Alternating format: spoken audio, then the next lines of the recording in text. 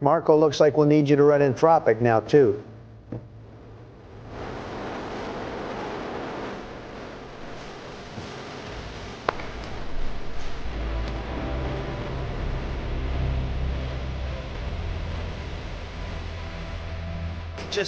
It doesn't compute.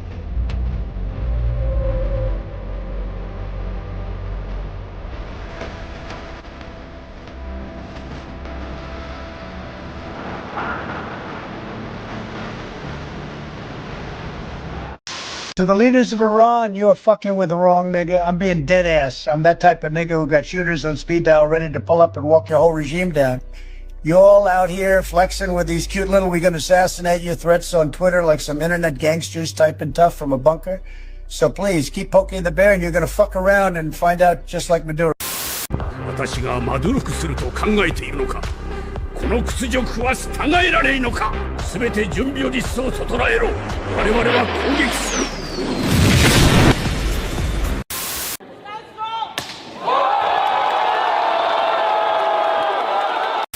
Assalamu alaikum, bitches. This is your new Supreme Leader speaking. Well, I warned Ali this would happen, and he just kept talking trash like we couldn't Maduro his old ass. Anyway, enjoy your new freedom, people. We're going to have bikini parties, all-you-can-eat buffets, dancing to country music, and singing karaoke all night long. We're going to have the best fiestas with delicious margaritas and sexy mamacitas. If you're a woman, you can finally take off that ridiculous bedsheet these idiots made you wear. You're free to be smart and beautiful and to wear whatever you want. Under my regime, you can now vote, as long as you vote Republican.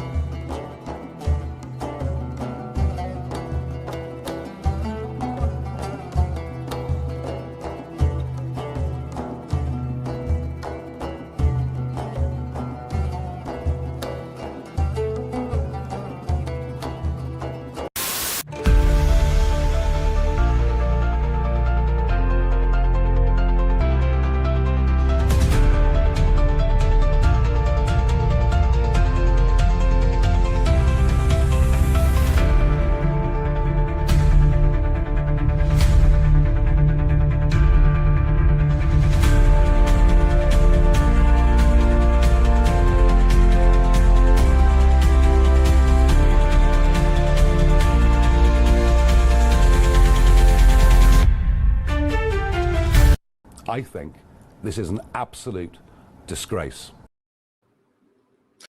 Indeed. Yeah, Indeed, yeah, same. Welcome, everybody. Welcome. How's everybody doing this week? It's going to be a quiet week, quiet episode. Not much going on this week. Stabby is correct. It's not very newsworthy this week. Yep. Congratulations to Marco Rubio, who is now the head of Anthropic and the new Supreme Leader of Iran. Hey, Daisy. What a man. Yes, what a man, what a man, what a mighty good man. Unfortunately, I am rate limited by X, so we will have to start with the first section I actually loaded, which is racism news. Go on, say the M word. Go on. Fuck you, nigger. Okay. Nigger. That's racist. Racism news. I forgot to hit share. Dom Lucre, breaker of narrative, says breaking Tourette's campaigner John Davidson allegedly interrupted the ceremony by shouting the N-word at Michael B. Jordan and Delroy Lindo while they were presenting an award on stage. Ah, nice. Delroy and I are delighted to be presenting the first BAFTA of the night for a vital part of movie making. We're here to celebrate. Alan Cummings, who was the host, came out later and said, "Oh, look, he has Tourette's. Please understand." He apologized for the strong language. I don't know if there's a video, but yeah, he was there because his movie, based on his life, was nominated for a BAFTA award. Mm-hmm. The BAFTAs are like the Golden Globes, but for the Brits. Yep. So it was, even RT got in on it. What's more hilarious is that Google sent out this. How the Tourette's fallout unfolded at the BAFTA Film Awards. Hollywood Reporter, see more on N-words. Lovely. Interested. Google apologized. There's actually a trick. If you want Google to stop giving you the AI results in all of your searches, just do minus N-word, like minus the N-word, and it will no longer give you the AI results. Gavin Newsom says he's just like the like every black person, dumb. I'm not trying to impress you. I'm just trying to impress upon you. I'm like you. I'm no better than you. I'm a 960 SAT guy. And I'm not trying to offend anyone, trying to act all there if you got 940. But literally a 960 SAT guy. I cannot, you've never seen me read a speech because I cannot read a speech. You can't read. Maybe I can't read. Welcome, Baldo. Welcome. Hey. We're just hearing about how Gavin Newsom is just like one of the N-words. Yep. Nice. Oh, we started racism news already? I had to. I got rate limited by X. So the links didn't load. I can't refresh. Oh. So I have to wait a few minutes. Anyway, Dr. Malouf says this is Pakistan. Every single person in the hall is male due to the strict segregation of women. Transgenders often perform for older men under the belief that sexual contact with them is more moral. Even though homosexuality is criminalized on paper, transgenders are accepted. Isn't that nice? Transgender acceptance. That's kind of gay. In Pakistan.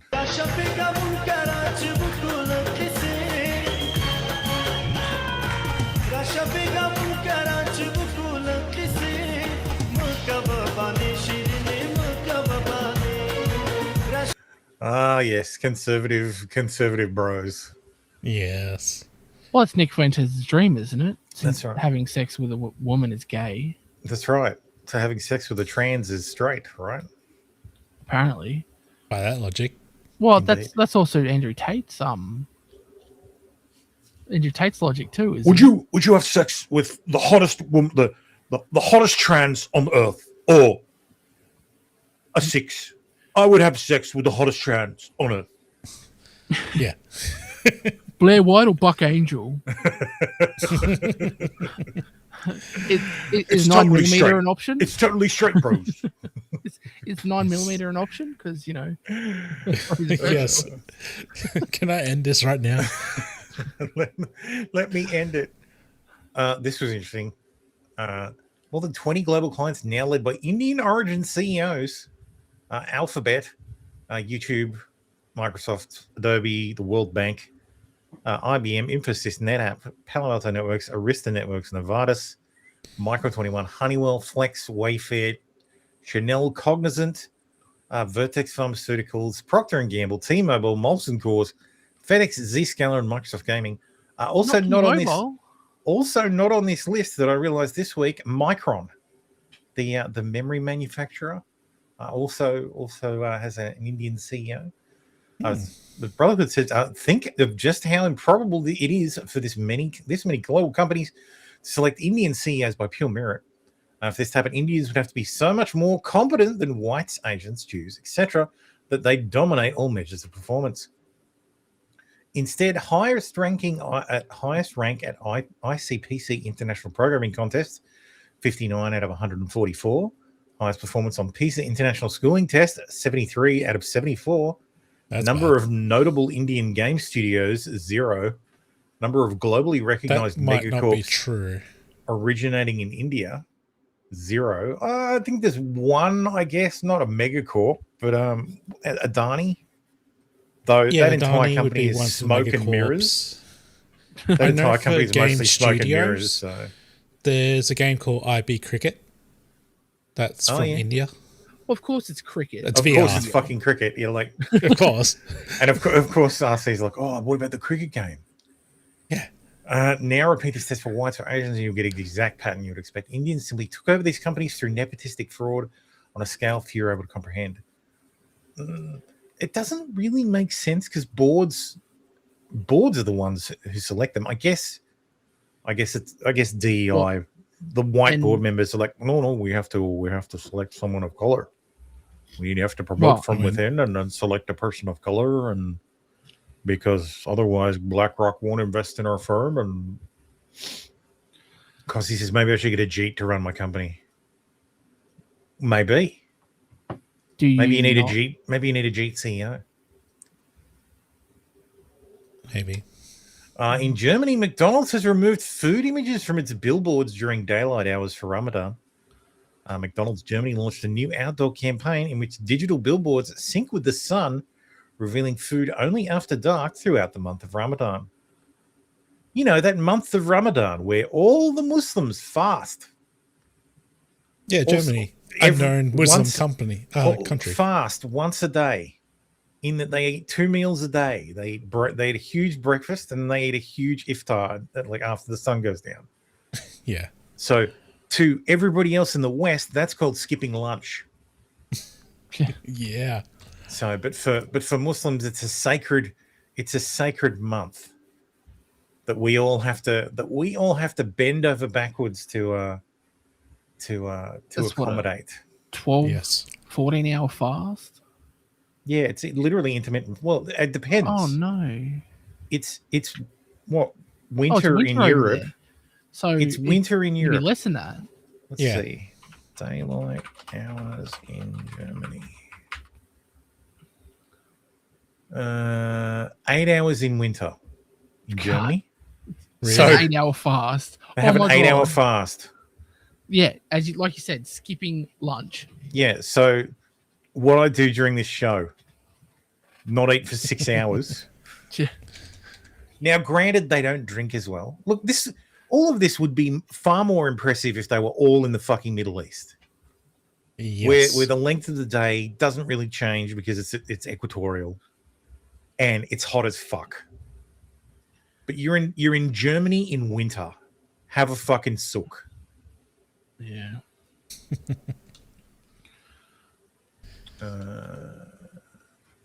It might be in. Damn it, where is it? I want them I must have to do Ramadan during summer in the Antarctic. Oh no! Now tell me how it's only 4 days. Wait, what? How long's a day down here? I used to work with some Muslim guys. I have Muslim friends. I have a Muslim friend. The Australian summers, like when Ramadan falls, very hard for them. Like there was a particularly hot summer where my friend, like where we would go outside to have lunch and sit on the harbour, and my Islamic friends would be like, "Oh, dude, I'm so fucking hungry and so fucking thirsty." Oh, so when you say they don't drink, they can't drink water. Like they don't drink, imbibe anything. Okay. Yeah. Okay. So. Well, yeah, I can understand why that would be difficult. Yeah. But so it makes sense down here. Yeah, in the middle, like that's what I mean. In the Middle East, it's like okay, that's kind of like it's impressive. Like, oh, hey, it's 17 hours of daylight. That's actually, I guess it's 12 if you're on the equator, because you should be mostly equal. Yeah. But actually, no, you're not going to be mostly equal. It's probably about 15, 16 hours a day. So, but I mean, realistically, you eat a huge fucking breakfast, a huge fucking dinner, and then you cry about it. Sorry, I'm looking for another. Yeah, I'm looking. There was another fucking post that was related to this that I'm just trying to find. That's not in that I must have misfiled. Never mind. Back to it later. Anyway, Target will pay $110 million to end its lease in downtown Minneapolis's city center, which is now for sale. Oh, I wonder why they did that. Tumblr says, "Good morning, g'day, criers. Hey, man, how you doing?" Daisy said today is the 11th day of the 9th month in Iran. I heard. Interesting.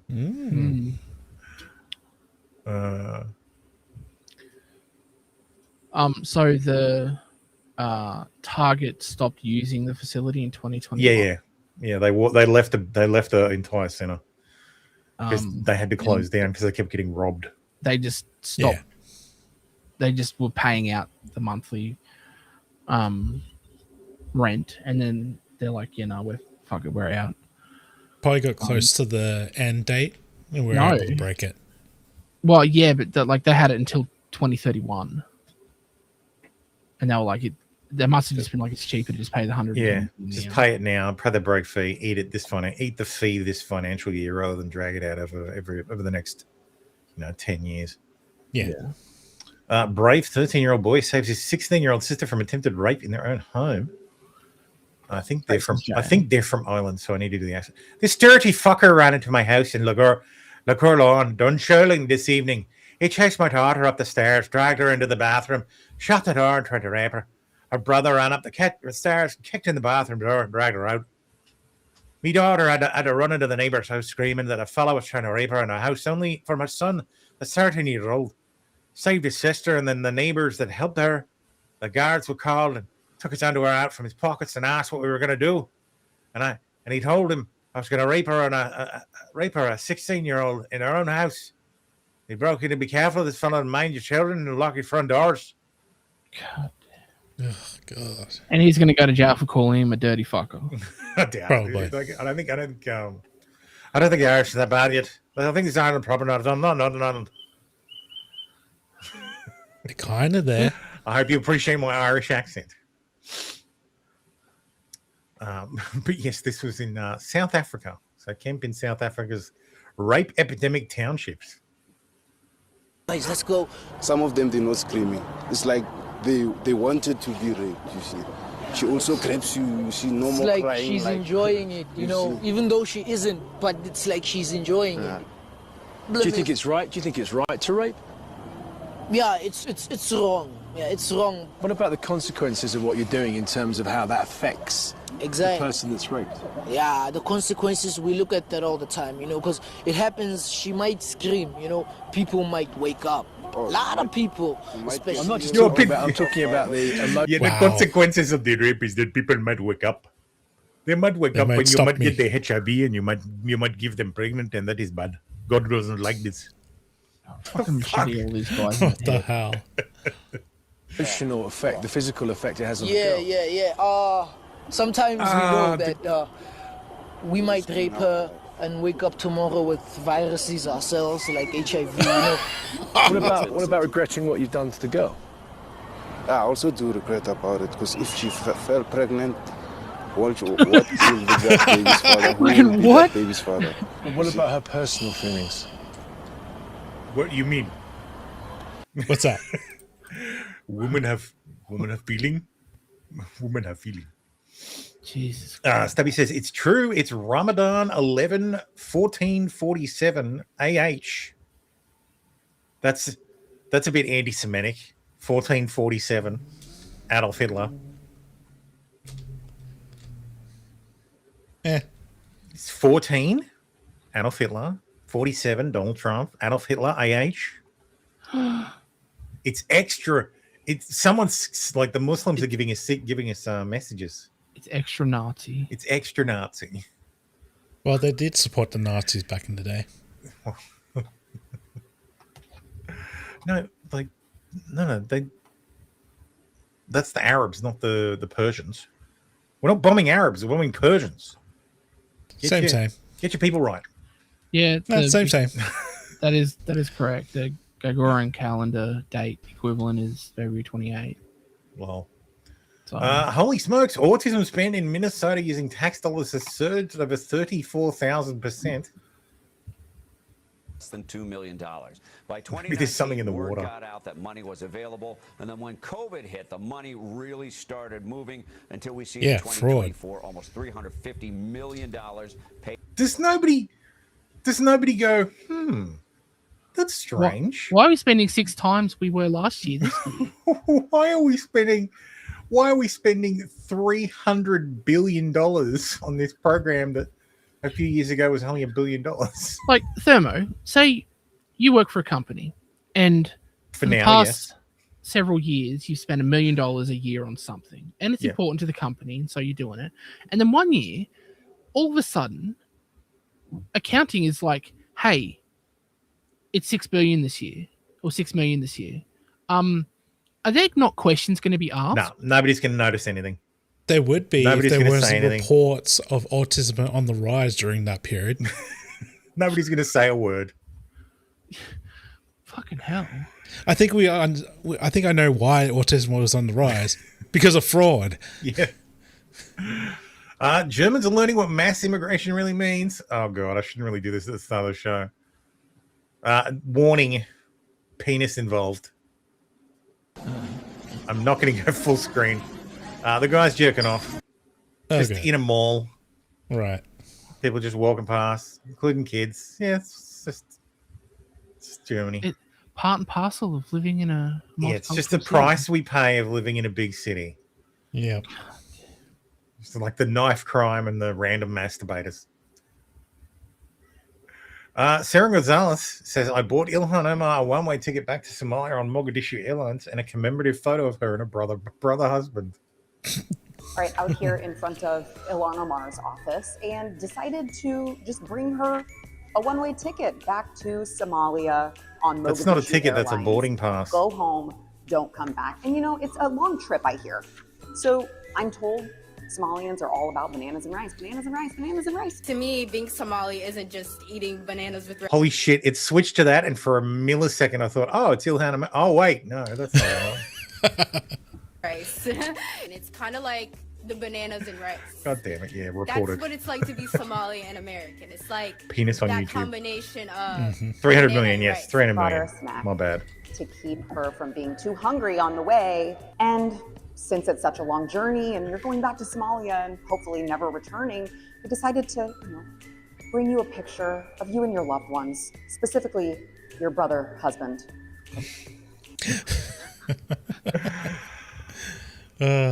Stevie says, lol, 1447 is not a Z number now. You sound like you wear a tiny hat. Yes, I was being funny. Stabby. Jesus. He says, Germany weren't doing that before the immigrants. We're doing that before the immigrants. Let's not act like they aren't degenerates. Well, yes. Yes, but they were Germans jerking off in public, which is completely acceptable, apparently. Yes. 100%. Anyway, let's talk about the Middle East, because I guess there's stuff happening this week. Iranian state TV aired an AI-generated simulation, showing one of our warships being sunk. مرتبا میگه رئیس جمهور آمریکا که ارتش ما Is this the one with the sharks? No, it's not the one with the sharks. Suddenly, twin-engine F-35. قوی‌ترین ارتش دنیا ممکنه اونچنان گاهی سیلی They've watched way too much fucking TV. Yeah. Yeah. Fucking that No, mask. the will not be AI has halfway watched hanging way down. too much TV. ناو البته یک دستگاه خطرناکی است اما خطرناکتر از ناو I guarantee you they do not paint their flags on their mines. Oh, it's multi-pronged attack. It's a stationary mine they've deployed to track the ship. That scale is way off. Oh my god. That scale is so far off.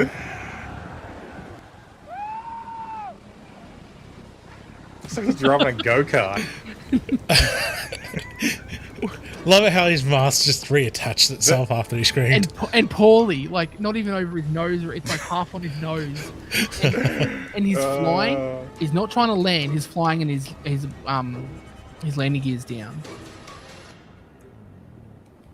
I like how it's done like a Michael Bay movie style.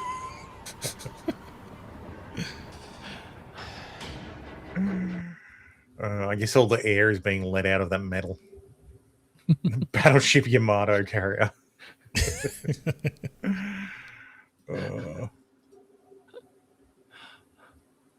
The State Department earlier in the week ordered the evacuation of non-emergency U.S. government personnel from the U.S. Embassy in Beirut, Jordan, Iraq, basically the entire fucking Middle East. Everybody was told to get the fuck out. Yep. The USS Gerald R. Ford is apparently going to have trouble. It's going to accomplish its mission without being able to flush some of its toilets. Oh no! Apparently only a handful of toilets on the aircraft carrier works, which is kind of troubling when there's 5,000 sailors on the fucking thing. Oh boy! But I guess if you need to go number one, you just piss in the ocean. Oh, apparently they're doing number 2 in the ocean too. Buddy system. Don't you let me go. Don't you let go. Well, maybe they should get all the CEOs of all those tech companies to teach them how to shit in the streets. No, you've got to take the poo to the loo. That flush and that then doesn't come work. It's not a video of the next USS Liberty.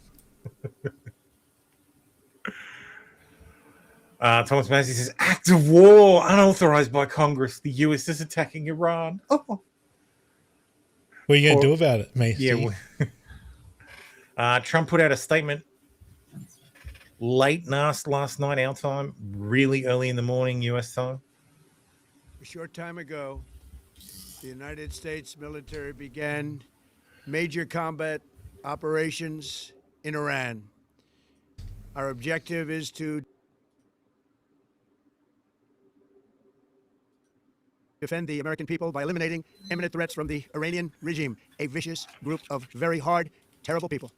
Its menacing activities directly endanger the United States, our troops, our bases overseas, and our allies throughout the world. For 47 years, the Iranian regime has chanted death to America and waged an unending campaign of bloodshed and mass murder, targeting the United States, our troops, and the innocent people in many, many countries. Among the regime's very first acts was to back a violent takeover of the U.S. Embassy in Tehran, holding dozens of American hostages for 444 days. In 1983, Iran's proxies carried out the Marine barracks bombing in Beirut that killed 241 American military personnel. In 2000, they knew and were probably involved with the attack on the USS Cole. Many died. Iranian forces killed and maimed hundreds of American service members in Iraq. The regime's proxies have continued to launch countless attacks against American forces stationed in the Middle East in recent years, as well as U.S. naval and commercial vessels and international shipping lanes. It's been mass terror, and we're not going to put up with it any longer. From Lebanon to Yemen and Syria to Iraq, the regime has armed, trained, and funded terrorist militias that have soaked the earth with blood and guts. And it was Iran's proxy, Hamas, that launched the monstrous October 7th attacks on Israel, slaughtering more than 1,000 innocent people, including 46 Americans, while taking 12 of our citizens hostage. It was brutal, something like the world has never seen before. Iran is the world's #1 state sponsor of terror and just recently killed tens of thousands of its own citizens on the street as they protested. It has always been the policy of the United States, in particular, my administration, that this terrorist regime can never have a nuclear weapon. I'll say it again, they can never have a nuclear weapon. That is why in Operation Midnight Hammer last June, we obliterated the regime's nuclear program at Fordow, Natanz, and Isfahan. After that attack, we warned them never to resume their malicious pursuit of nuclear weapons. That's why we have to go back and do it again. And we sought repeatedly to make a deal. We tried. They wanted to do it. They didn't want to do it. Again, they wanted to do it. They didn't want to do it. They didn't know what was happening. They just wanted to... They fucked us around for a couple of weeks, and I said, fuck this. Practice evil. Gonna blow them up. Iran refused, just as it has for decades and decades. They rejected every opportunity to renounce their nuclear ambitions, and we can't take it anymore. Instead, they attempted to rebuild their nuclear program and to continue developing long-range missiles that can now threaten our very good friends and allies in Europe, our troops stationed overseas, and could soon reach the American homeland. Just imagine how emboldened this regime would be if they ever had and actually were armed with nuclear weapons as a means to deliver their message. For For these reasons, the United States military is undertaking a massive and ongoing operation to prevent this very wicked, radical dictatorship from threatening America and our core national security interests. We are going to destroy their missiles and raise their missile industry to the ground. It will be totally, again, obliterated. We are going to annihilate their navy. We are going to ensure that the region's terrorist proxies can no longer destabilize the region or the world and attack our forces and no longer use their IEDs or roadside bombs, as they are sometimes called, to... I like to call them roadside bombs. They call them roadside bombs because they put them on the roadside. Not very many people know this. So gravely wound and kill thousands and thousands of people, including many Americans. And we will ensure that Iran does not obtain a nuclear weapon. It's a very simple message. They will never have a nuclear weapon. This regime will soon learn that no one should challenge the strength and might of the United States Armed Forces. I built and rebuilt our military in my first administration, and there's no military on earth even close to its power, strength, or sophistication. My administration has taken every possible step to minimize the risk to U.S. personnel in the region. Even so, and I do not make this statement lightly, the Iranian regime seeks to kill. The lives of courageous American heroes may be lost. That is the most interesting part of this. And we may have casualties. That often happens in war. Wow. But we're doing... After 5 minutes of listening to... after 2.5 minutes of listening to him at double speed, he just doesn't sound right now. This, not for now. We're doing this for the future. And it is a noble mission. We pray for every service member as they selflessly risk their lives to ensure that Americans and our children will never be threatened by a nuclear-armed Iran. We ask God to protect all of our... Just the nuclear-armed Russia, China, North Korea, Pakistan. Heroes in Great harm's Britain. way. And we trust Be threatened by a nuclear-armed with his Great help, Britain. The men No, not and really, women of because the armed the Americans are the ones who maintain the Polaris missiles that the British use. forces you will go. prevail. Yep. We have the greatest in the world, and they will prevail. To the members of the Islamic Revolutionary Guard, the armed forces, and all of the police, I say tonight that you must lay down your weapons and have complete immunity, or, in the alternative, face certain death.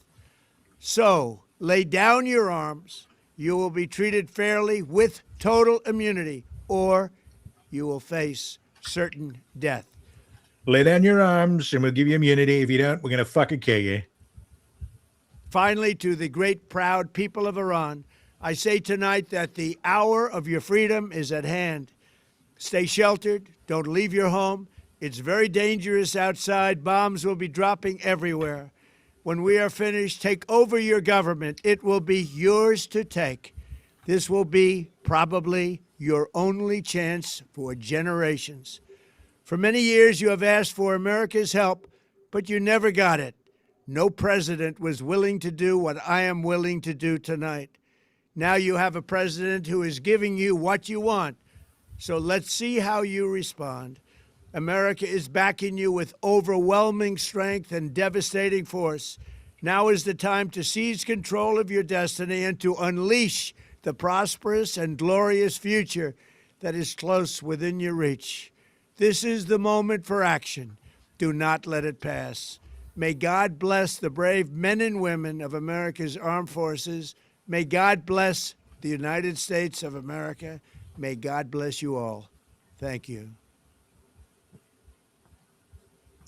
Yeah, so that was interesting. It basically boils down to him saying, Iran fucked around for the past 40 years. Now they're Yes. finding out. Since 1975, Iran has been fucking around, and now you're And going we to tried. find out. We tried. We tried. We put them in the corner. We even We we gave got them a a time deal. out. We got a deal with them before. We got a deal, and they broke the deal. They broke the deal. They fucked us. They fucked us, and they made more nuclear material. And then we just said, "Fuck that. We're done." People pointing out this tweet from 2013. Remember that I predicted a long time ago that President Obama will attack Iran because of his inability to negotiate properly, not skilled. Well, he found out the reason why. The operation's name is Epic Fury, Ooh, which epic. I think is kind of like, really? The Israeli portion of the operation is called Roaring Lion, which is kind of cooler.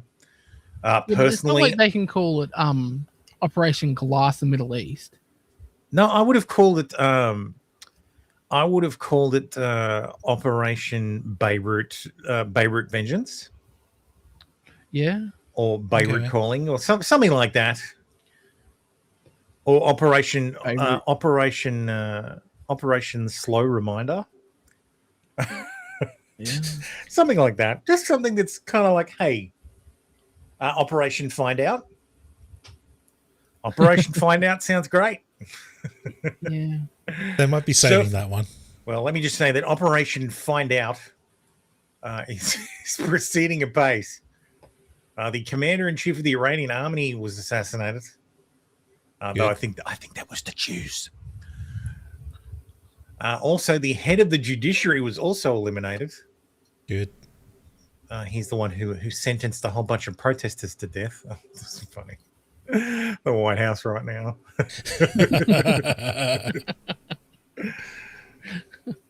The airspace around Doha and Bahrain has been closed down. Pretty much all the major airline hubs in the Middle East have been shut down. Mostly because the first thing the Iranians did after the Israelis attacked them was to attack Kuwait,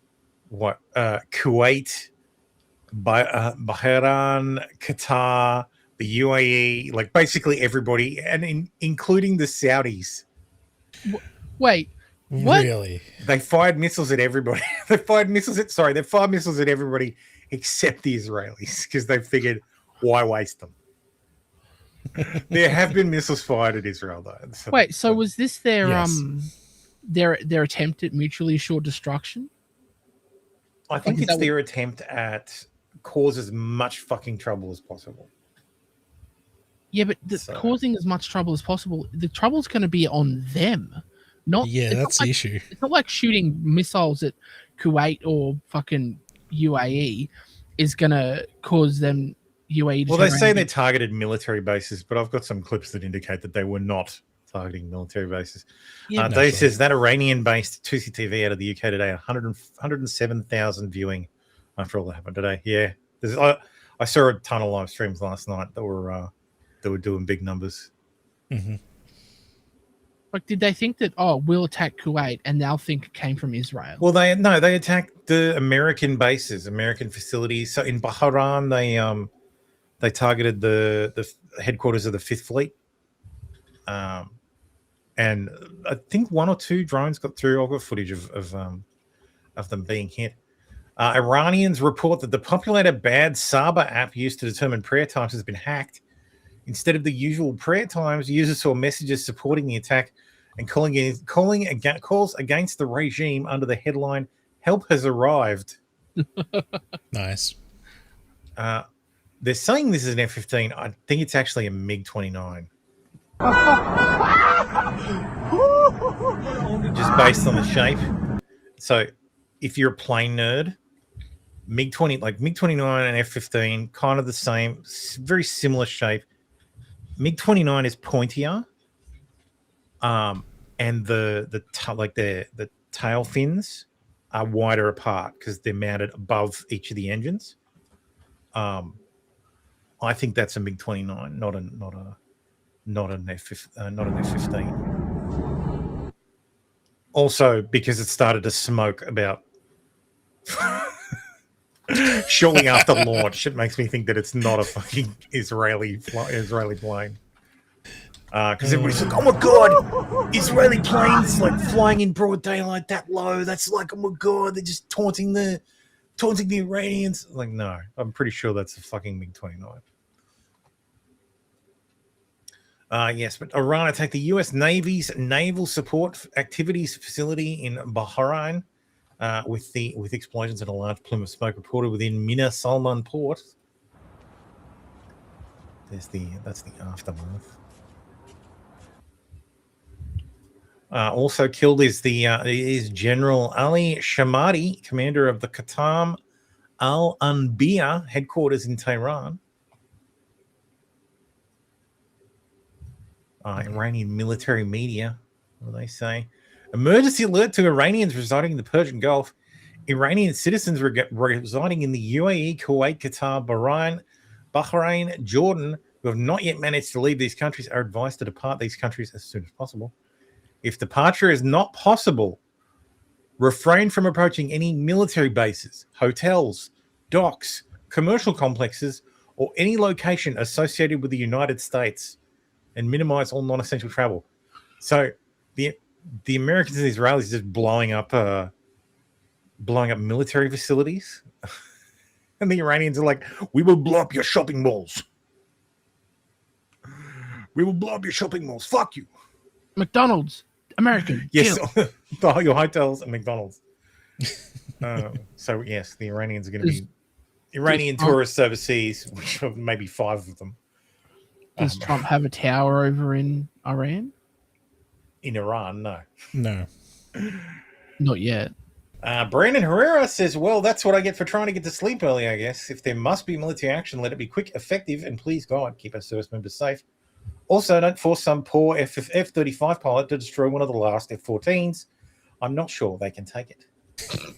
See, what they should do is they should send special forces into Iran to capture the last F-14 and then fly it back to the Gerald R. Ford and make a whole big deal of it landing on the carrier, and then take it back and put it in the Air and Space Museum. Intact. The spoils of victory. Unlike the ones they have there now. We went into Iran for Operation Epic Fury, and we took their last F-14 as a trophy. Would it have a tail hook? Yeah. Unless they removed it. Oh, yeah, maybe. Because does Iran have any? They don't have any aircraft carriers, no. They have They had, well, I presume it's been sunk now. They had a drone carrier, which was just a converted cargo ship. So, a container ship. Yeah, container ship. Oh, okay. Actually, no, I think it wasn't a container ship. It was a bulk carrier. Oh, okay. So the ones that just have 3 segments that you fill up with wheat or corn or flour or whatever. Oh, and then you got to vacuum it out. Or rice, yeah. Yeah. Okay. I think that's just. Oof. Oh my god! Oh my god! Oh my god! Oh my god! Okay. That's play pretty it cool. again, please. Play it again. X says no. Sorry, X says no. You can only watch it once. Oh my god! Oh my god! Okay. Yep. You thought it might be AI? No, I just wanted to see it blow up again. Satellite imagery from Airbus Defense and Space obtained by the New York Times shows that Iranian Supreme Leader Ayatollah Ali Khamenei's home in Tehran has been entirely destroyed as a result of strikes this morning by the Israeli Air Force. Oh, God damn it. My question is, what part is Space Force playing in this? Satellite imagery. Space Force doesn't attack directly. So Space Force basically runs the satellite networks now. So GPS. I think they moved the office of like the Naval Reconnaissance Office over to the Space Force. Like the National Reconnaissance Office is run out of Space Force now. Okay. And NASA's on actually no, the NRO's out. The NRO is under the intelligence. So is NASA part of Space Force? No. Okay. NASA's just entirely NASA. civilian. Yeah. Oh. Sorry, I have to reload these fucking things because they didn't load because I fucking spammed the shit out of X when I loaded everything and started getting fucking rate limited.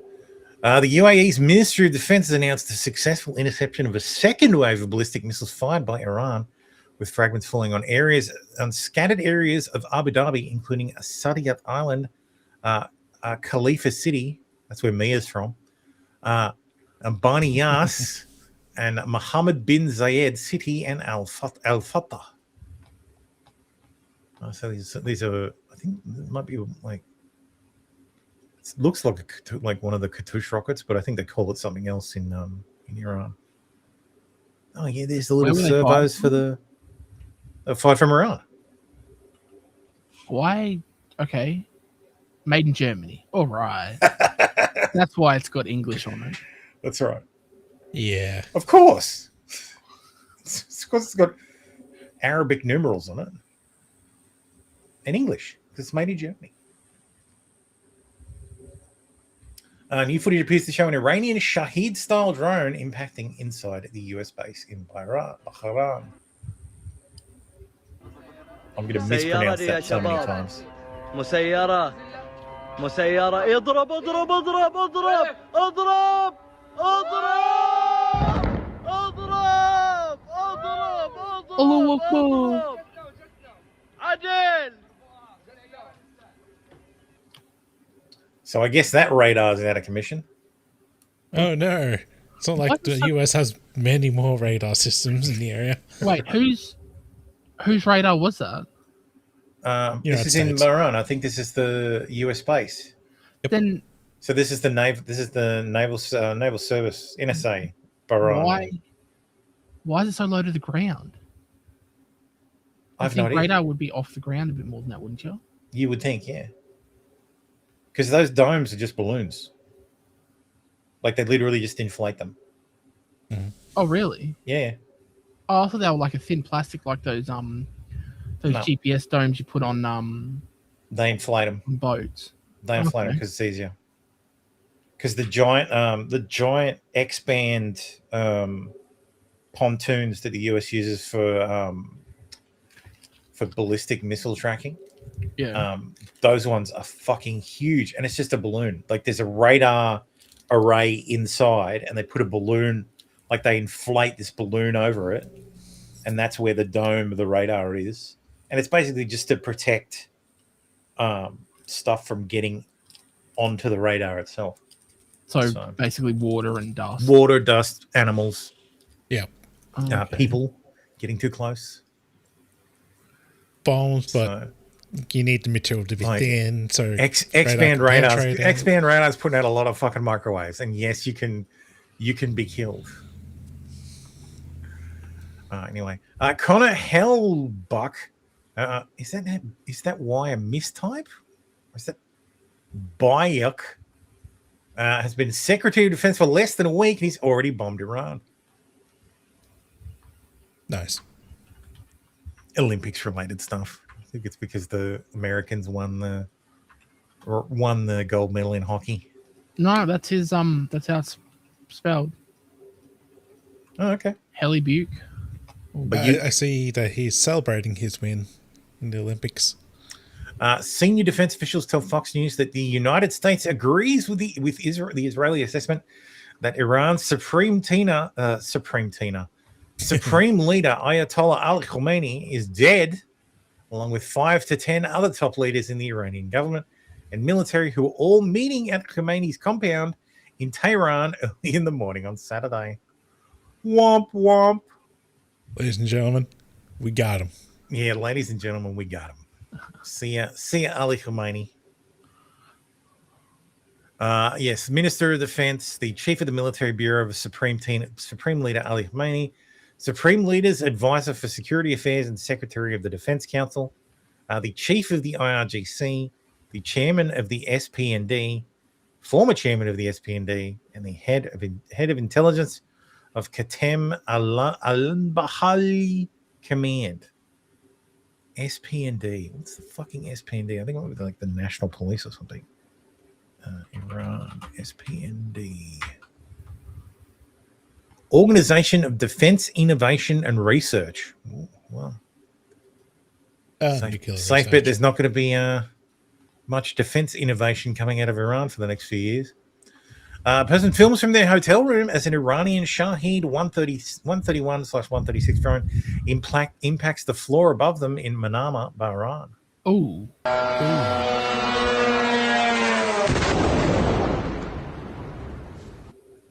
God damn. Like, let's What is that drone again? It is a Shahed 131, 136. So it's about 100, like 80 to 100 kilo warhead.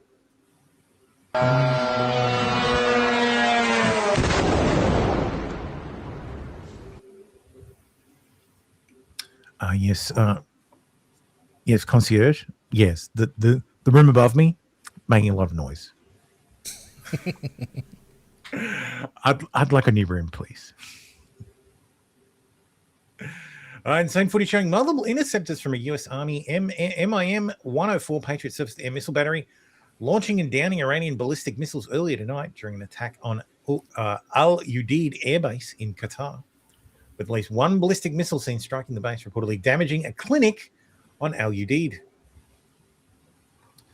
Tom Bollo says several floors above. Yeah, it's probably not the room above, but still. Mickey says most fighter jets, even non-naval ones, often have tail hooks. They use them in case of brake failures. All U.S. military airfields have arresting wires at the end for this purpose. Australian airfields too.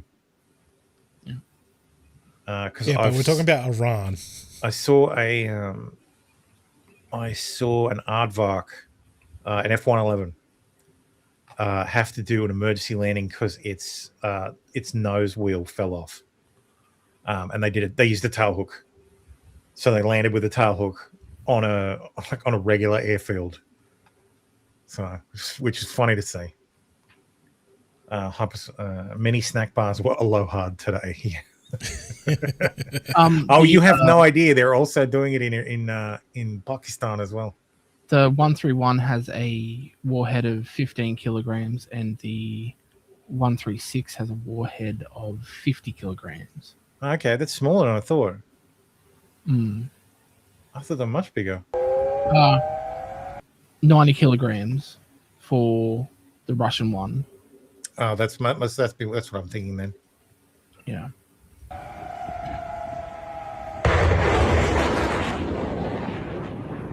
Get some!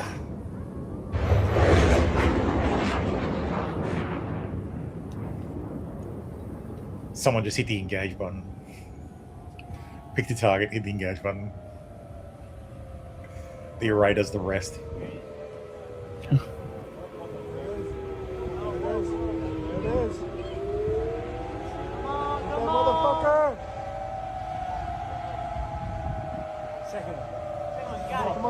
Yeah, I think it's got it.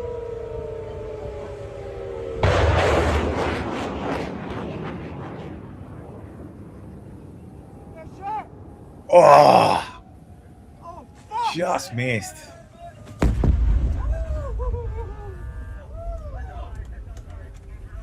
That's a pretty pathetic explosion. Yeah, that looked more kinetic than boom. Yeah, it might have been damaged. How much are those interceptors? Probably $1 million a shot. We just saw $3 million shot at a rocket that probably cost $40,000. USA. Overwhelming debt. We'll destroy them with overwhelming government spending.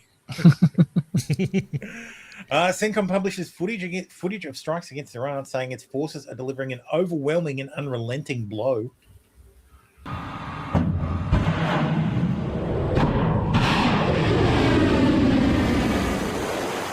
I appreciate the US Navy is just out here setting up fucking GoPros on the deck before they do a launch.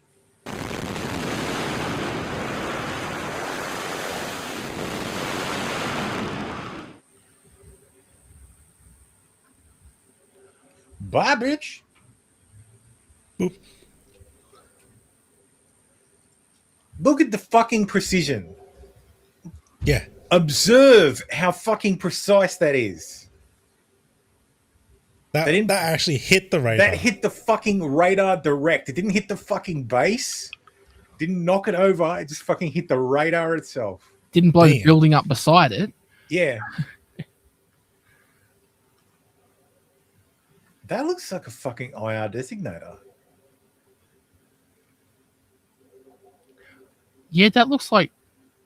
It that does. on- It looks that flashing. This is infrared. That looks like that flashing Yeah. looked like an IR designator. And that means someone had to plant it on there because it's expanding from the source. It's That's not right. Like, Yeah, it's a laser dot. The designator was still flashing. It must be external. Okay, maybe it is then. Must be. It must be like a drone, just laser designating these fucking things. Why would it be expanding out from the source, though, from where it's No landing? idea. Oh, this was the one I was looking for. Leeds United fans boo and whistle as play halted for Muslim players in Man City match. Play has been paused briefly to allow players to break their fast. Whatever. The entire world has to stop.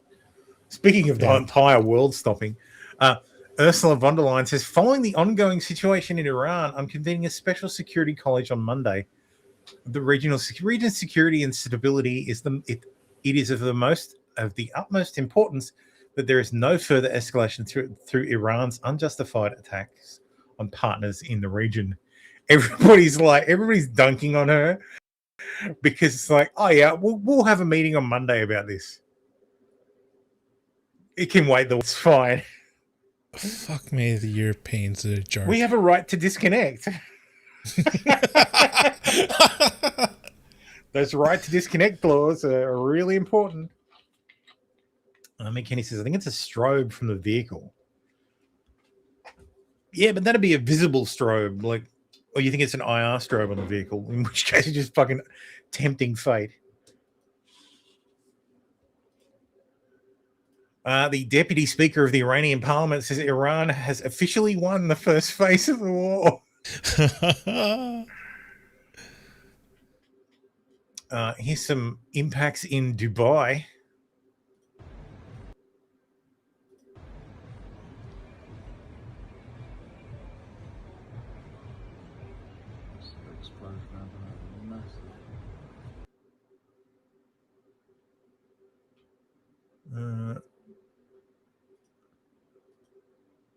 It's just footage showing an impact at a 5-star hotel on Palm Jumeirah in Dubai, UAE, following the Iranian ballistic missile attack. It's unclear whether it was caused by a direct missile strike or falling debris. I think it's going to be a direct strike. Quickly. Let's move quickly. Oh my god. Okay, I hope no people there.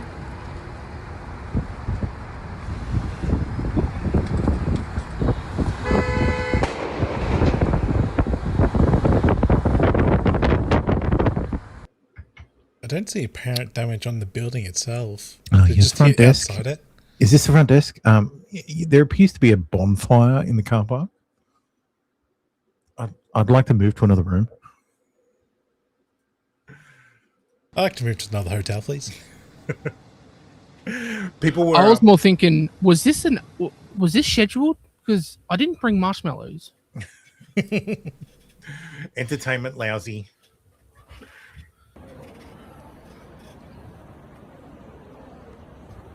We've been hit.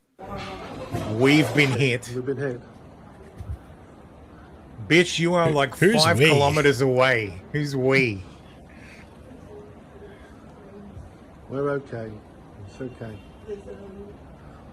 We've been hit. I'd be getting the fuck out of there. I've seen the towering inferno. Footage of 21 Tomahawk cruise missiles heading towards Tehran this morning. This is in Iraq. I don't know who added the fucking music, but it's kind of good.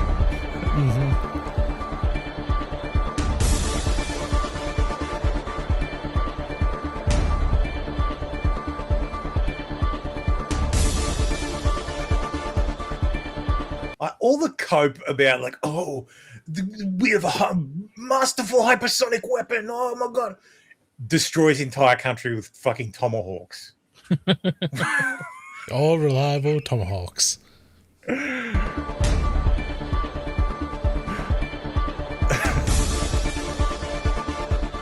And apparently there are some new tomahawks that were used. The tactical tomahawks. They appear to be painted black, and there's some There's some supposition that the black coating is actually radar absorbent. Oh. Or radar Okay. reflective. Like it's a stealth coating. Oh, like So we have stealth tomahawks now. Oh, lovely. America. Yeah.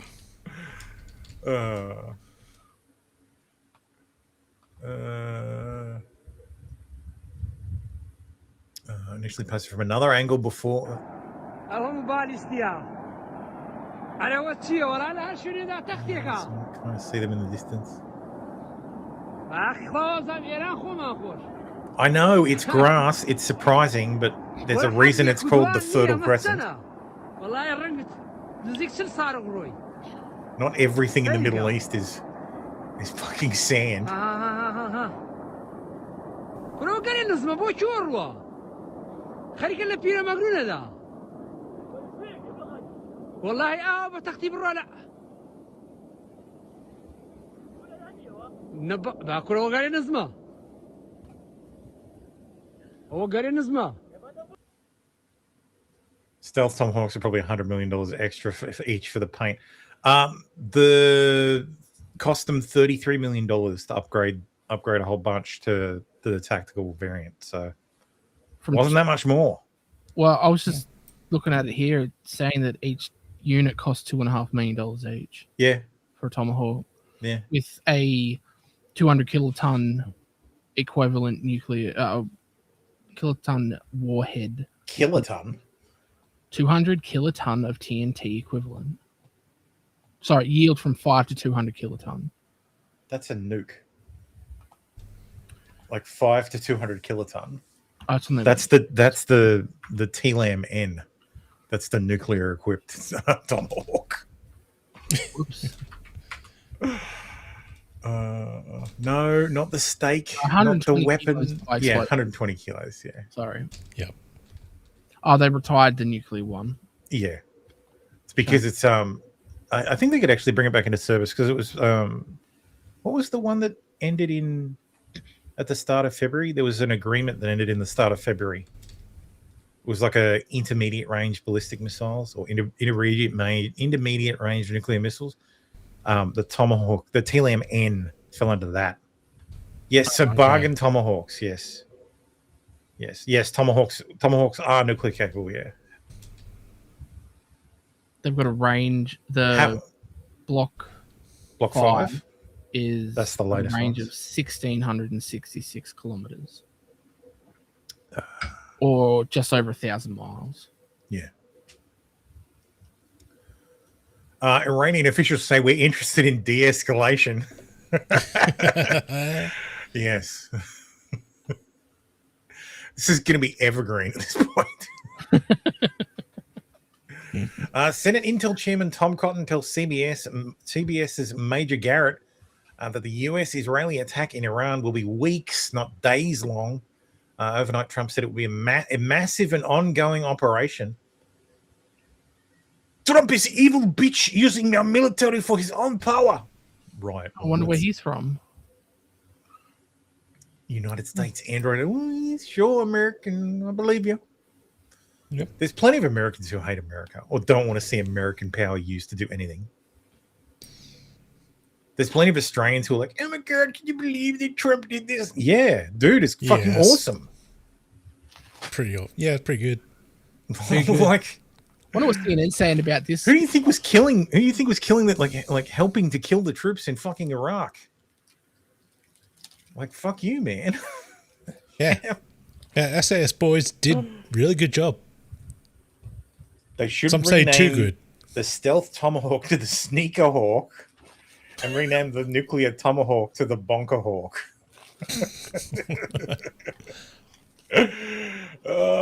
I want Trump to let a nuke off the chain.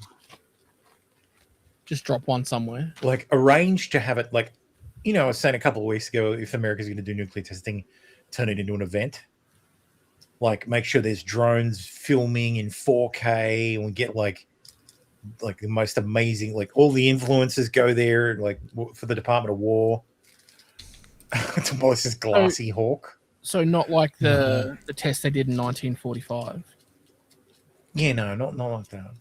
No, we need better footage. But filmed better, yeah. Like we have footage of it, but it's like from cameras on planes, like tens of kilometers up in the sky. I want the GoPros at ground zero with 2 millisecond lag. Like I want that GoPro back. So I want the slow-mo guys there with the like 1 million FPS camera pointed at the nuke. We need to see this shit. It's funny. There's a show from a few years ago from the guy who wrote rebooted Doctor Who, and it was basically it followed the UK through the years, like into the future, and in Trump's second term, he nuked one of the islands in the South China Sea, like one of the islands that was turned into a military base. Trump just gets the shits with the Chinese and just blows it up. Tumbler says has to be a film camera or EMP proof. Yeah, I'm pretty sure the camera at ground zero is going to be destroyed. Yes, that's why you have that's why you stream it. Yeah. Anyway, significant damage seen to a commercial flight terminal in Dubai's international airport. Of course, Iran is targeting military targets. Military targets, yeah. No, Iran's whole point is to cause disruption as much as possible. And the entire region, the Fifth Fleet is in the Gulf right now, is to make sure the Strait of Hormuz stays clear. So, Al Jazeera English says, breaking Iran's semi-official Tansim and Mehir news agencies are reporting the country's supreme leader, Ayatollah Ali Khamenei, is steadfast and firm in commanding the field. Are they using a Ouija board?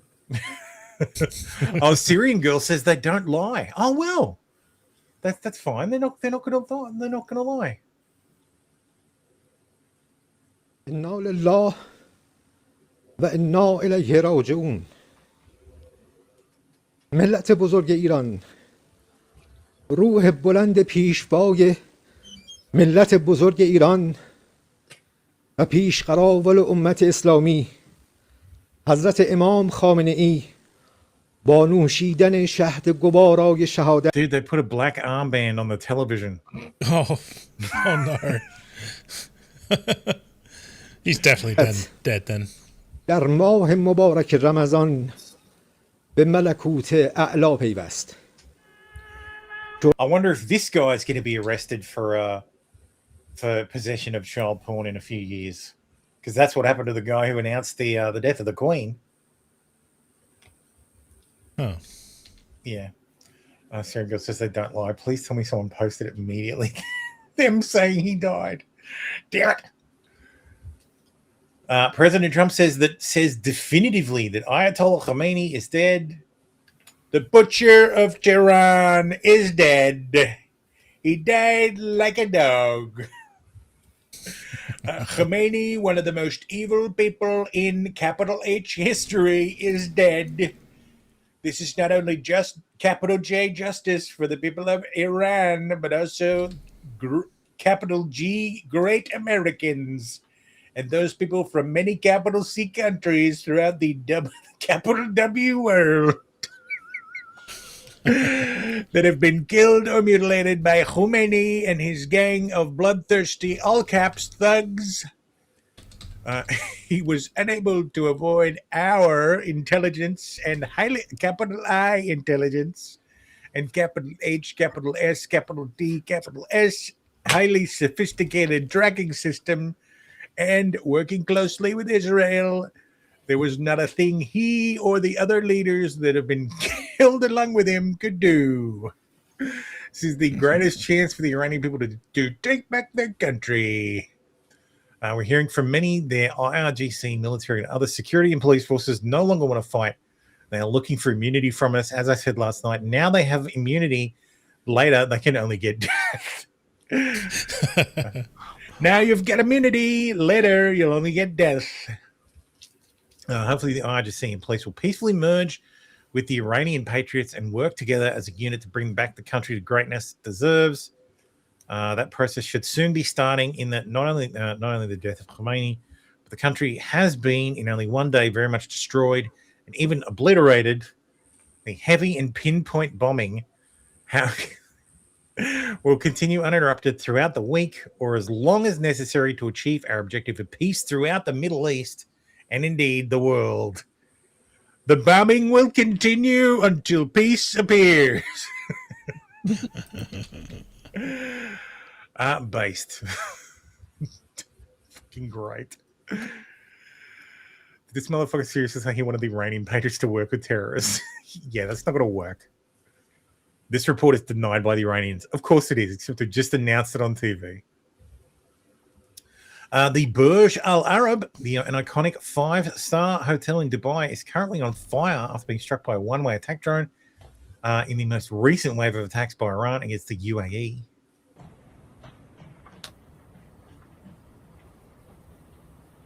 That building's on fire. I did see an earlier... Oh, that one doesn't go there. Where are we?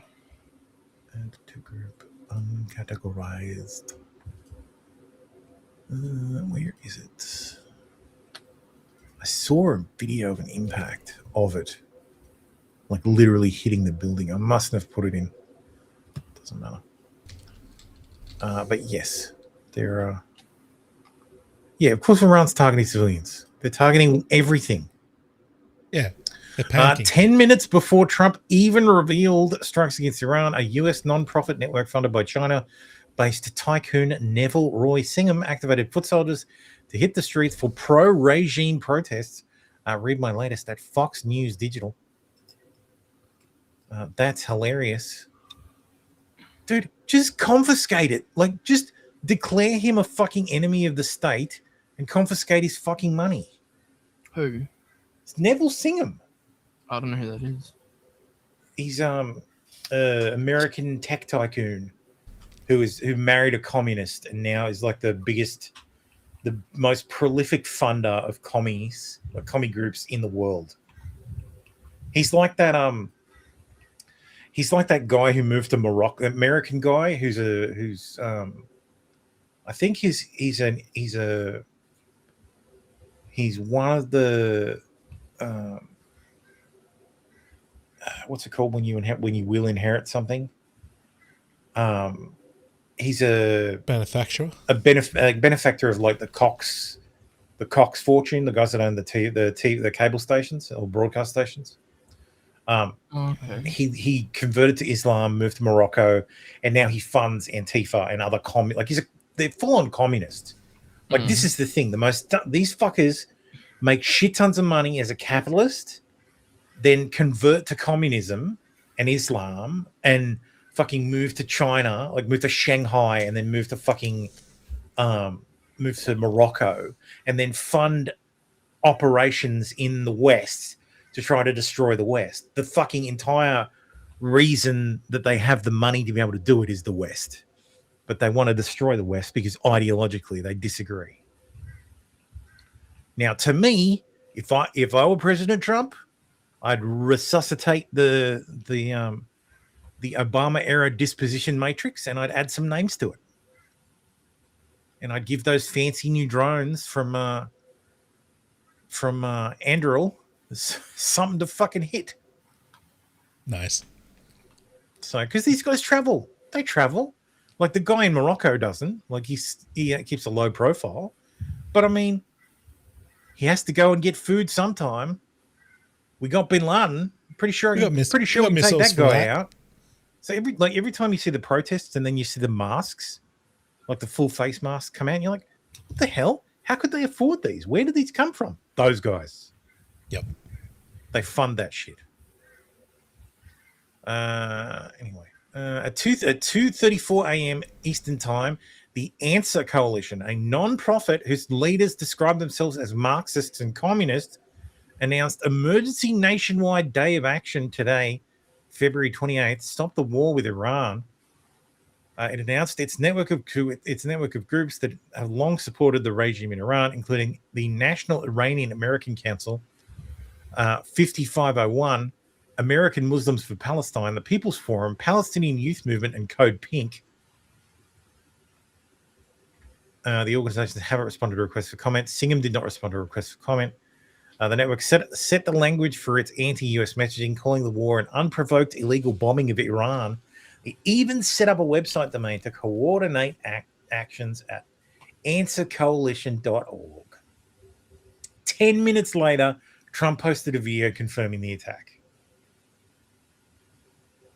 Fucking nuts. So they had inside information. Yeah, in Iran. Hey, we've just been hit by an attack that started. Here's.domaintools.com/ what's the fucking URL? Answercoalition.org. Answercoalition.org. Let's see when this was registered. Oh, motherfucker. It didn't bloody... Please answer my fucking captcha. Yay, I'm not a robot. Oh, are you?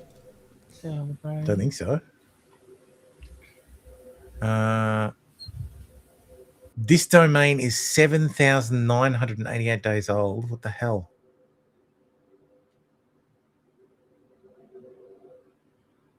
One change on updated date. So this has been sitting there ready to go.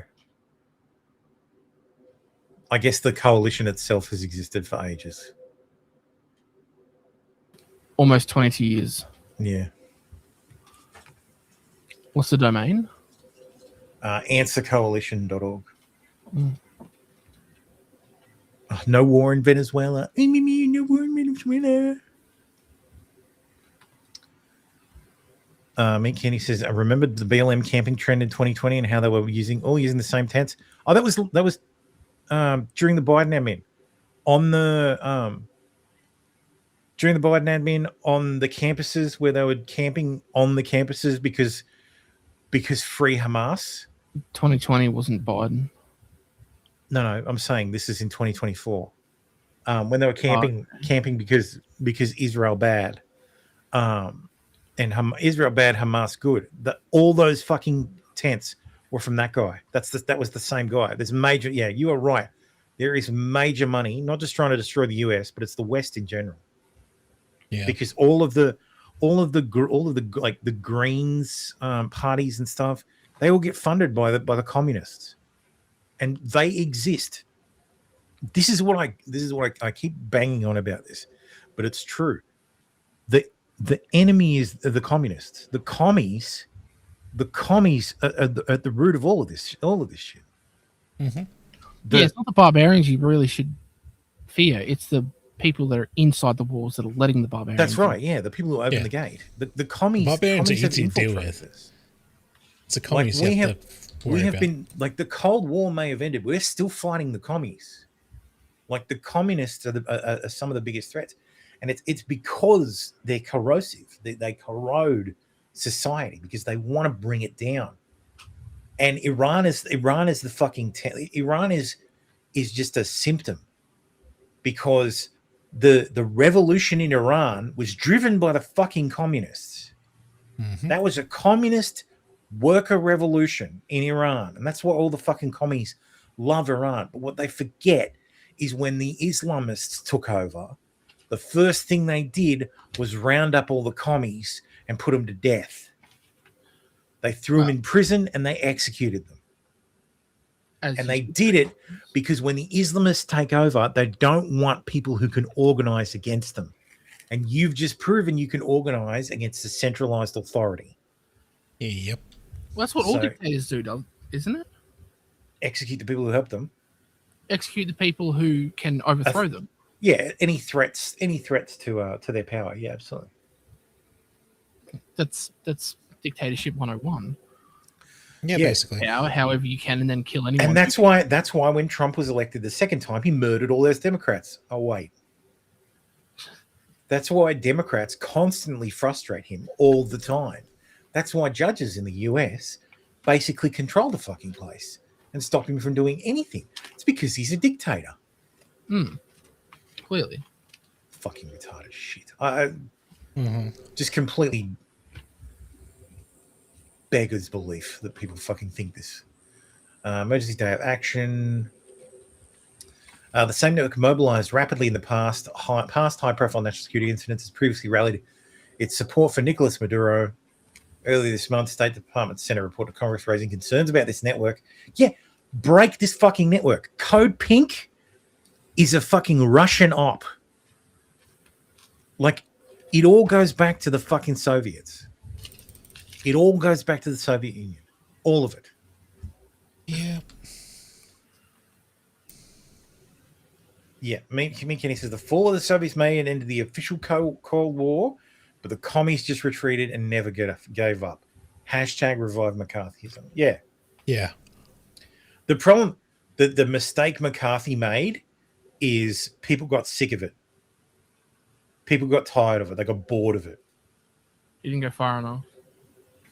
No. Well, it's not about going far enough. The mistake he made was he was too public. Like, it's the same thing that everybody that makes people hate Trump because he's always there. He's never not in the news, so it's and it becomes exhausting for these people. So they hate this person, so they make them go away. And that's what they did to McCarthy. So you think he should have just not publicized it as much? I think he could have stopped and then started again later and sort of worked it a different way. But I mean, the commies were just so deeply embedded. So hang on, you just got to try it a little bit at a time. I mean, Admiral Forrestal was fucking basically. Admiral Forrestal's death is some of the freakiest. Admiral James Forrestal. So his death is so fucking weird. So James Forrestal told associates he decided to resign. Well, he shattered when Truman abruptly asked for his resignation. His letter of resignation was tendered on March 28th, 1949, and his condition steadily deteriorated. So he threw himself from the roof of the National Naval Medical Center, and the theory is he didn't jump, he was thrown. And actually, just under conspiracy theories. Untold facts about James Forrestal. He was killed by communists, disgruntled politicians, communist scientists, and gossip columnists. Forrestal had been forced to resign amid pressure from disgruntled politicians, communists, Zionists, and gossip columnists. Much of the truth has been suppressed, but the ghost of Jim Forrestal is not going to be laid until there are reasonable answers to questions such as these. Why was the attack on Forrestal so relentless and sadistically savage? Why have his papers been held secret? Where is the report to those who investigate his death? Why was the deposed defense secretary held a virtual prisoner at Bethesda Naval Hospital, a prisoner who couldn't even be visited by his own priest? So, well, that sounds sus. Yeah. And it was because he was vehemently anti-communist. And his protege was, drum roll please, Joseph McCarthy. Yeah. So you think they took him out to send a message to McCarthy? No, I think they took him out because he was a staunch anti-communist. And the communists had already started to infiltrate the US government back in 1949. Post-World War II, this is just what happened. So, and it continues today throughout all levels. It's just in finance now as well. So, and look, earlier on, if you were anti-communist, you would be anti-Zionist as well, because the Israeli nationalist movement was a people's movement. The first settlements in Israel were communist. These are commies. They were literal fucking communes. So they were highly influenced by communism. So, but then the realities of being a pariah in the Middle East basically drove the Israelis to the right. So, and that's why now, after fucking 70 years, the Israeli right basically runs Israel. Mm-hmm. So, anyway, they're bringing the signs already. So much money behind this. So this is in the morning. They printed signs, fucking ready to go. Yep. Like the right has no apparatus like this, none whatsoever. And if it did, I don't even know how you would have this. Like all I can think of is you would have an anti version of this organization. This is all the right could have would be anti this. It couldn't, because for the conservative side of politics, the conservative side of politics is that we like things the way they are, or we would like things to go back to the way they were. Whereas the progressive side of politics is we want things to advance. We want things to be better. We want things to be different. We want things to go our way. Well, basically. I thought this was hilarious. Breaking: Trump announces the new Iranian government group for effective reconstruction will lead the effort in rebuilding a new free Iran. I hope he does announce that. This was fantastic. If you're watching this show in the catch-up crew, I apologize. I'll more than likely have to take this out of the show in its entirety. Because can you grab it and post a link in the comments? Yeah, I will. I'll post it in the comments. If I have to take it out, I'll post a link in the comments. But this is hilarious. Feel like I'm getting deja vu. This is like Iraq War number 2. Iraq War number 2. I like the look of those oil supplies.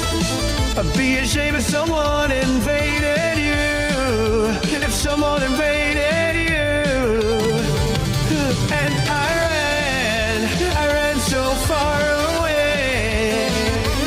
Bomb I bomb them night and day. But destroy USA.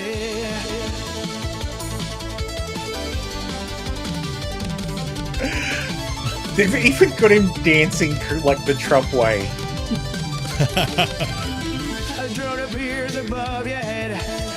A moment bomb comes falling down on you. Falling down on you.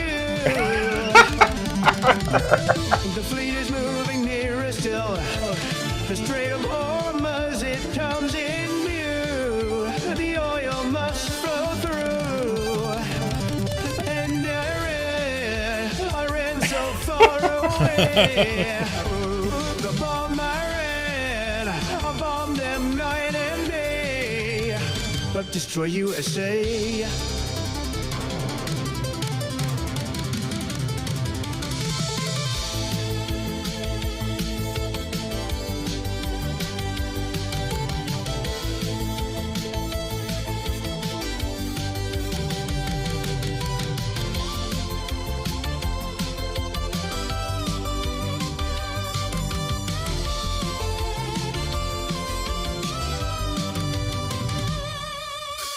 A tiny hand hits a big red button. Atomic bombs come falling down on you. Mushroom clouds in view. Send out a tweet to let you know. World War III, 'cause Israel told me to. All for Netanyahu. And I ran so far away. Bomb them night and day. And I ran so far away. Bomb them night and day. But destroy USA. I mean, this is shot for shot the fucking Flock of Seagulls clip, except for the bombers.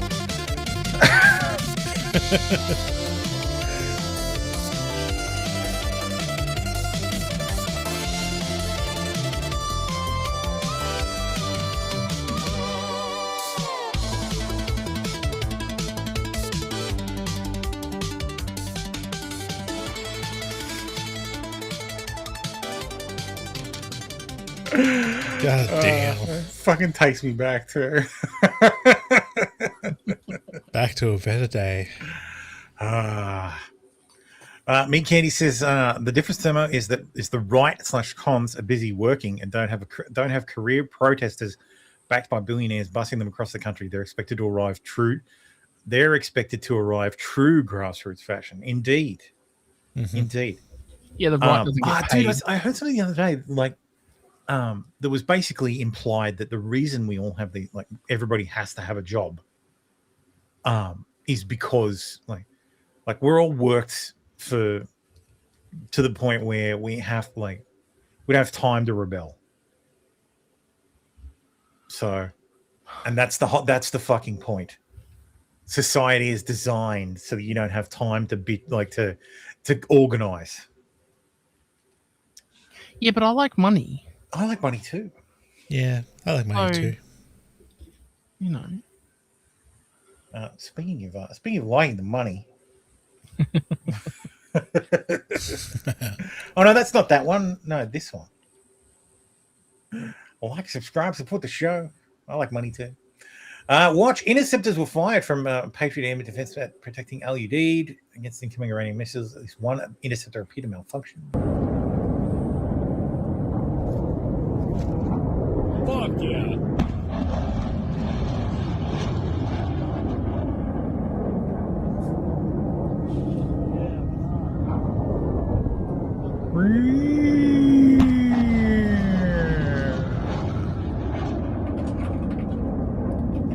What the fuck?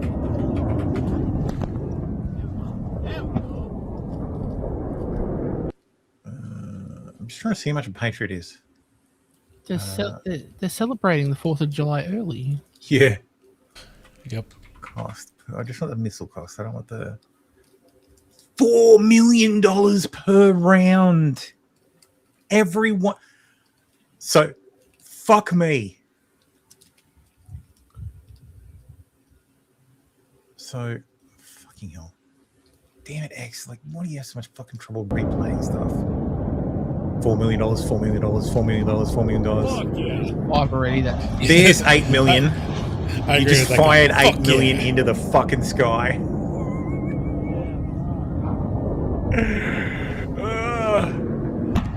There's another $8 million.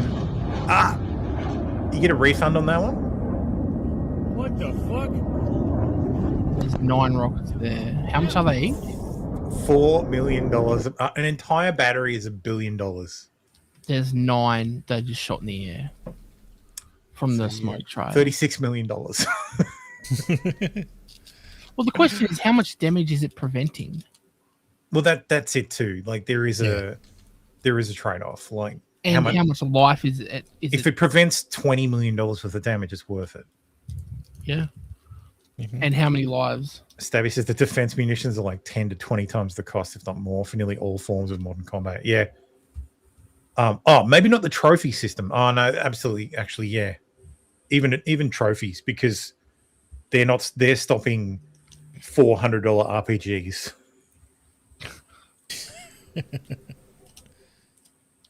Well, it's easier to destroy than, protect.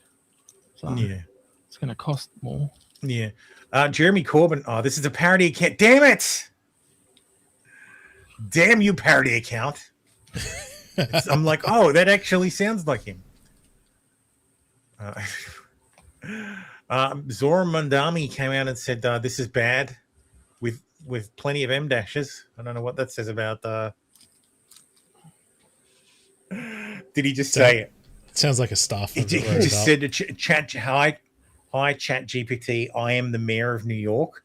Write a statement denouncing the US's attacks on Israel. Make it sound like me. Can you ask Grok if that's AI?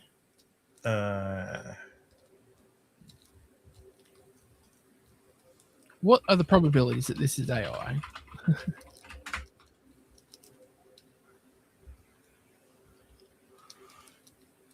Nah, it's not AI. Like I said, because I said reckon, it's like, nah, it's not AI generated. The exact wording matches what's being quoted, reposted. Just because it's being quoted doesn't mean it's not AI generated. Counts recent activity 2 lines up. Yeah. But, god damn it. M dash. Yeah, but M dash though, bro. Parenthetical asides. Yeah, but then it also does it here. Real quoted versions is consistently rendered with the actual M dash character. Have used M dashes in other recent posts. If it was straight AI slop to write a controversial tweakers in the New York City mayor, you'd more likely see today's military strikes in Iran carried out by the United States and Israel mark or worse awkward M dashes from copy pasted artifacts. So there you go, not AI. The AI says it's not AI. Goddamn AI. McKinney says Mamdani also announced he'll be carrying out retaliatory strikes against the 2nd Avenue kosher deli.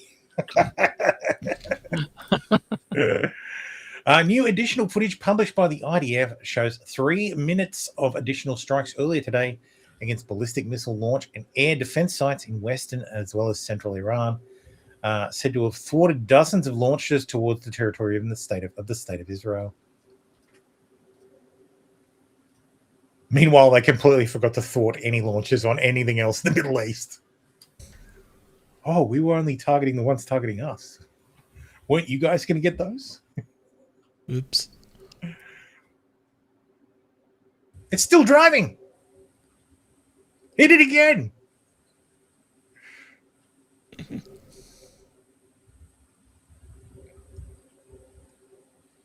Dude, I think these hits are with SDMs, like small diameter bombs. Like, these are like plane launched. Okay. These are the ones we saw like last year that they were putting through fucking walls, where you get like a 3-foot wide hole in the wall where the bomb just punches through and then blows up in the room. Oh, okay. Oh yeah, I remember them. Yeah. Like the F-15s just fly in with truckloads of these fucking small diameter bombs, and they just deploy their flight kits, and then fly to fucking locations. It's crazy. Via CENTCOM, RGM 109E Tomahawk with a black, presumably low observability coating. And there it is. The nice black. They come in black as well. Between that and the forward-swept wings, we may now know what that classified cost element of the tactical Tomahawk procurement is. $37 million in procurement cost dollars was spent in financial year 2023 on classified missile hardware elements in support of 40 newly produced Block 5 tactical Tomahawks. TACTOMs. Wait, so they spent $37 million for 40 of them? For 40 of them, yeah. Well, that's pretty good. I think it was an extra 37 million to make them tactical. Oh, so, okay. So the 40, probably that's how military procurement works. Yeah. Tomahawk mods program upgrading recertification of Block 4, Block 5 Tomahawks to Block 5. Also include a classified cost element for support equipment. $256 million has been spent to date. Unsure if this is related to the same modifications to a new production. Block 5s, though, the new production cost element will receive $44.6 million by reconciliation, and the mod support equipment element $37.3 million. Well, it'd be the similar paint they'd paint on F-35s, wouldn't it? I think this person might be wrong. I think that shot was taken while the wings were still folding out. They fold back from the front. Yeah, you're right. It does. And you're probably right, because I don't know why you would sweep those wings forward. Like, you wouldn't fly with forward swept wings because there's no real point. You're not actually getting any lift efficiency. And you'd actually have to change the wing shape for that to work. So, of course, Andrew Tate says nobody wants this war. Lol. Yeah. Hitler has not attacked us. Why attack Hitler? It was the Japanese who attacked us. Only attack the Japanese, please. Just to check some update stuff. Babak Tafis across the world says the security forces of Iran's Islamic regime are murdering people of Iran who are celebrating the elimination of dictator Khomeini tonight. Video recorded in the city of Sabzivara shows police special units and Basji paramilitary forces of the IRGC terrorist.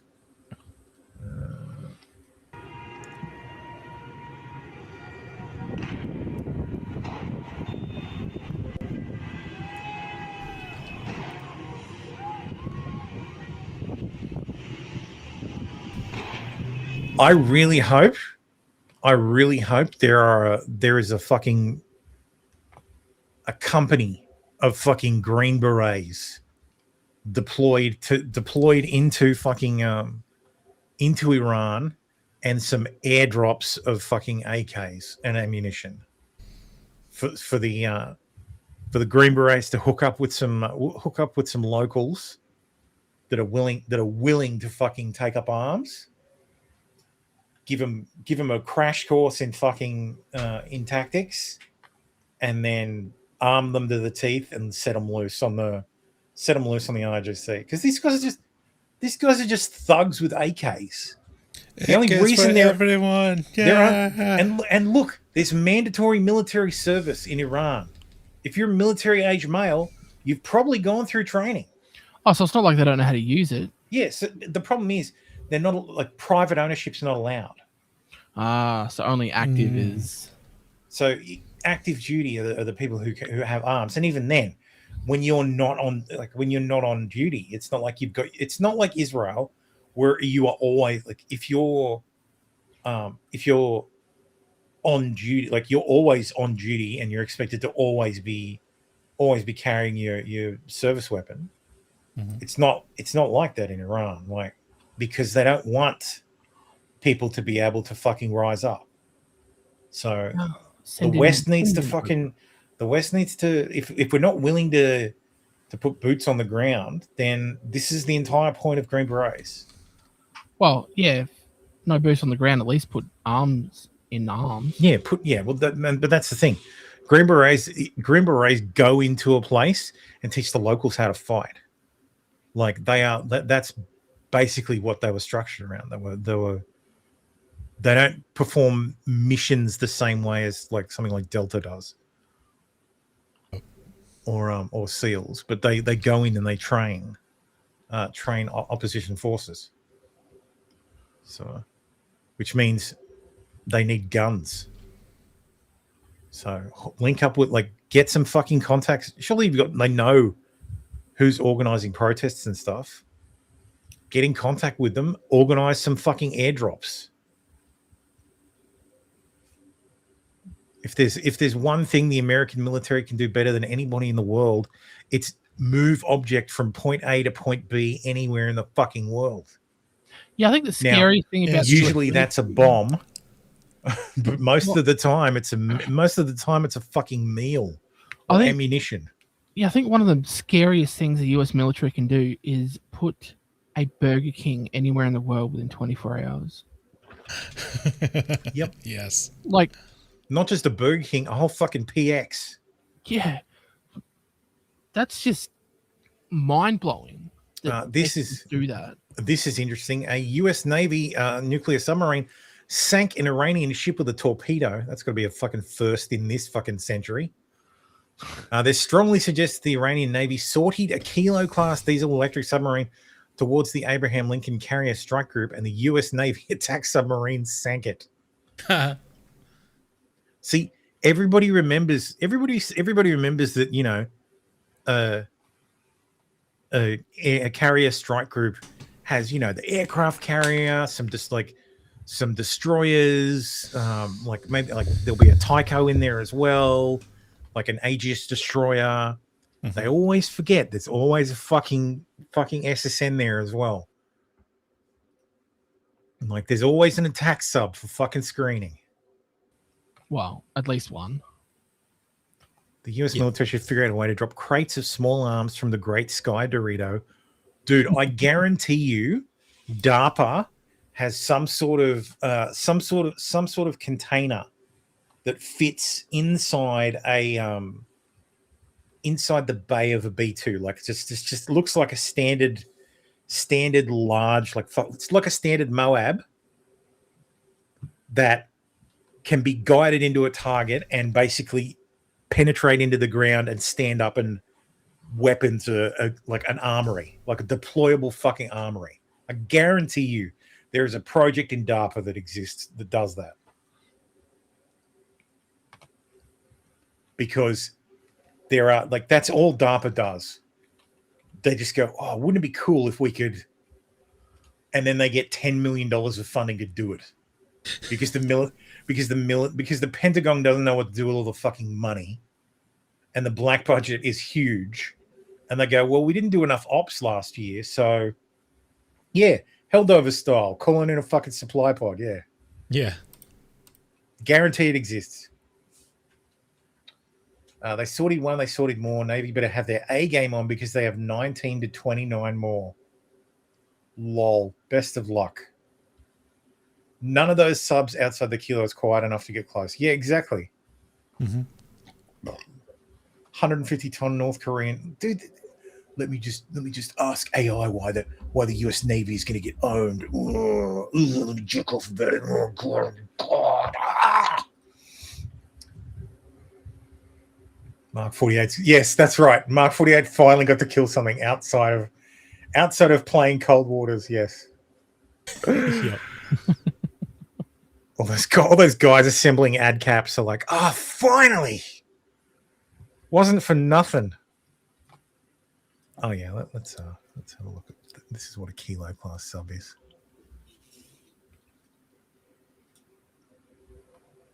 This is a kilo class sub. They don't look very big. Oh, they got a complement of 75. Yeah. Oh, sorry, that's how many there are. Completed 75, active 56. Well, 55 now. How many? I'm guessing that's similar to. Oh, that's a picture of one of them being blown up in. That's a picture of one of them being blown up in like Novorossiysk. They've got a complement of 52, and they can endure 45 days. Yeah. You kill these things by keeping them underwater because the batteries run out. Don't let them surface. So what makes them dangerous? What makes them dangerous is that when they run silent, they run very, very silent. So, possible purchases.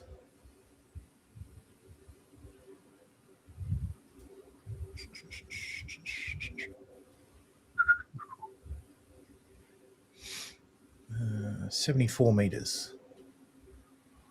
So they're not massive. Yeah. 6 torpedo tubes. Lol. Super cavitating torpedoes, yeah. They worked out so well.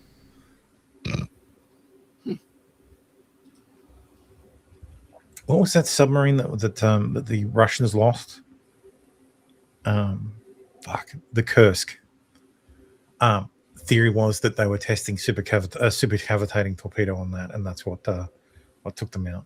Or it turned around and locked on. There was an issue with the launch, and it fucking killed everybody on board.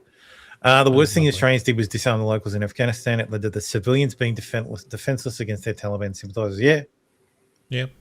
Yes, that's true. Smaller subs work better in shallow seas like the Middle East has. Yeah.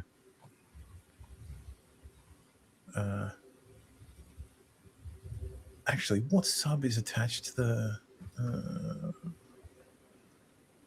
What is it? It's the Fifth Fleet. U.S. Fifth Fleet. Composition. Mission Forces Maritime Command. Source 150. That's Hormuz. Current fleet. Oh, I don't give a shit about the officers. Anyway.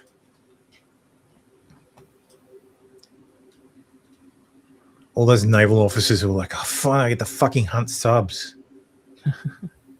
Finally. This is translated. إنا لله It is. و إنا إلیه راجعون. ملت بزرگ ایران، روح بلند پیشوای ملت بزرگ ایران و پیشقراول امت اسلامی حضرت امام خامنه ای. So the Ummah is, so the Islamic Ummah is everybody in the world who follows Islam. It's one, the Ummah is one people. So no matter if you're an Indonesian Muslim or a red-headed British Muslim or an African, like a Nigerian Muslim, you are all part of the Islamic Ummah. One of those things that make, whereas we Catholics don't have that.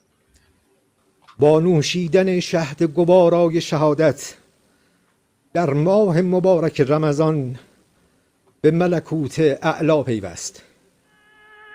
شورای عالی امنیت ملی در این زمینه بیانیه‌ای به این شهر صادر کرده است.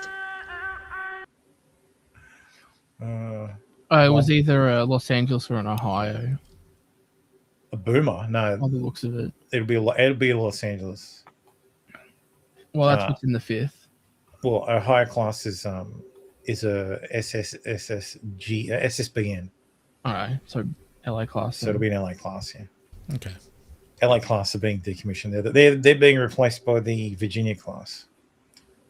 They were supposed to be replaced by the Seawolf class, but but the Cold War ended, so they only ever built 3 of them. Stabby says, anyone done a wellness check on Hassan?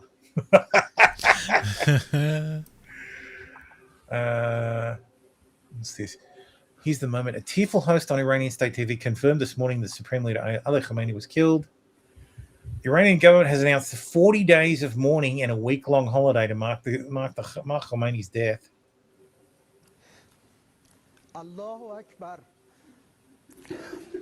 Allahu Akbar. Allahu Akbar.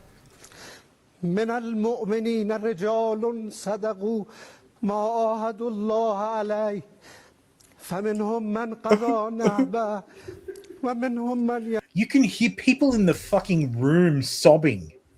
ينتظر. It's great. وما بدلوا تبديلا.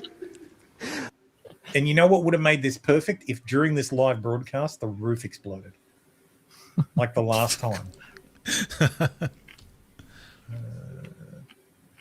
Yep, 2 identical protests. The left, hands off Venezuela protest, hands off Iran.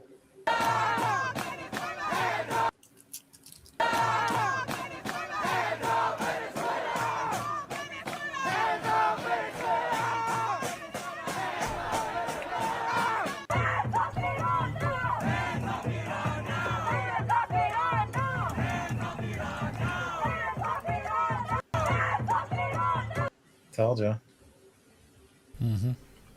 US Army HIMARS launching an attack. Dude, what the fuck? No.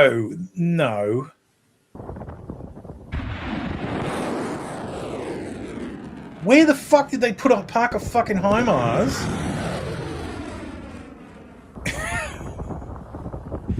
Everybody's getting involved. That's what I was saying. I wonder what role the Space Force is playing in this. Like, are they going to drop some rods from God or something? No, unfortunately, they don't have any rods from God. No. Sad.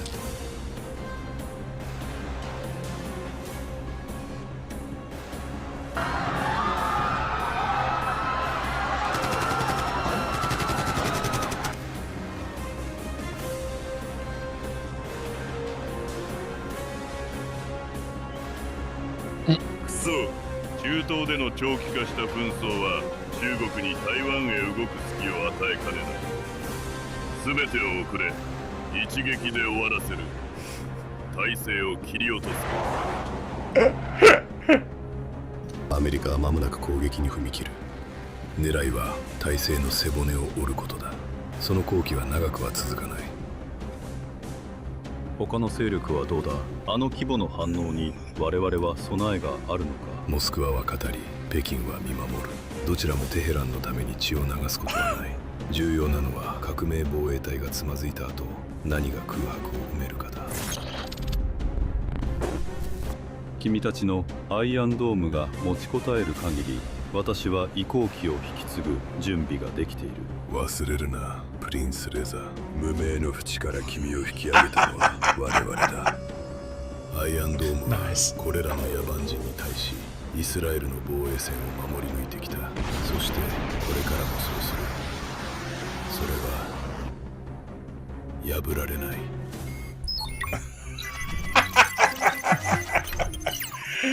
His stuff's so good. Regime forces. Satellite imagery released by China show that Ali Al Salem Air Base in Kuwait is totally destroyed. Ah, yes, totally destroyed. Totally. Wouldn't you think you'd fuck up the runway? Runways. Yes, you would. Yeah, if you could aim it, yes. China's just showing that the products they've provided to Iran are working. They'll never come to the front end of the war. They'll just use the opportunity of selling arms across the globe. Come on, China. I thought your psyops would have been better than this. Your Iran-level Bush League doing this disappointing. This obviously doesn't show anything. Show totally destroyed anything. Yeah, I can see 3 fires. Yeah. That's about it. At best, I can see 3 fires. That looks like an oil, like that thick black smoke. That's like an oil depot or something. On fire. Yeah. This is maybe one thing. That's another thing. And I think it's maybe like a small fire over here somewhere. Cope.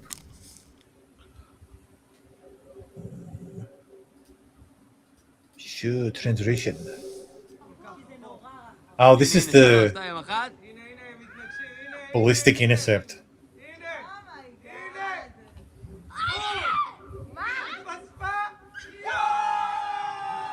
Nice.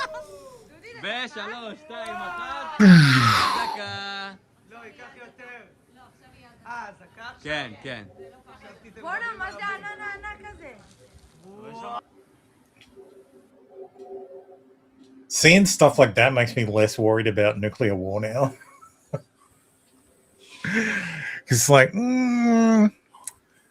while they're in space, yeah, they're pretty much what, like, the ones that get through, like the missiles, the things that get through nowadays seem to be just the ballistic missiles that don't have an orbital trajectory. Like, that don't actually need to go out into space to make a loop halfway around the fucking world. The ones that only have to travel 1,000 kilometers. So never actually need to go that high. Same air defense. Crying anchor erupts. Trump is going to pay. The devils of the world will celebrate. And everybody they have managed to brainwash. But this is not over. Trump is going to pay a price paid by no American president at all time, paid by no Zionist of all time, paid by no criminal of all time. Trump is going to see, because revenge is coming, and revenge is coming soon, and revenge is coming after Trump, after everybody who facilitated this assassination. He will pay the ultimate price. And it's not only by the millions of Iranians, it's not only by the millions in resistance countries, it's also by those who have newly joined the resistance. I'm terrified. That is, I believe that's called impotent rage. Yeah, basically. Shocking explicit footage of the death of the Supreme Leader.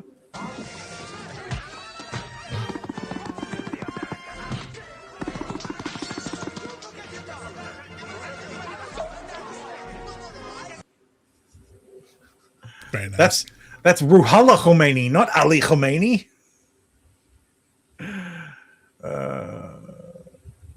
Department of Defense alert has instructed personnel in Northcom to not wear uniforms in public.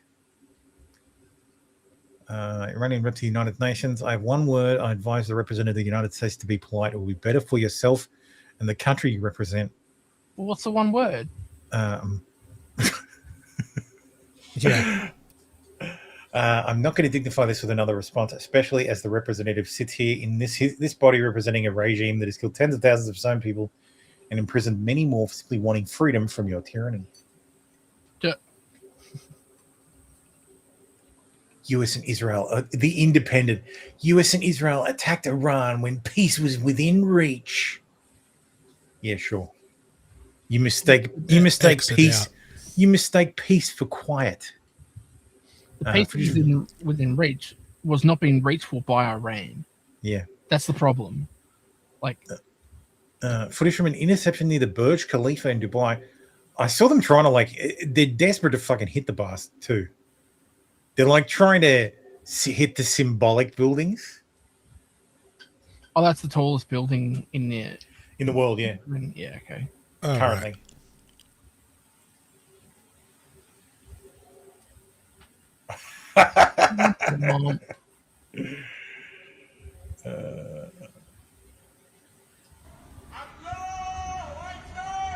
زهر ما رو الله اکبر گوساله روانی خفه شو بابا 30,000 نفر رو کشتن ریدن به الله تو اون رهبر چلاقت کارکسته روانی برو بابا کیرم تو ناموست این درست صحبت کردن یا شاخ شدید برای ملت زاده جیره خور That goes hard. God, can you send me a link to that? I'm going to save those words. Holy shit. Just memorize how to fucking say it. Yeah, just that whole phrase. Just the whole rant.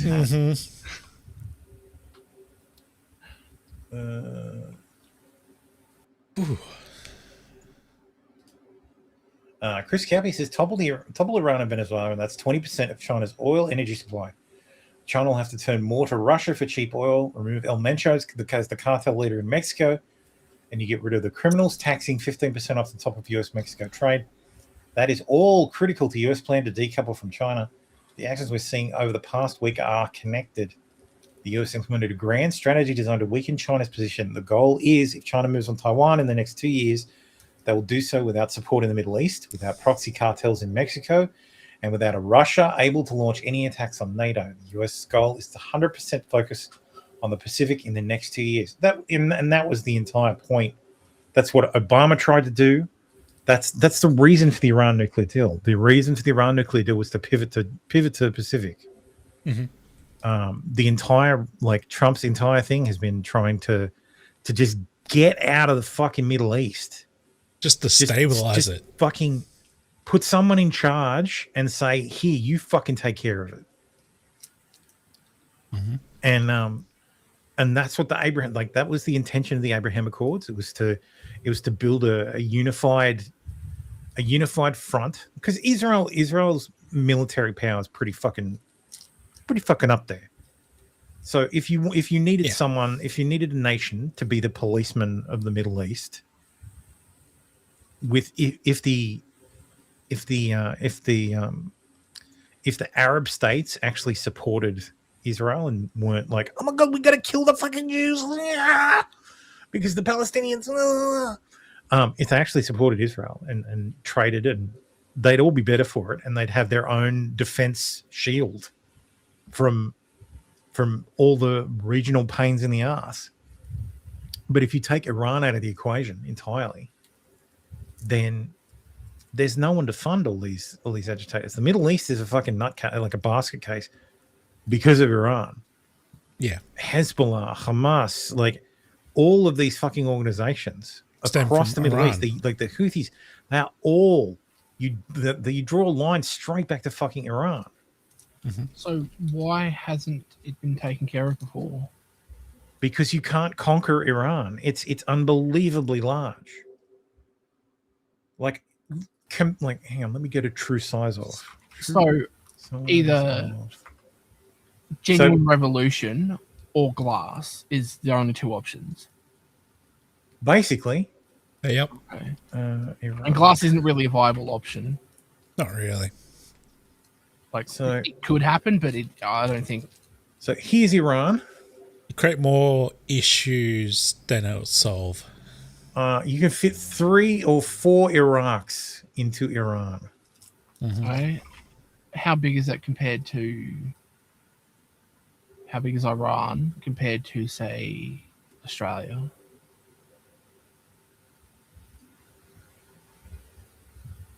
So, roughly the size of Queensland, which is 2 times the size of Texas. Okay. So, like, we're talking about a fucking huge country. Yeah.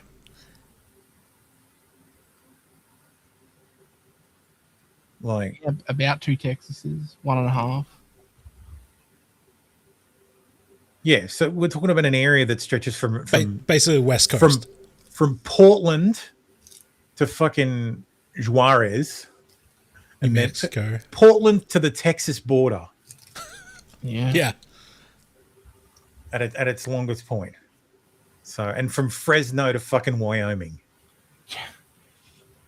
So, like, this is not a place you can just invade and conquer.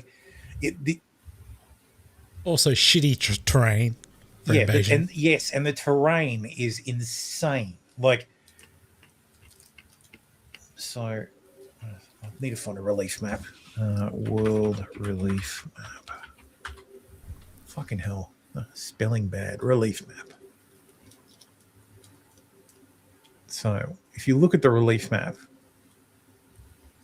so here's Iran. What do you notice? It's fucking mountains. It is surrounded by mountains. Like, it is all just mountains and mountainous and the occasional plateau.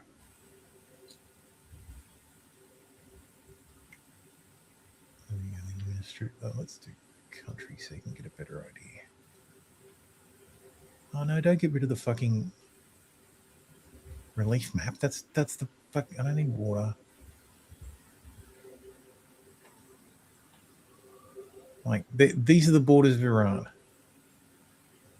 Observe. Like, yeah.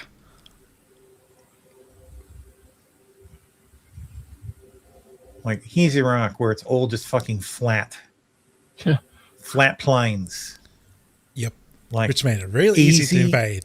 Easy as fucking pie. Whereas you're talking about mountains, Afghanistan. Mountainous, snowy mountains. Like, it's a fortress. Mm-hmm. It's a fortress. It's far away from everything. There's like, it's a fucking basket case. You do not take the country that way.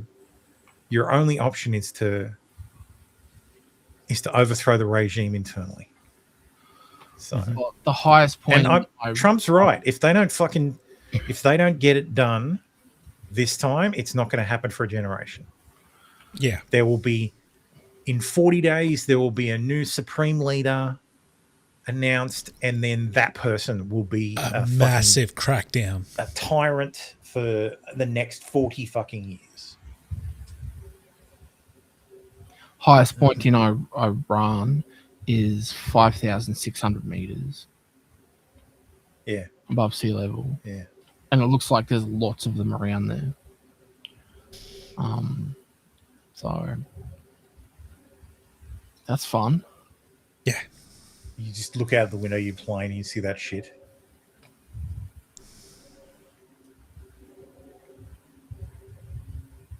That's not heading towards us, right? God, I hope not. Oh, this video shows an Iranian missile launch from June 2025, not February 2026. Lol. Still interesting, though. Of course. Lord Bebo lying to everybody. Mm-hmm. Oh, yeah, you can see it moving. The strobe. Yeah. Maybe it's the reflection from where it hits and then it bounces off. Maybe that's what the scattering is. Yeah. POV, you're an Iranian government official and you start hearing love so soft in the distance.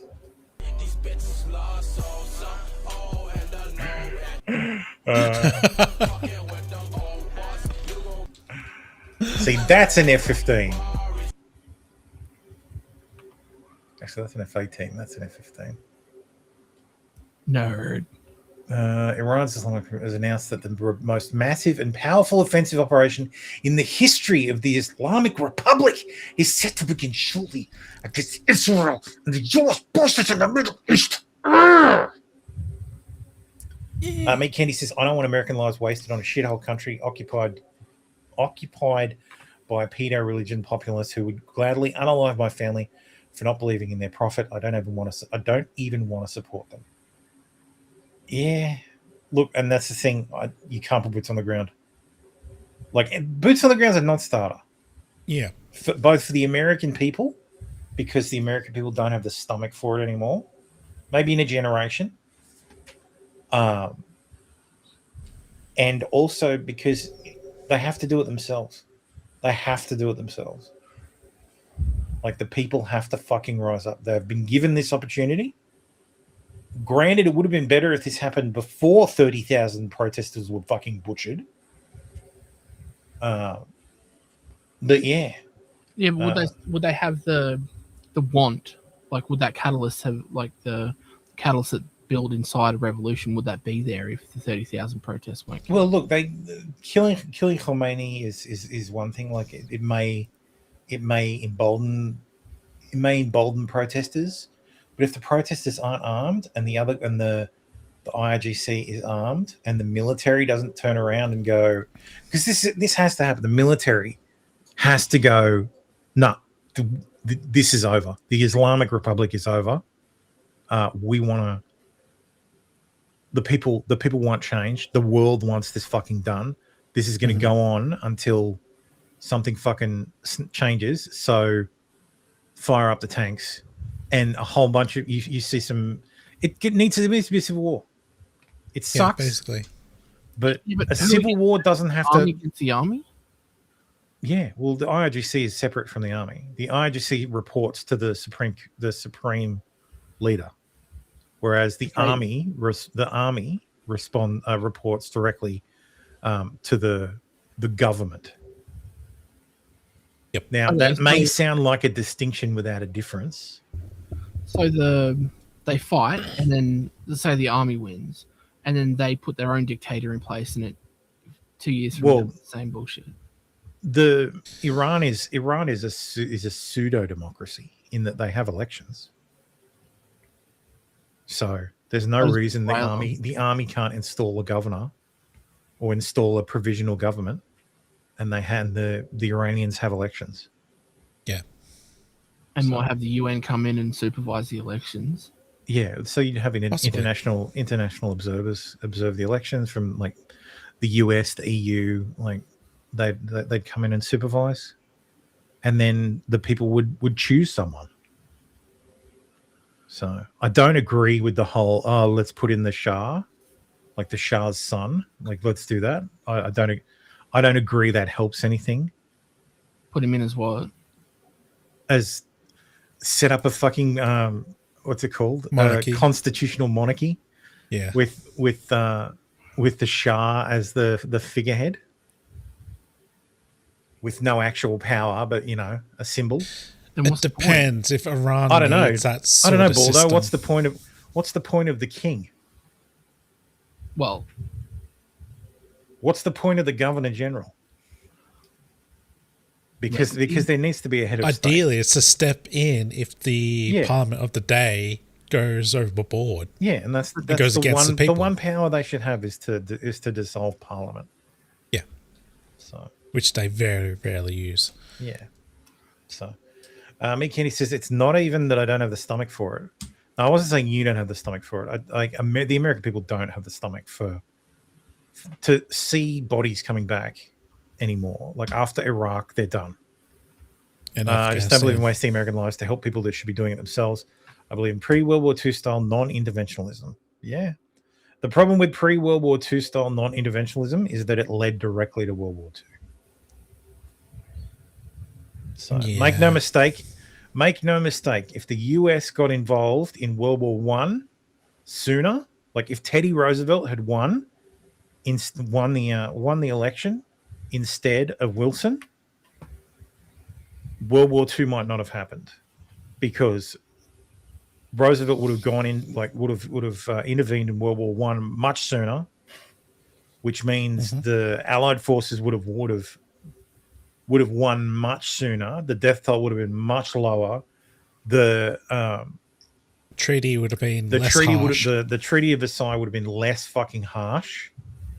And the Germans probably wouldn't have had the same push, like the same bitterness about losing the war. They'd probably hate the Americans, but they probably have a lot less bitterness about losing in general. And a lot fewer soldiers would have died. Like a lot fewer people would have died. That makes a big difference to an economy. So massive difference. They probably wouldn't have lost the Rhineland, which was a big hit to the economy. Like the Rhinelands were like the most productive part of Germany. And look, if World War II doesn't happen, the entire world is remade. So if World War I ends sooner, you don't have the communist revolution in Russia, maybe. But I think that'll still happen. You may still have the fall of the Tsars, but the losses in the losses in World War I did not help. So what would happen would be more focus on communism as a whole instead of the whole split between communists and fascists. Yeah, but you also may not have the rocket race and then the space race if you don't have World War II. Werner von Braun was developing rocketry before. Like Werner von Braun in his own biography. You wouldn't have had that race to get there. It would have just been a slow trickle. Yeah. So it'd just be a little bit like longer than when we had it now. It would still be fine. We'd still have the technology. Oh, look, the military, nothing advances technology than a war. Yeah. Yeah. Like just look at all the shits that comes out of Ukraine. Like military technology has improved dramatically. Especially drone warfare. Like drone warfare is just exploded.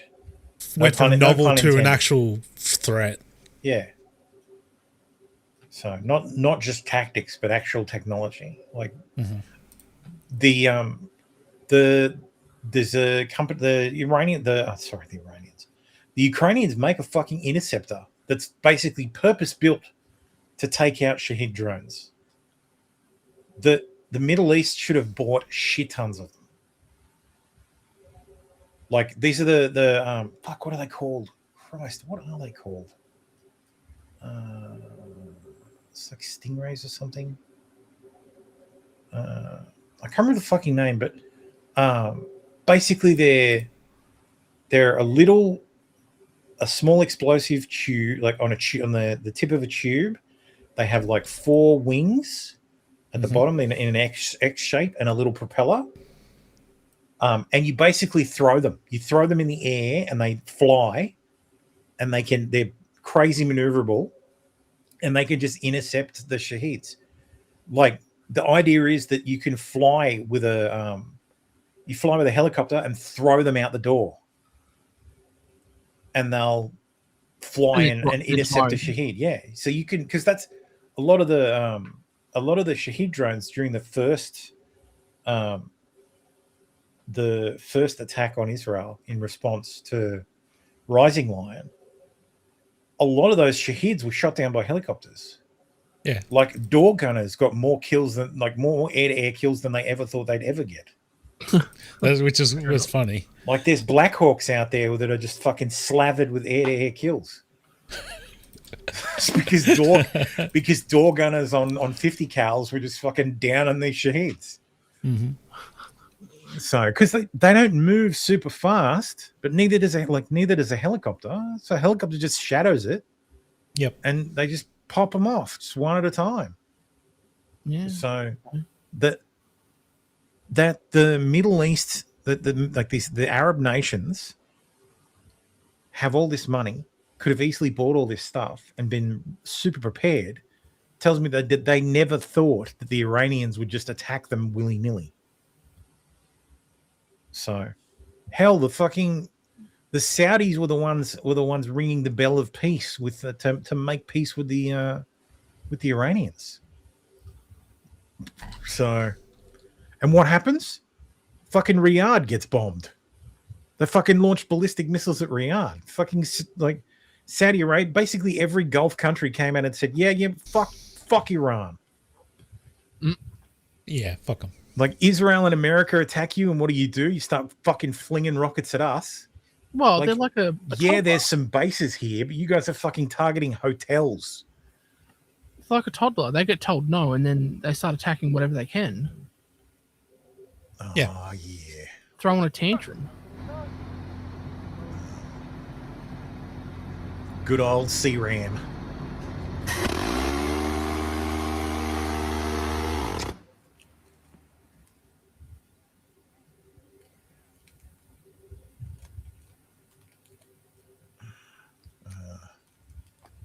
Nice.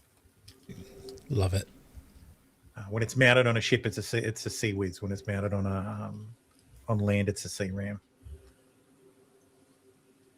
Commander-in-Chief of the IGC is dead. Absolute perfection and timely. All right, Ayatollah. It's time to give up the nuclear weapons program. The program which does not exist even though it does. Which I obliterated last summer even though I did not. Which is why we cannot give it up. Which is why you must. And we might, but only if you will give up the sanctions which are not killing us even though they are. Well, only if you give up your other weapons which you will not. Donald, are you still talking to the Iranians even though you shouldn't? Simmer down, baby. I'm already letting you take more land that you say is yours even though it isn't. Why does he get to be the only country with nuclear weapons that don't exist even though they do? I mean, you keep saying his country shouldn't exist even though it does. Boshe, but... Hey, wait a minute. What's that sound? The sound of people who are not protesting even though they are. Maybe I promised to help them again even though I didn't. Donald, enough. You can't win a prize for ending a war that you didn't start unless you do. You mean the prize that was given to me even though it was not? Well, now we're talking. Now we are really talking. That's pretty good. Oh, here we go. Let's see what the Albo had to say. Australia stands with the brave people of Iran in their struggle against what is an oppressive regime. Ayatollah Khamenei was responsible for the regime's ballistic missile and nuclear program, support for armed proxies, and its brutal acts of violence and intimidation against its own people. This claimed countless lives in Iran, but also internationally. I can't. Half expecting him to say something about thoughts and prayers. Daisy says, wow, I had a refill on Rumble. I heard they unfollowed some users, but dang, that's weird. Wait, really? I honestly don't pay any attention to like Rumble follows, though I do appreciate it. Stabby says, Thermo, it's the goat lover Samson option. We're going to lose. Attack all the Arab states. Oh my God. I think this is a perfect time to transition to Aussie news. Allahu Akbar, Allahu Akbar. I just updated it because we've been conquered. In Australia, our Human Rights Commission is actively fighting against a group of lesbian women because they don't want men at their events. So it's 2026, right? You would think that women in a Western country would be able to assemble and hold events without the presence of men. Not in Australia, they're not. If you haven't heard about this case, it is going to blow your mind. Because today and tomorrow, the federal court is seeing over a case where the Lesbian Action Group are fighting to be able to hold women-only spaces without the presence of trans women, aka men. Because apparently men can be lesbians. You know, when I was in high school, the boys would joke about being lesbians because, hey, I like girls too. That's but right. It was always just a joke. Now it's not. I'm a huge lesbian. Yep.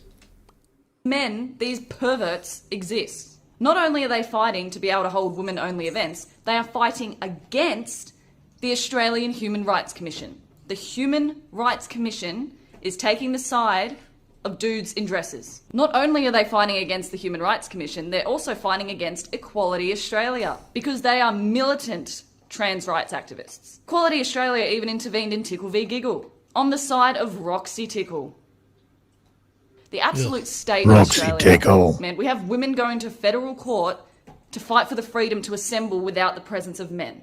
See you, Stabby. Good men Sleep well. would see a lesbian-only event or a woman-only event and not even think about trying to go to it. You know what they say? Good men stay out, bad men stand out. Best of luck to the Lesbian Action Group. Yeah. I saw a thing about that Equality Australia thing. About them getting tax exempt status through some backdoor bill. Really? Yeah. Trump International Hotel and Tower planned for the Gold Coast is set to become Australia's tallest building before the end of the decade. Queensland developer Altus Property Group has announced it is signed a hotel management agreement with the Trump Organization to build a 91-story hotel and residential tower in the tourist hotspot. The six-star resort overlooking the Pacific Ocean at Surfers Paradise Beach is set to include 285 luxury hotel rooms and 270 residential apartments, which are likely to start at $5 million. Nice. Cool. The lefties are, of course, very upset. Naturally. I just wrote an actual raging email to the council because I live in Gold Coast. I'm not having a Trump Tower.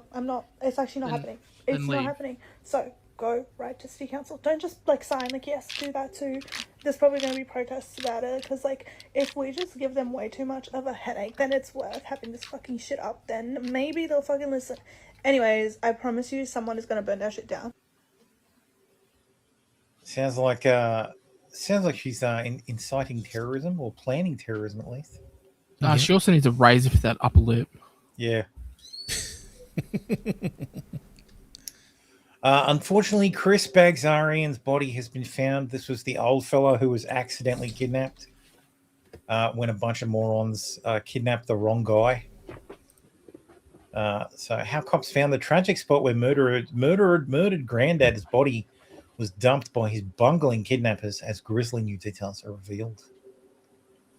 Members of the public helped cops uncover the body of a grandfather who was kidnapped, tortured, and murdered in a disturbing case of mistaken identity. The body of 85-year-old Chris Bagzarian was found near Linwood Golf and Country Club near Pitt Town in Sydney's northwest at about 8 a.m. on Tuesday. My son used to work there.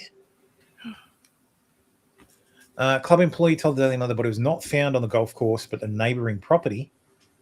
She confirmed his remains were not uncovered by a staff member. The widower, who had been missing for 11 days after his abduction from his North Ryde home on February 13th, with police saying he was not the intended target. Police swarmed the scene, believing to be a disused turf farm between a golf course and vegetable farms. In a press conference on Tuesday afternoon, Detective Chief Inspector Andrew Marks told media that Mr. Bagzarian's remains were uncovered because Good Samaritans reported suspicious activity in the area. He said the key to the discovery was a burned-out grey Corolla, forensically linked to Mr. Bagzarian, was near the golf club on February 14, the day after the elderly grandfather was taken from his North Ryde home. In other words, they got the VIN. His body was found near the Linwood Golf and Country Club near Pitt Town near Windsor. We received information from canvassing and from members of the public regarding suspicious activity. Once we received that information, we conducted searches immediately. It is a vast bushland area, and we acted on the information as quickly as possible. It wasn't far off the road. Pitt Town Bottom Road, yeah. My in-laws live up near there. We'll use every resource available to identify those and bring them to justice. Whatever. They have been arrested. They have? Yeah. Oh, justice would be them being executed. Taken out the back and shot. Dude, the fucking comments.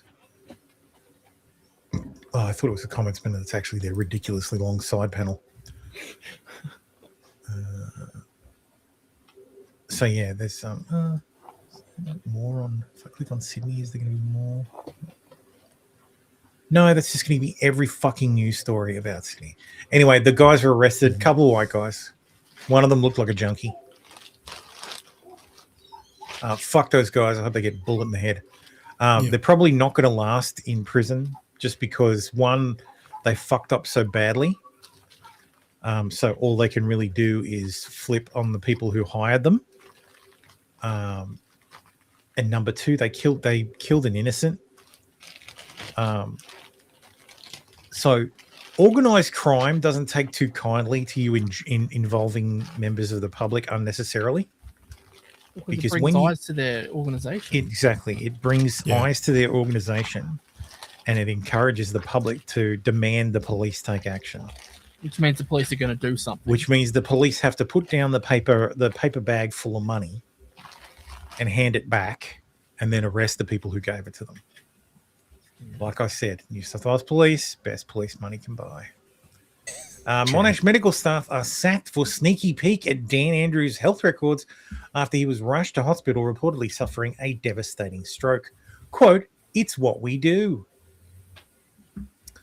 A former employee of the hospital has now told the Daily Mail she was abruptly dismissed after 14 years on the job for taking a self-confessed sneaky peek at his medical files.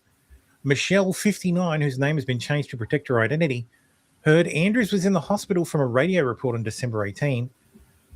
"We have a radio playing in the office, and it said a high-profile person was admitted to Monash.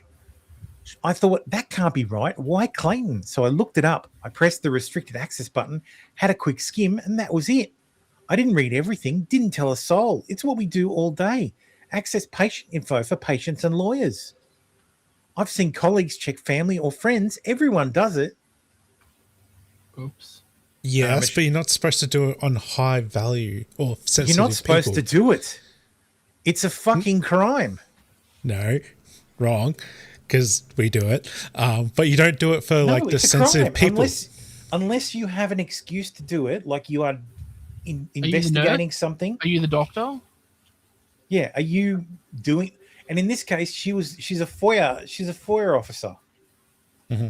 So she processes Freedom of Information Act claims and collates the data, which is why she has access to all this stuff.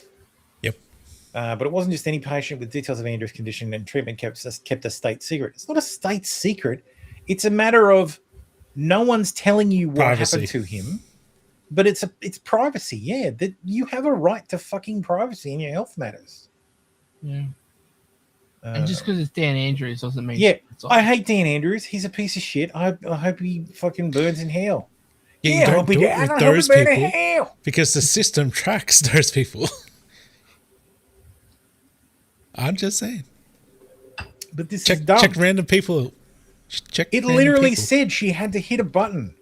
Yeah, she's fucking dumb as hell. I didn't think of anything of it because I didn't realize the punishment was so severe. Yeah, lady, it's a crime. You could do... It's a federal crime that carries 2 years in prison. Yeah, if you have no reason to actually access that information, then yeah, you get in trouble if they find out. That's why you don't do it with sensitive people. Especially if she's the one who deals with FOIA requests. Like, she would know. She should fucking She should know. Yeah. Anyway, an investigation is underway after a collision between a police vehicle and a bicycle at a sports field in Newcastle. Yeah. It's a good collision. Well, you ran him over. Ran the bike over. Whoa. He's fleeing on his 23-kilogram vehicle. Whoa. What's up? This is where he's trying to do it. He's trying to get alongside him and hit him with the door. No, they didn't. They got his the wheel. Yeah. They didn't get you. No, I think they could.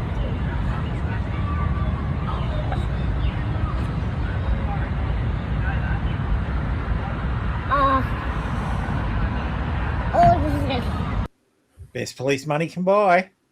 Yep. Yeah, they're not going to charge one of their own. That'd be fucking stupid. Both officers confirmed they had not. They forgot to activate their body cams.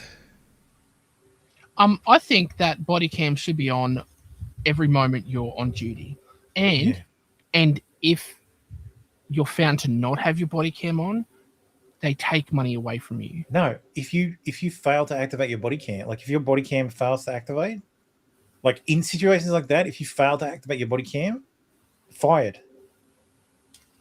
Fired.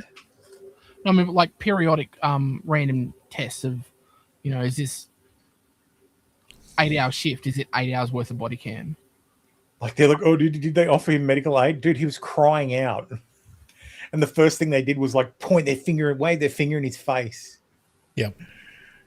I don't believe they need to. No, nobody. Like, they tried to ride alongside him and hit him with the door, and they accidentally ran him over. Oops.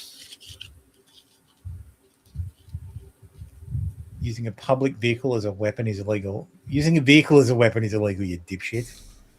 Doesn't matter that it's a cop car. Must have been a heinous crime then. Did he have a hate tattoo or call someone a poofter? To the book of him, excellent use of police resources.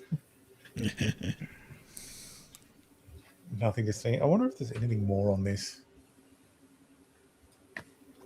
No quotes. What? Seriously? There's no quotes?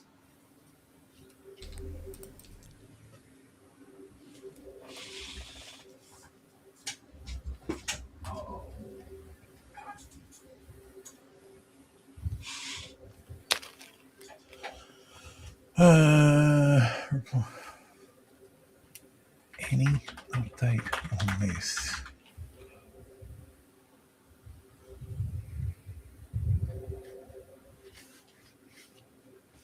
Events involving New South Wales police attempting to speak with a rider described in some coverage as a young man over an alleged bike theft from a gym on Derby Street. They pursued him onto a sports field, residing their vehicles. So they got the bike back after they ran it over. Some repairs required. Fucking hell. Insane. Oh, brings me great joy to seeing the retards in me to be put in their place. The taxpayer has to constantly fund Victoria Police taking me to the courts for just more nonsense. This guy is the cringiest motherfucker in the entire universe. Look at his shirt. Yeah, I know. That's actually a brand. Is it actually a brand? It's an actual brand. That is unfortunate. It is. But we know he's using. You know he's wearing it because it's the. Yeah. He doesn't just like that brand. What brand is that? Hang on, I'll have a look. What brand?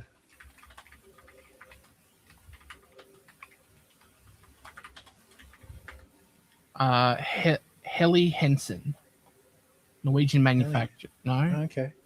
Yeah. Oh, yes. Helly Hansen. Yeah. Oh, dude. Yeah. I've heard something about a Norwegian outdoor company being like Nazi coded. Yeah. The brand has been adopted by far right or neo-Nazi groups who misinterpreted the HH as standing for Heil Hitler. I don't think they misinterpret it. But it's the initials of the founder, Helly Yule Hansen.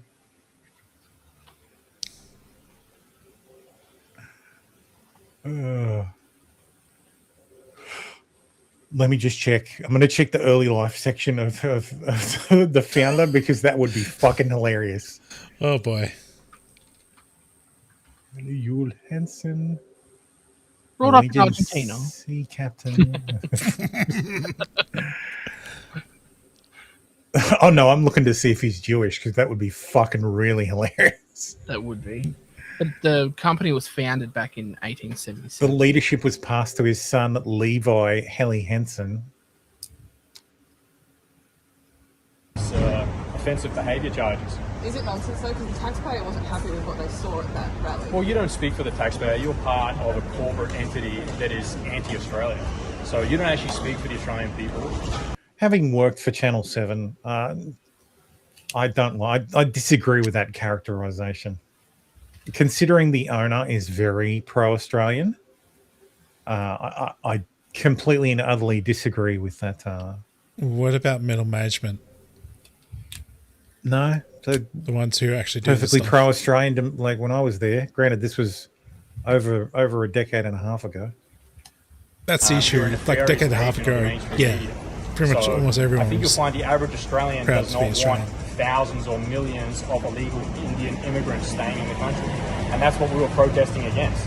There were thousands of self-entitled. Zoned out. Her face. Despicable people. Hello, that think darkness, it's my their old right friend. to be a part of our nation, and they were.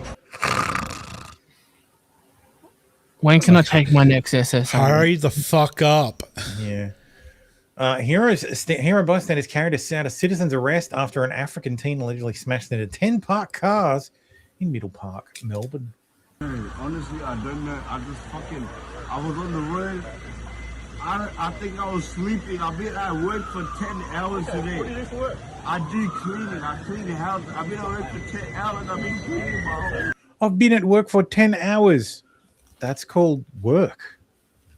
Yeah. Jesus, you've worked for 10 hours. Are you on bail at the moment? Oh, shit. This guy got out of the car and was going to run. He literally went to take off, and 4 of the neighbours pinned him down, and we waited until the police got here, and things... They've now been arrested under The first car Victoria's was a hate crime, Mercedes, actually, hate crime that laws. was way back there. How Yep. he kept the momentum going to get all the way Jesus to here Christ. with the impact that he was making on these cars. What sort of state was the driver in? Was he belligerent? What was going on? He seemed very off his face. I love Australia. Was he saying anything? Yeah, he was saying he'd been at work all day and he might have been asleep. Obviously, it's incredible work by your neighbours. Oh, God, they were amazing. They really were. They just they just had him pinned down, and they worked really well as a team, and they just made sure that he was not hurt, but just kept him where he was. He was going to leave. I mean, already who's going to pay for it? Not him, I bet. Yeah, and obviously you got the F1 next week. This woman reminds me of my mother-in-law. Well, yeah. Bit of a rehearsal for that? Bit of a rehearsal for that. Whether he was thinking that, I don't know. I don't think he was thinking much, this bloke. But anyway. Just the casual racism. David Christopher says we're delivering stronger bail laws to restore safety to where you live. All youth offenders in Queensland can now be tracked by a GPS monitor no matter where they live, no matter what their age. Now, we've put a lot of effort into making sure that there's consequences for actions, and we've put a lot of effort into restoring safety by investing in police. Now, those who need to go to jail will go to jail. But where there's bail, and where bail's an option, this gives the ability for them to be fitted with a device so that authorities can know where they are and what they're up to. In the 12 months of 2025, victim numbers in Queensland fell. Now, we got a long way to go. It increased by 193% in the 10 years under Labor. So we've got a long, long way to go, but it's the first sign that things are starting to turn the corner after a decade of one-way traffic because of Labor's weaker laws and fewer police. You know what they need? The GPS. No, the GPS trackers should be like the collars in Wedlock. So you remember that movie Wedlock? I think it's from like the 90s. Nope. No. It's got Rutger Hauer in it. Who? Rutger Hauer. Here you go. Here's the movie. I say again. Who? Yeah. It's Wedlock. So they're sent to prison and they're paired up. Yeah, I know that guy. And they wear collars, and if they get more than like 100 feet apart, the collars start to beep, and then they both detonate. That's what they should do. So yeah, sure. Attach them to their mum. No. You got to stay within 100 feet of your mum. God. Or the family dog. No, I probably do shit about the dog. The mum or the dad or the dog. It's the only way to do it. Better reference would be the Running Man collars with Arnold. Yeah. But I don't like Wedlock. It's great. I think it's a great 80s, great 90s film. Okay. A gay Aboriginal Palestine supporter has to at least be a silver medal in the Minority Grievance Olympics. No. Jace Turner, 28, accused of biting a police officer's thumb in a violent anti-Israel protest. Turner was already on bail for previous violent offenses, and attending the protest allegedly breached his conditions. Despite this, Turner, who carried a fashion cane and wore a keffiyeh to the courtroom, asked for his bail to be amended so he could attend the gay Mardi Gras. He could always go and be gay at a daytime Ramadan gatherings in Lakemba. Look at this guy. It looks like he's getting married. That he's wearing a 3-piece suit with a pocket watch. He's got his fashion cane and his keffiyeh. And a lapel. He's got a flower on his lapel, yeah. Yeah. Like I said, it looks like he's getting married. Yeah. Probably bought that for like a wedding. But yes, Aboriginal. Can't you tell? Yeah, look at that wide nose. The woman next to him's got a wide nose than he does. That's probably mum. That Iraqi tablecloth doesn't really match with the tie. Which bit of him is Aboriginal? Yeah. That's true. The part that bit a kid. Or the part that bit a police officer. Yeah. Sorry, Victorians. There is no hope. Victorian opposition leader Jess Wilson. I spent my weekend with various Chinese communities. I note that many of them were here today celebrating Chinese New Year. And this is alongside the Australian Indian community, all of the different multicultural communities that make our state so great. These are groups that make our state stronger. And I spend an enormous amount of time talking to them, understanding the issues that they care about, and ensuring that they feel heard and protected in this state. When we saw the shocking incident at the end of last year with the Bondi massacre, we as a nation had to talk. Yeah, you know the first thing that jumped to mind after the Bondi massacre? I'm very worried about Chinatown. Oh, yeah. Yeah, I wonder how this affects China. Chinese we people. don't have strong enough laws when it comes Box to hate Hill. speech. We don't have strong enough protections when it comes to minorities in this state. And I was proud to stand up and put forward a plan to combat hate and to combat the very type of hate speech that makes it harder for these communities to live in this state. Because the meme words the guys were using during the firearms attack was what the problem was.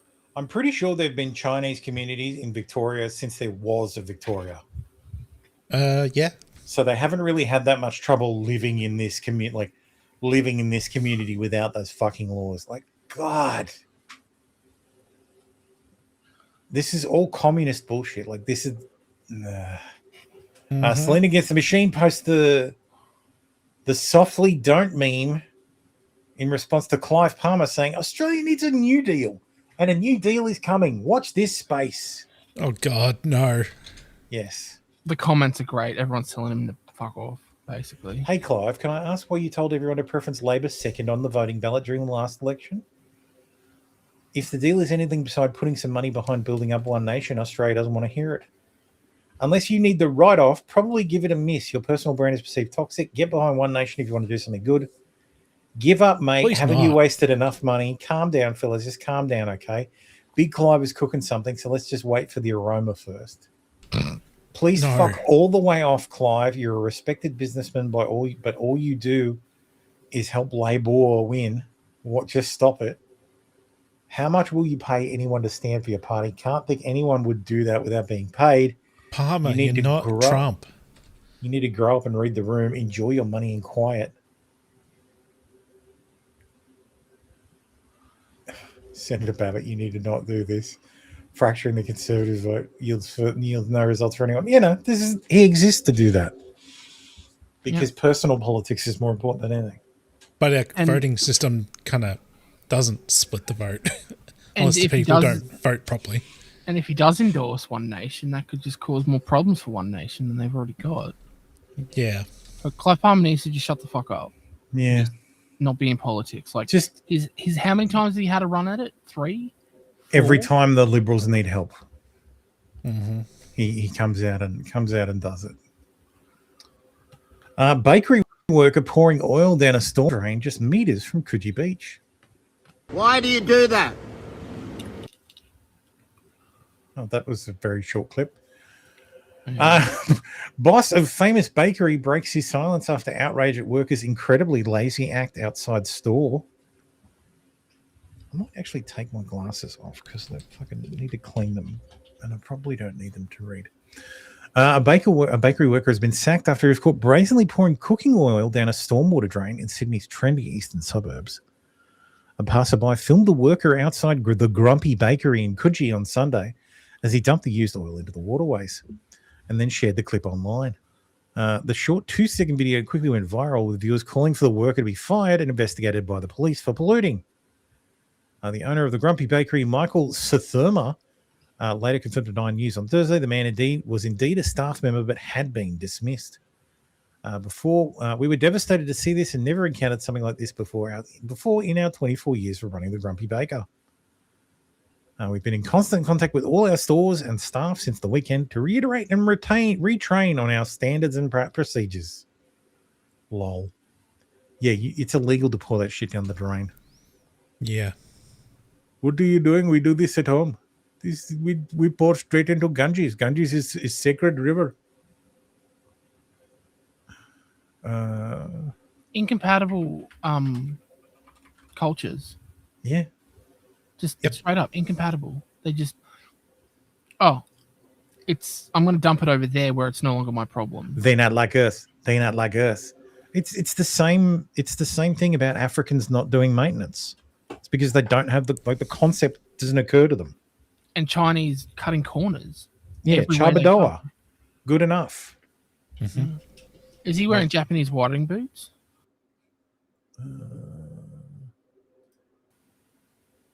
He's wearing sandals.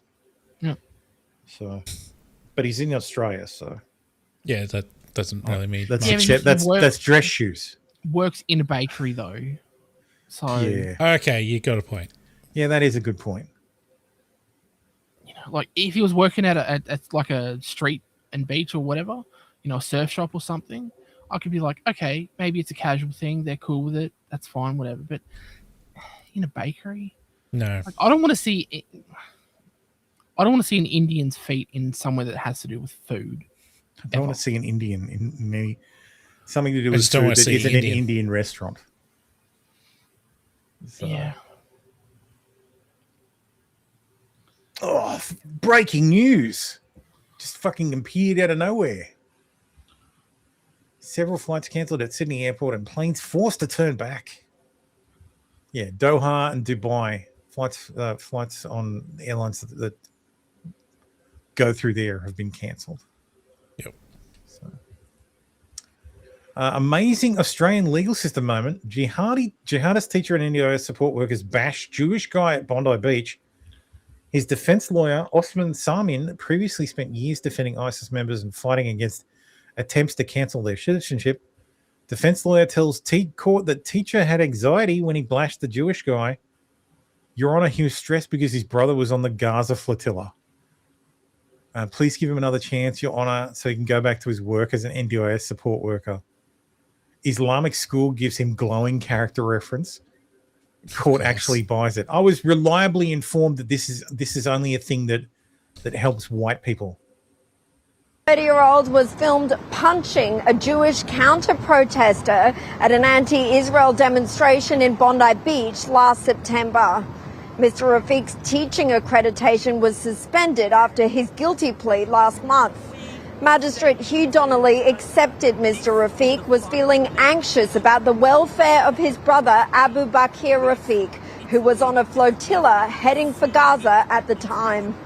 He had a family member who was on this voyage, and that was causing a considerable amount of stress for himself. He argued his client wanted to return to teaching and mentoring and being an NDIS support worker, submitting a reference from his employer. Fucking ridiculous.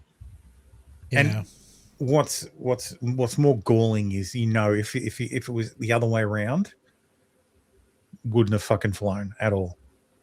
True. I have anxiety because my ancestors were on the Third Fleet. Now they're at to bash someone. This is bad. Just wait until ISIS cubs come of age after their return. Yeah. Jesus fucking Christ. Whoa. Introducing the Islamic victim card. Unlimited oppression points. Instant victim status. Accepted everywhere. Excuses are needed. Muhammad. Earn rewards on every accusation of Islamophobia. No annual fee for eternal grievance. Premium protection plans. Premium protection against criticism. Apply now and play today. Terms and conditions apply, or not if it offends. The 3-digit pin on the back is 666. That's not the pin, that's the CV2. Jacinda Ardern is living and working in Australia after move from US. Deport. Why was she in the States? For a job, I think. Like, wasn't she at like the UN or some bullshit? She released a memoir because nobody gives a shit. Who cares? Do you reckon that this might have something to do with the Royal Commission into Anti-Semitism not wanting to consider the Bondi massacre as part of its deliberations? That does look very much like the guy. What are they? I saw people saying that that's not him, but if it isn't, that's a pretty fucking. I mean, I guess they all look alike to me. But what was he protesting? This was the October 7 protests in Australia. You know, the "Ghost the Jews, Ghost the Jews." I mean, sorry, where's the Jews? Where's the Jews? They were just asking where the juice was. Right. Sydney Opera House. The Opera House, yeah. Yeah. Mickey says, Baldo, you're lucky he's even wearing shoes or clothes that have been washed this decade. Oh, yes. That's true. That shirt. Look, I did find this fucking astounding. So Blaxland in New South Wales, 31% Muslim. Nuke. Watson in New South Wales, 25% Muslim. Calwell in Victoria, 23.8% Muslim. Werriwa, New South Wales, 16% Muslim. McMahon, New South Wales, 13.8% Muslim. Bruce, 13.8% Muslim. Like, and it keeps going. Like, these are all Labor seats, except for the Fowler, which is held by Daly. Fucking nuts, man. Like the Islamic Labor Alliance, like we are fucking straight up 10 years behind the UK with this shit. Yeah. Because the last few cycles, the UK the UK Muslims have been voting Labor. Now they've taken over the Greens.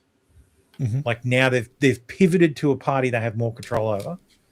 Because when Jeremy, like if you think back to if you remember back to when Jeremy Corbyn was leading the Labor Party, the reason he was leading the Labor Party was because of a little group called Momentum. Now, what Momentum did is it was an organization that went into the Islamic communities across the UK, of which there are many, and recruited people to join the Labor Party. So they joined the Labor Party and then voted for the candidate who referred to our friends in Hamas. So the Labor Party became the party of Islam. And then Keir Starmer took over and won the election because the Conservatives shat the fucking bed. And then they were marginalised, and now they just support the Greens. Now the Greens in the UK literally campaign in Farsi. Yeah. So insane. I've got that in UK news, which we'll do next. But yeah. So mark my words.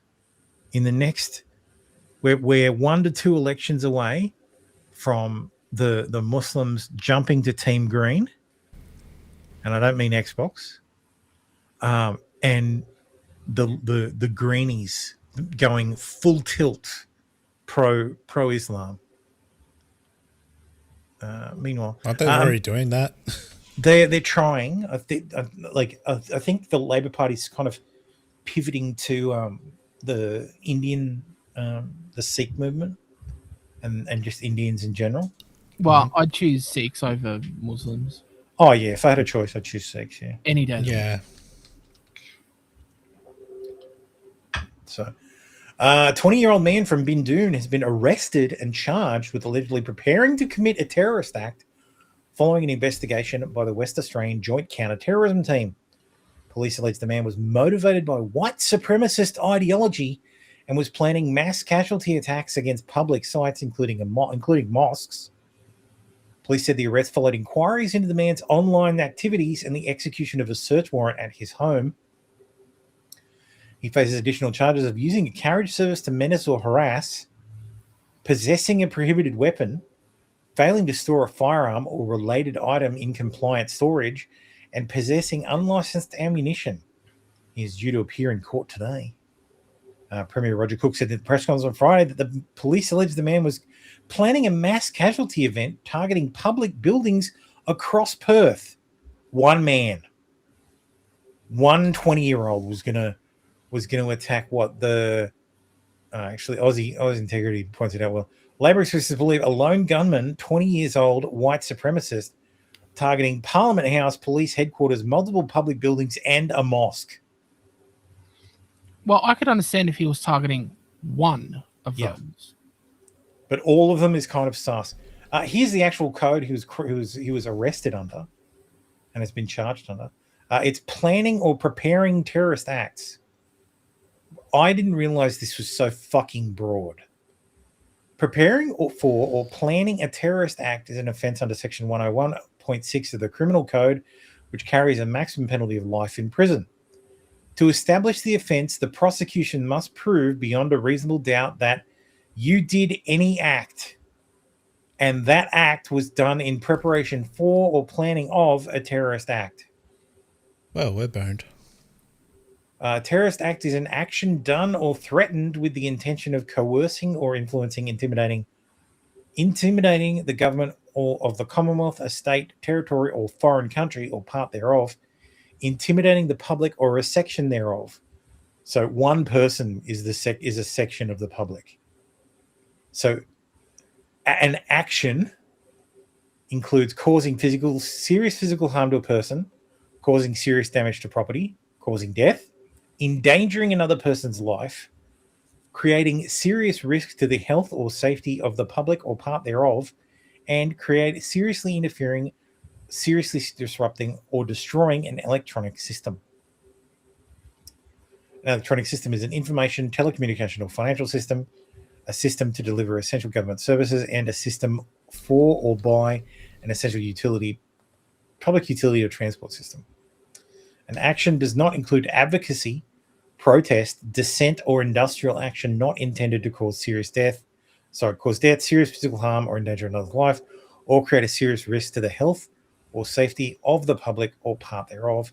You may be found guilty even if the terrorist attack didn't occur, your conduct was not connected with a specific terrorist act, or your conduct was done in preparation or planning for more than one terrorist act.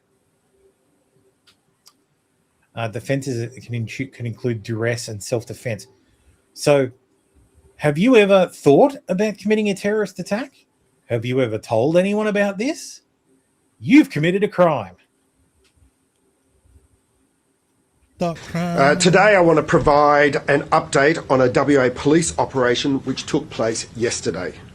I can confirm that as a result, a 20-year-old Bindoon man has been arrested and charged with an act in preparation for a terrorist act. The man has also been charged with firearms offences. Police allege the man was planning a mass casualty event on a range of public buildings across Perth, including the WA Police Headquarters, WA Parliament House, and Muslim faith places of worship. He says, I doubt this is real. I doubt how real this is. I'm betting on edgy online behavior. I agree. I have a feeling that he's made some spicy posts on X and then ordered a firearm. And the police have gone, right, terrorist. Or not even that, ordered, a magazine or something to do with a firearm that they can link. That's not, it'll be something very big. I'm looking at that law, and there's no inciting act. It's not like conspiracy where you need an inciting act. There's none of it. It's so fucking broad. You could basically charge. So you could charge someone for writing a novel.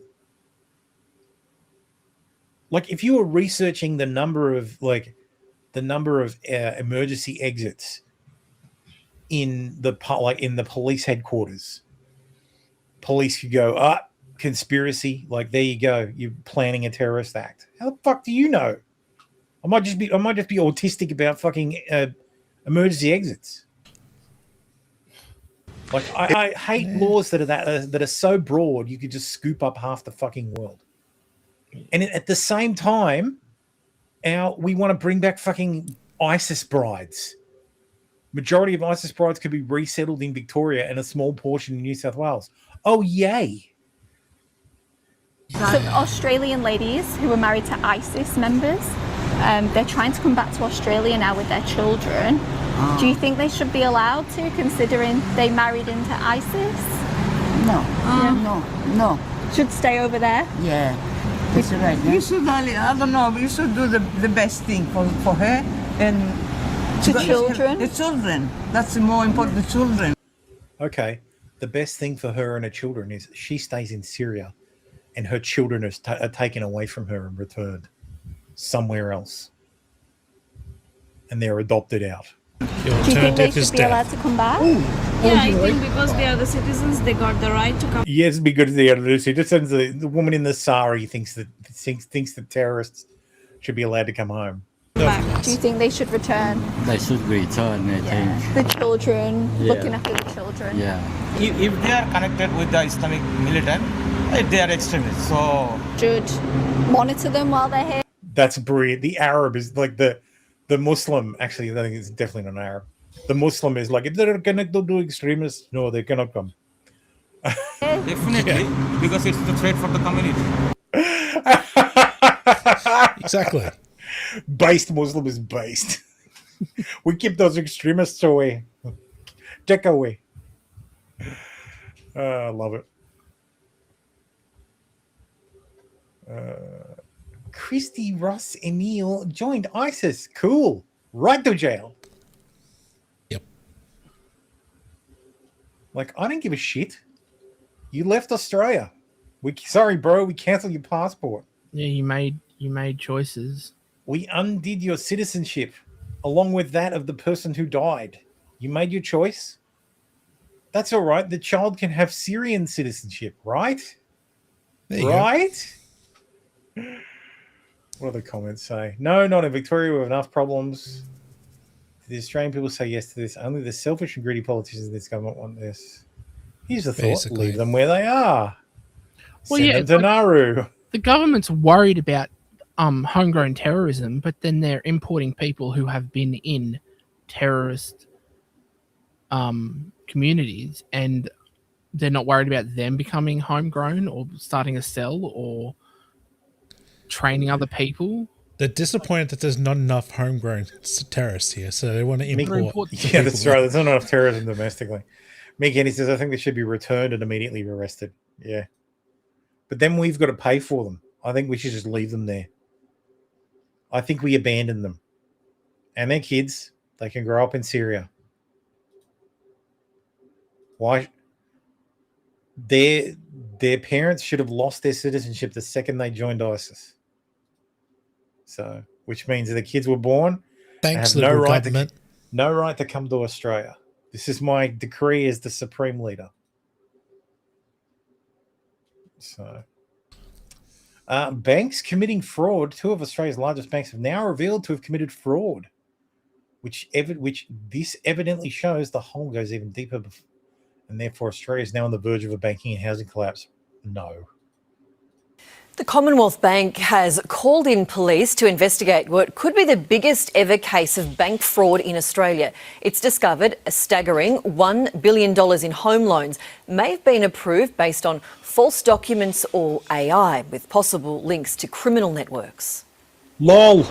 At Australia's biggest bank, they promote safety and security. To keep your hard-earned safe, with your help, we can detect. So a while back, Ubank is owned by Combank. Mm-hmm. I wanted to refinance the Ubank. They rejected me. Did they give you a reason? No. They just said, oh, yeah, sorry. No.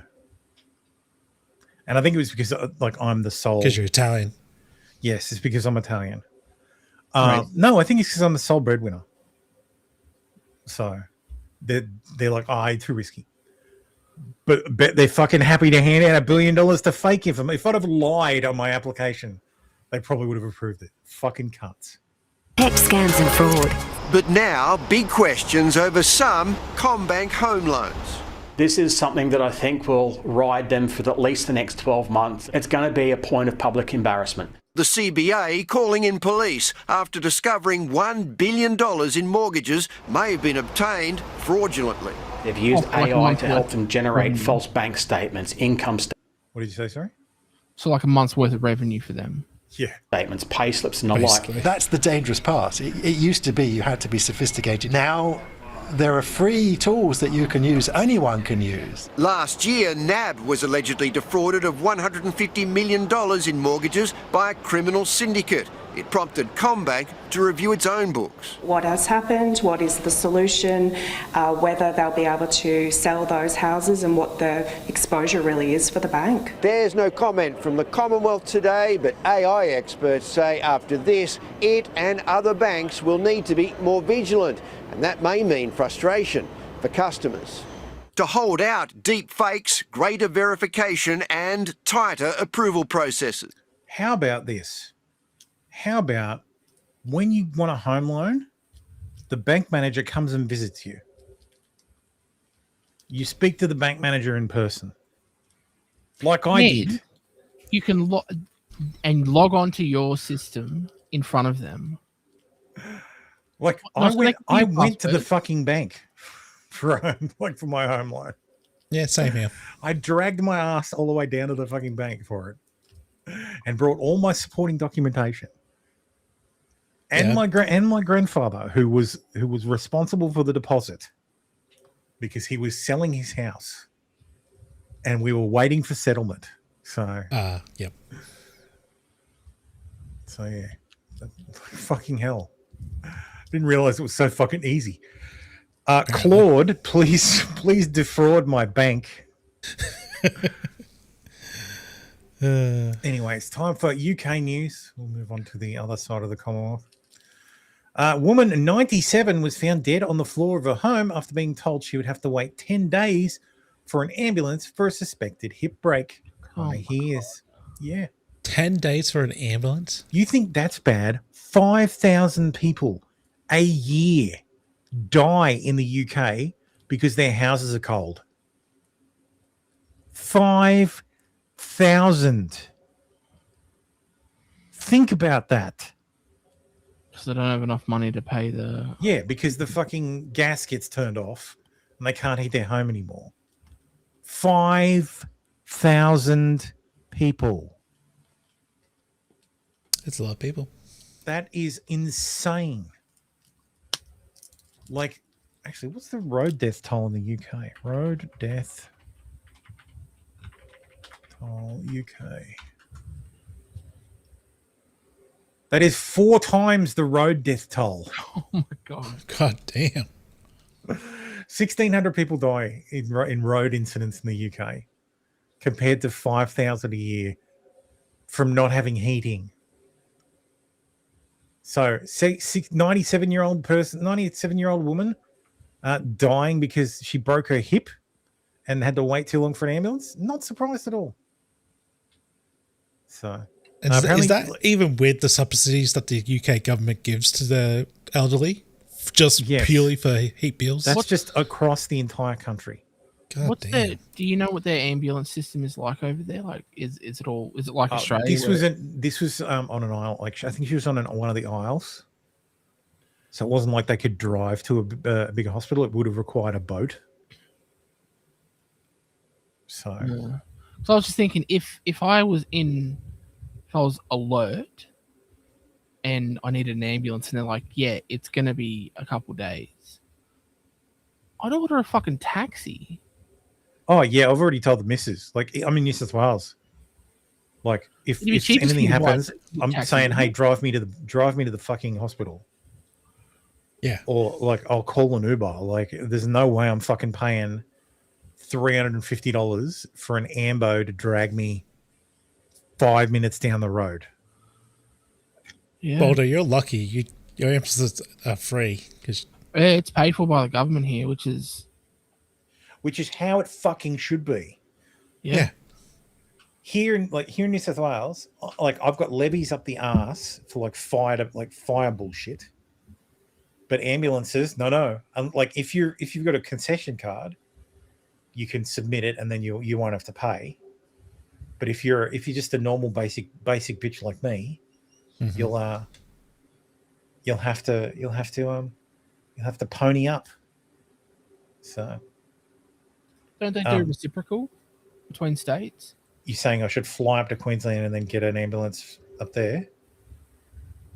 No, what I'm saying is write your address down as somewhere that's not New South Wales, and then tell them that you're resident. Then how are they going to come and get me?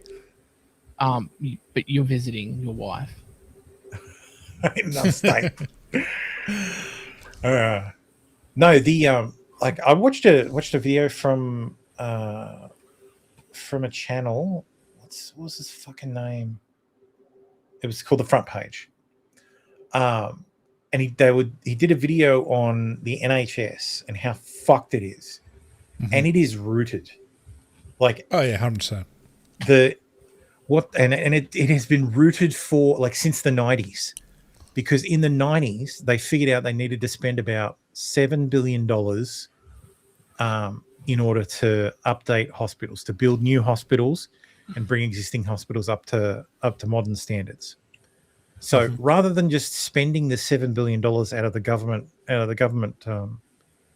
debt, which government debt is very cheap, what they did is they did these things called PFIs, or private financing instruments, where basically they gave it to the private sector, and the private sector went out to the market and borrowed money, and then did all these constructions and are getting paid back by the NHS trusts over 30 years.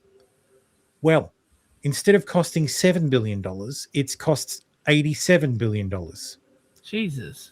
So there's NHS trusts paying like $1.5 million a year in interest to these companies that are just completely underwater. Like if the government had to, like, they can't get out of these agreements.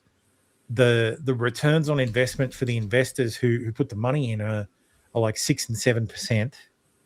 Like, it's just fucking retarded. Like, the UK is paying for mistakes that were made 3 decades ago. Like, their health system was hollowed out in the 90s, and they didn't even realize it. They pay $500 million a year to management consultants. It's just an absolute fucking, and not dollars, British pounds. So they pay all this fucking money to management consultants. They did an experiment where they got a private company to entirely run an NHS trust. Private company came in, said, "Yep, the private sector can do it better than any public sector can do it." They signed a 10-year deal to do it. After 3 years, they exercised their exit clause. Of course. And then the government had to come in and clean up the mess. Like, an entirely private system does not work. At the end of the fucking day, the government ends up picking up the tab. It's bullshit. Not to mention all the unfettered immigration that's. Yeah, well, and that comes from the naughty. That comes from the early aughts. Yep. Where what's his name came in. Actually, that's from the late 90s as well, because Tony Blair came in and they decided to punish the conservatives by ramming diversity down their throat. Their words, not mine. Mick Kenny says some cities in the US have their emergency ambulance service as part of their fire department. It's often free in those cities. Yeah. The city I live in doesn't operate ambulances. They contract with a third party to operate the ambulances and respond to emergency calls. It costs around $1,000 to get transported in one of them. Jesus fuck. Doesn't insurance cover some of that? Like, won't insurance cover some of that? I don't know. I know for my insurance, it covers one ambo trip. If I was living in the States, I would find an insurance company that actually had ambulance coverage and unlimited ambulance coverage. if I was in the States, I would find an employer that provides gold fucking plated insurance. Yes, that. And have that. So yeah, unless I'm literally unconscious or bleeding out on the ground myself, I'm driving or getting a ride to hospital. Yeah. Yeah. Exactly. And it's ridiculous. It's pick body up, put in car, take to hospital. That should just be one of those things that's just handled. Police, fire, ambulance. Those three things, at the very fucking least, the government should just do. Yeah. Shoot the bad guy, extinguish the fire, take the body to the hospital. Alive or dead, doesn't matter. Yeah. Anyway. Look, our hospital system is not much better. Like, granted, we don't have those PFI instruments, but fucking hell.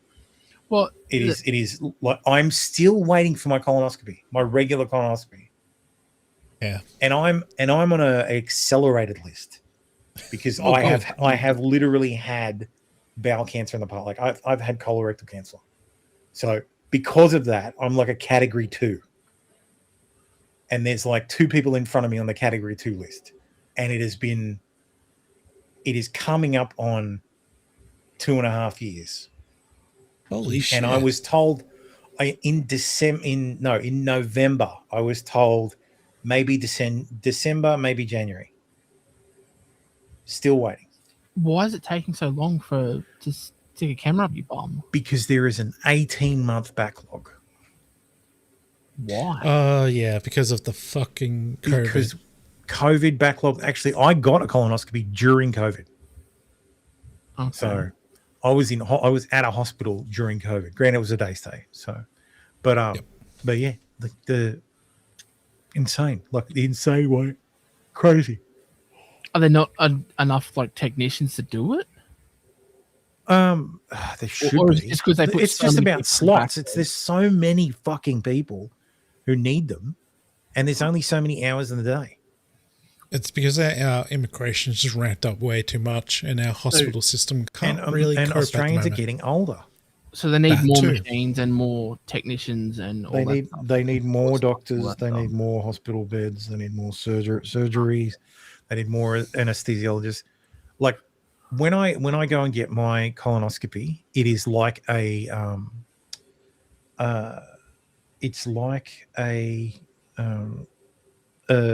assembly line. Yeah. Like I get rolled. Like you prep. You get into your gown. You get on the bed. You're rolled into like this antechamber where they like hook you up and do all the stuff, and then you wait in the antechamber, and then the door opens and they push you in, and then the door opens on the other end, and the next person rolls into the antechamber. They literally roll you one after the other, after the other, after the other. Like it's fucking insane. Like and that is happening all fucking day. And they are not getting any, like they are barely getting through the backlog. Don't you have private health cover? No, I don't. I do not have private health cover. And even if you did, it would still go through the public system. Well, no, I could get it done in a private hospital. I could pay out of pocket. I'm not like super concerned about it. Yeah. It's just one of those like better make sure, yada yada. But yeah, it's just fucked up. So, and it's not getting any better. We keep importing these people. Somebody needs to stop. Like we need to just put the fucking brakes on and say, okay, no more. We're gonna take 5 years. I was gonna say 10, but yeah. Well, we're gonna have 5 years, 10 years, whatever. We're gonna take a decade. And what we're gonna do during this decade is 1 in, 1 out. Someone goes home, then one person can come in. So 0 net migration. No one in, no one out. Like that's it. So have like a lottery type system where you're on the list. Yeah. Well, if someone dies and then one person can come in. That's the only way. Like the number stays the same. Number no go up for 10 years. And we take that 10 years to fucking get our shit together. Does that mean every time a baby's born, one more person gets deported? Yes. Nice. Every time a baby is born, there's someone deported. Yep. You're selected at random and you're sent home. Not random. Just go from the recent immigrants and go up. Yeah, okay. First in, last in, first out. Yes. There you go. Do that. Last in, first out. So there can be a situation where you get off the plane, baby's born, off you go. But Me Kenny says, I know the US system is criticized for being extremely expensive, and it is, but it's also extremely good. My dad had a colonoscopy recently. It was scheduled 2 weeks out. He had a complication. Second colonoscopy for a biopsy and a small mass removal was scheduled for 7 days later. Yeah. So the thing about, like, when you get a colonoscopy here, if they can do it at the time, they will immediately turn it in. If they spot something and they can, like, they have the time, they will just turn it immediately into a day surgery. Into a surgery. Yeah, they'll take the biopsy, or they'll trim whatever they need to, and it'll just be done. Because that's what happened to me. Like, I went in for a colonoscopy. They're like, "Oh yeah, we took out a few polyps. One of the polyps looked a bit strange, and then the next time I went and saw the gastro, he's like, "Oh yeah, that was cancer." But we got it all, so it's fine. All good. He's like, it was incredible. Like, I didn't think it was, but we did the labs and it came back and it was cancer. Sure enough, it's cancer. Oh, so I've had cancer. He's like, yeah, you had cancer. I'm like, okay, thanks. Now he's what? like, yeah, so we're gonna want to do one every year for the next couple of years just to make sure you're good. And I did that. And then the last, like, he's like, okay, we can go back to every 2 years now. And this 2-year one has been 3 years in the making. So by the time you get your 2-year one, it will have been 4 years at this point. And then you'll get a second one at the same time. And then I'll have to turn around and do another one immediately. No. You'll have to book one immediately. Well, you got to book one, yeah, basically. Basically, you'll have to book and then go right in. My missus went to see the hematologist. No, the what's it called? Not the cardiologist. The guys that do veins. I think it might be the hematologist. No, it was just cardiologist. Cardiothoracic surgeon. Yeah. She went to see the cardiothoracic surgeon, and the doctor was like, "Oh yeah."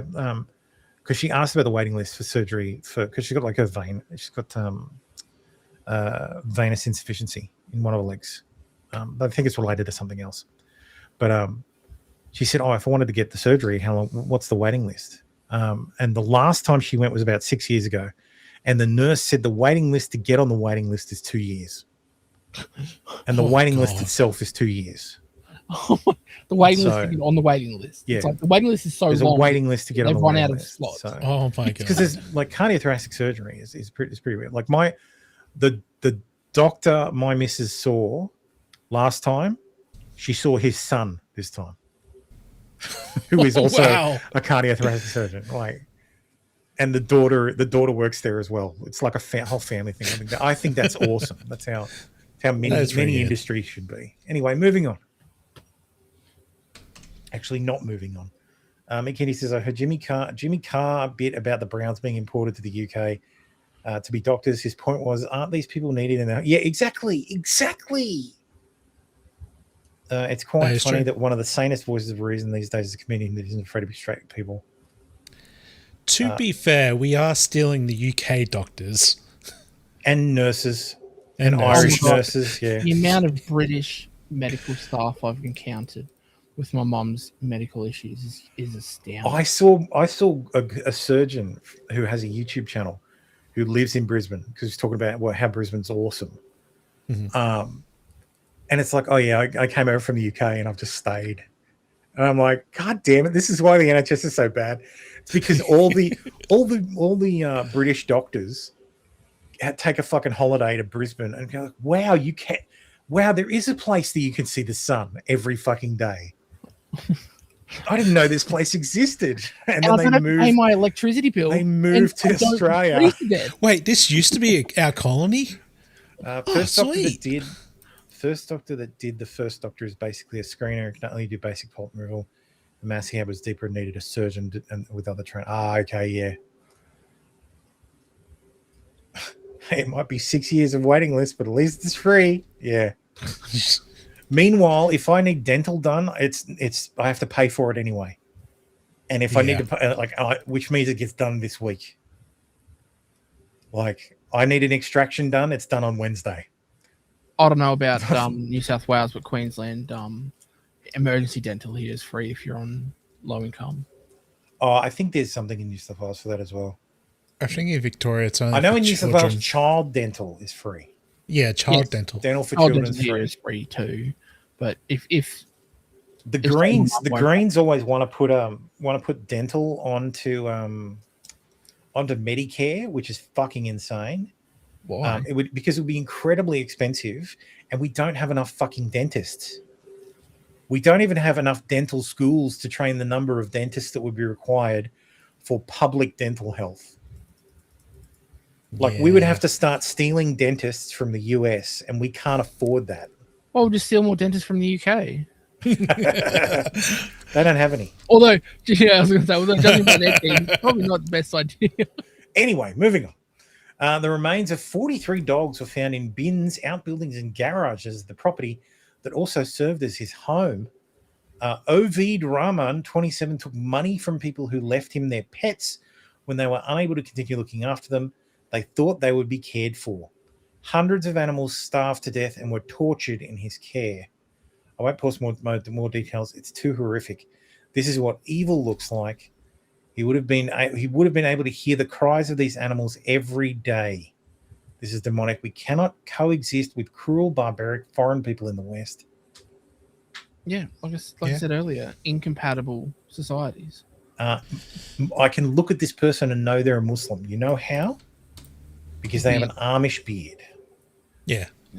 So that's the beard the prophet had. That's the tell. That's one of the tells. So the UK government has announced a ban on incest simulation in porn. Offenders could face several years in prison. An amendment tabled in Parliament makes it illegal to possess or publish such material. Meanwhile, you can still marry your first cousin in the UK. Pornhub most effective. Offenders face up to 2 years in prison for possession and up to 5 years for distribution. No, that's why it's all, oh, hey, stepmother. Oh, hey, stepfather. Oh, hey, stepbrother. I believe that stuff may still come in as incest. Potentially. I don't know. In the I don't know. Probably need to look at the law to It's see fucking, if that's honestly, applicable. it's the UK. It's about the most irrelevant country in the world. Someone pointed out the other day, like the last time the US attacked something, attacked something, the UK had to come out and say, oh, hey, we weren't involved. And it's like, yeah, no shit, you weren't involved. Yeah. We don't involve you in anything anymore. You're irrelevant, bro. You're a has-been. And they did it again today with the Iran stuff. Keir Starmer comes out and says, well, you know, we support the United States. We had nothing to do with it, though. Yeah, we know. Yeah, we know. He's scared of his own constituents rising up against him. Mm-hmm. Man arrested after axe carried into mosque. It's an interesting way the BBC has framed this. A man has been arrested after walking into a mosque allegedly carrying weapons, including an axe and a knife. Greater Manchester Police said a man in his 40s had been arrested on suspicion of carrying an offensive weapon and possession of Class B drugs. Officers were then trying to locate a second man. This is the consequence of far-right politicians scapegoating Muslims. This is Islamophobia, plain and simple. Near as I can, and of course, I'm concerned to hear the incident in Manchester Central Mosque, yada, yada, yada. What does the community note say? That's interesting. There was no suggestion he made any threats or confronted members of the congregation. Oh. Oh. Those far-right Nazis not confronting people. Starmer was quick to release a public statement about this quote-unquote incident, which turned out to be a couple of workmen entering a mosque with a tool bag. Oh my God. They were then accosted by Muslim men present and held against their will, otherwise known as kidnapping, before being arrested for carrying weapons. What they try to portray as some sort of far-right terror attack was nothing of the sort. When can we expect an apology from the imam of the mosque? Apparently, they said they were there to do work. And people in the mosque were like, well, we didn't hear of this. So, of course, it's a terrorist attack. Recent Labor-led Camden Council was about to hold a consultation on banning dogs in parks has now sent out a letter in multiple languages. The last translation is English. They also, via email, asked non-Muslims to not eat food near Muslims who are doing Ramadan. Fuck off. I want to show you a letter I just got from... I live in the borough of Camden, so this is from Camden, yeah? I live in a council house, obviously. Now, how wonderful. This whole first section. Another language, another language, another language, another language, blah, blah, blah, blah. Oh, look, English. There's 1, 2, 3, 4, 5, 6. The 6th paragraph is in English. You wouldn't think we live in the UK, would you?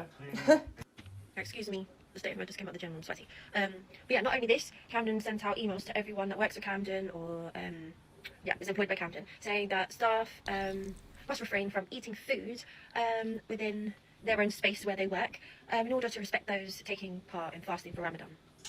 So I replied to them and I said, thank you for your email. Of course, we respect those from all different faith, cultures, religions, whatever you want to call it. But where's the inclusion for those fasting for Lent? I'm expecting an email to be sent out, saying can everyone refrain from eating in their workspaces in respect for those fasting for Lent at the moment. And I included the time frame. Lent, where you actually give something up for the entire period. That Lent, yep. So I'm waiting on a response from them. Now this is But see, Christians won't do that because the Bible says that if you are performing your religious fasting, don't show it. Wash your face. Make sure you don't look tired or hungry, because the appearances from out, because wanting adulation for you're being such a good Christian by fasting during Lent. That is not meant to. You're not meant to do that. The whole point is your reward for being a good Christian comes after death. prime example of how different religions are treated completely differently in this country. Everyone's expected to bow down and respect those that practice Islam. But if you are from a different religion, oh no. Yeah, that's exactly right. McKinney says it's Lent, and many Christians are currently fasting. That means that many are not eating meat, dairy, eggs, etc. Know what they're not doing? Mandating that others also not eat those things. No, you're not. And it's because Christianity does not have a political component. Converting people to Christianity is about talking to them about Jesus. Converting people to Islam is by force, either by the sword or by giving you dhimmi status, or by social pressure. Treated the same. You don't get the same. It's a fundamentally violent religion. It's absolutely infuriating. Everything about it is violent. Apostasy is punished by death, so it cannot reform. The infidel is ordered to be killed, so it cannot coexist. This is the distinction too. Islamism should be separated from Muslims. There are plenty of Muslim people out there who are perfectly good people, who are perfectly nice, love their country, love their neighbor.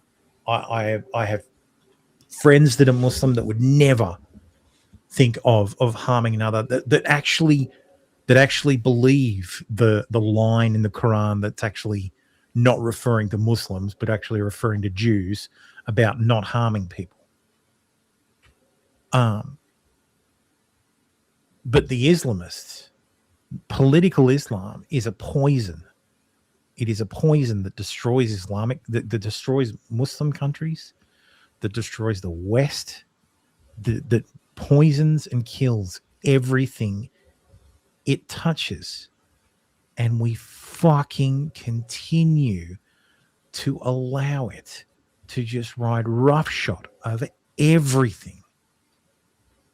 Like someone building a mosque in your neighborhood, no fucking problem, whatever. If there are enough people to warrant building a mosque there and filling it every Friday night, go for it. Go for it. If the community wants a mosque there, build a mosque. Yep. But if you like the praying in the street like that is literally against their beliefs. Like it is, the Quran says not to do that. The reason you wash yourself, like there are like taps and fountains in mosques to wash yourself, because you cannot pray in a dirty space. You are supposed to pray in a clean space. That's why you put down the rug. That's why before you go into the mosque, you wash your hands and wash your feet. You are to be clean when you pray.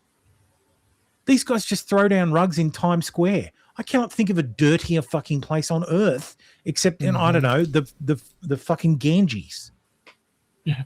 And we're expected to believe this is political Islam. This is a show of force.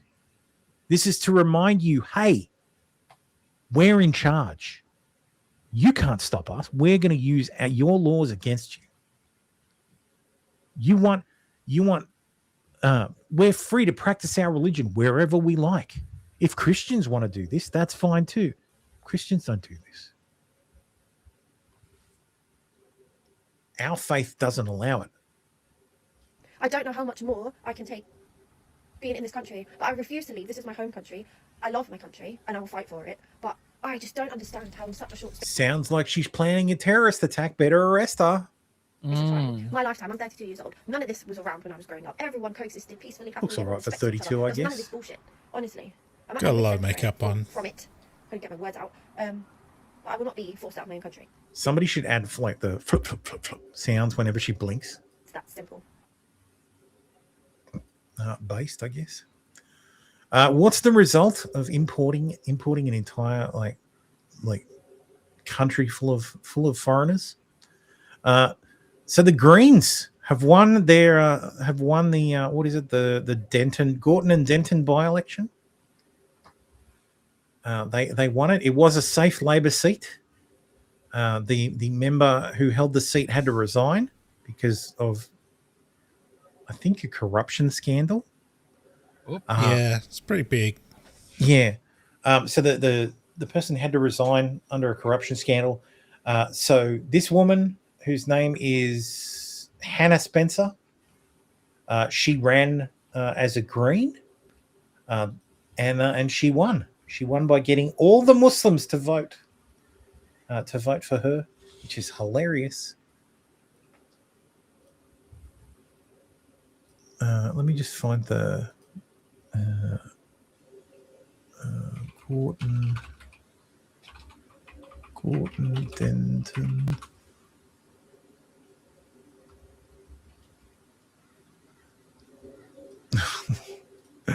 Because it's the by-election in Gorton Denton shows that democracy can't survive in a multicultural country. It just becomes a demographic headcount. People no longer vote according to values or policies. They vote according to tribal loyalties and concerns. As the non-native population grows, it will vote for redistribution of wealth from the native population, assisted by leftists who ally with them against their common enemies of capitalism, the nation state, and attractive, successful people. This is already happening. Look at the Green Party. Why do you think the left brought in these people? Unless British people realize what's happening and deal with it, unlikely, because it would mean rejecting the national religion of multiculturalism, saying no to women and being a bit mean to people who hate us. The best we can hope for is South Africanization, a dwindling productive population squeezed by an increasingly bitter and entitled majority. Worst case scenario, Lebanon. And there it is. Gorton and Denton polling by race. So the teal is Reform, green is Greens, obviously. Red is Labor, blue is Conservatives, and orange is the Liberals, the Liberal Democrats. Yep. So whites 41, 23, 22, ethnics 8, 37, 36. And that's how the Greens won. So she was a 34-year-old plumber. Sure she is.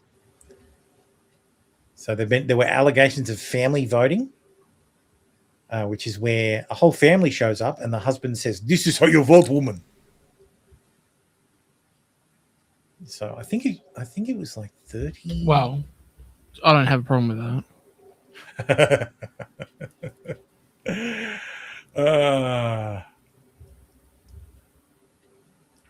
She actively campaigned in Farsi, which is hilarious. Like not Farsi, one of the Arabic languages. Mm-hmm. Pashtun, sorry, yeah. There's a lot of Pakistanis. Green victory is along with a healthy dose of family voting. This is when patriarchs of the family tell their wives how to vote. It's a pretty neat trick if you've got several wives. Yeah, Bizarrely, left-wing commentators out to defend family voting. These are the same people who were condemning the patriarchy up until 5 minutes ago. Turns out they do like the patriarchy, but only when it's helping to destroy the West. Of course. It wasn't the only way the Green Party appealed to Gorton's Muslim population. The legislation of heroin got the vote of the area's Afghan poppy farmers. The lefty Islamist alliance pulled off a stunning victory in Gorton. Oh, that's his whole fucking video. Dude, that was gold. How is a council seat going to legislate heroin? It's not council. It was a by-election. This is a federal seat. Yeah, so she's a federal MP now. How? That's dumb. I think we showed this one last week. And what we did after the terror attacks was we came together and we stuck up for each other. But you've never asked why are those things happening? Of course we have. Why are they happening? Of course we have, because people like you are dividing so I'm responsible for the Manchester Evening News Arena bombing now. That's not because what we I've have just said. very real issues with integration, and I've even had lots of minority Brits in this seat say exactly the same thing Jackie Pierce to for me. the Liberal Democrats. So yes, she's now an MP. Fucking astonishing. And we'll probably get nothing done. Oh, we'll 100% get nothing done. Oh yeah.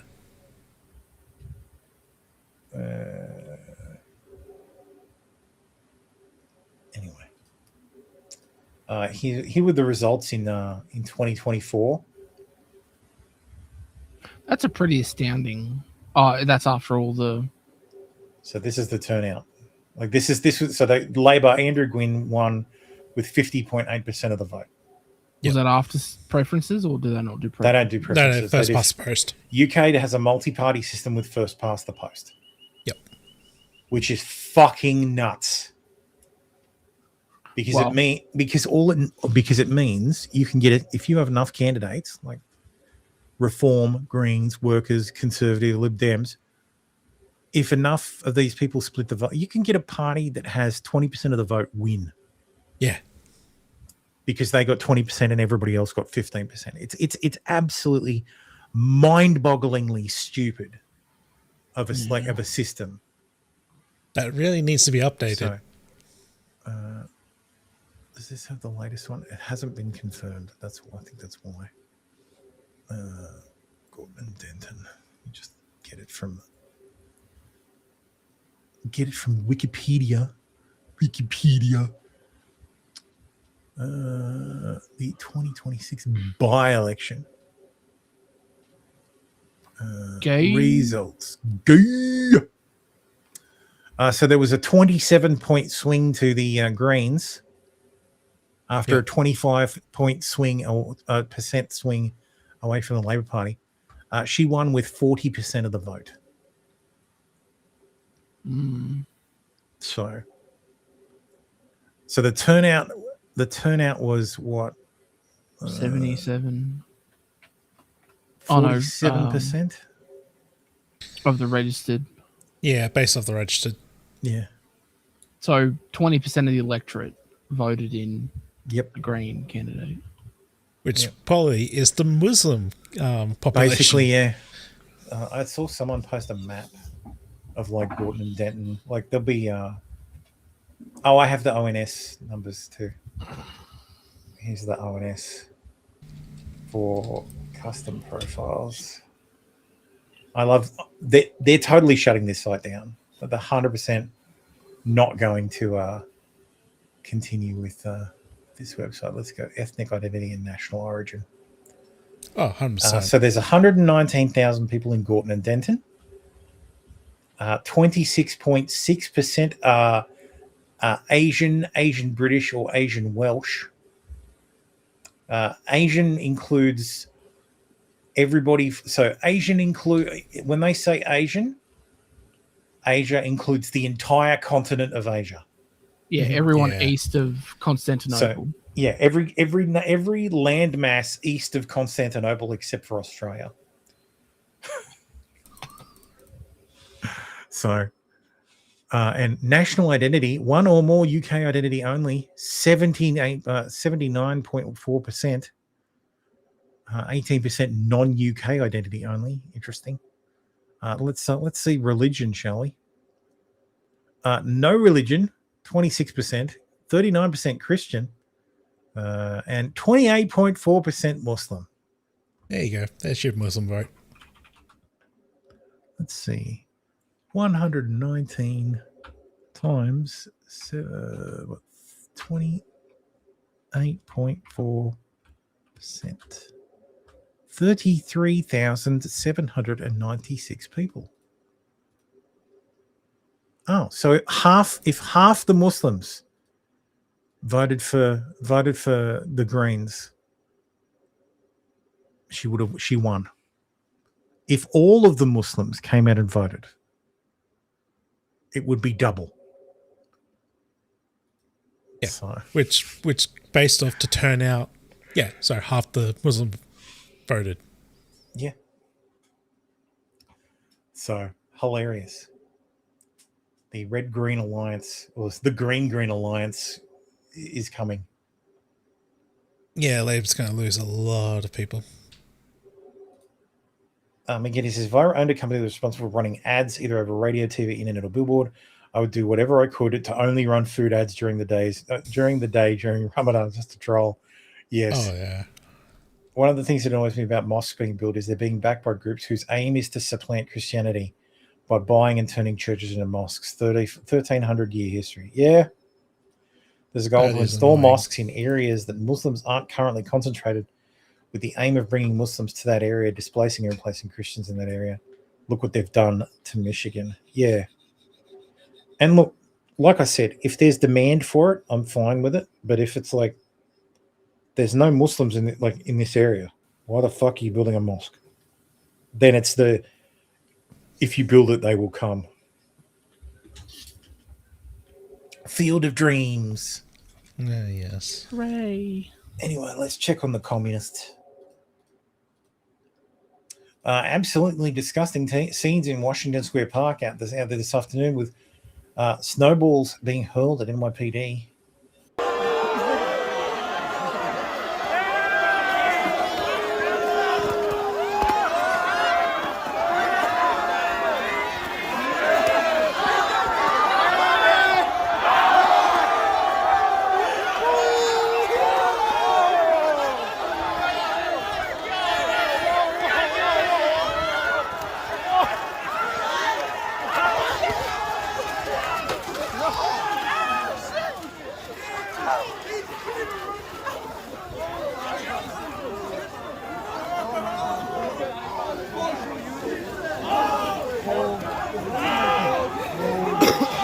How you accomplish mission? You good?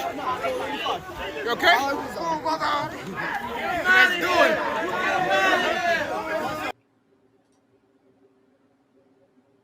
And it sucked to be law Yeah. enforcement in New York. Hashtag Mamdani's America. Yeah.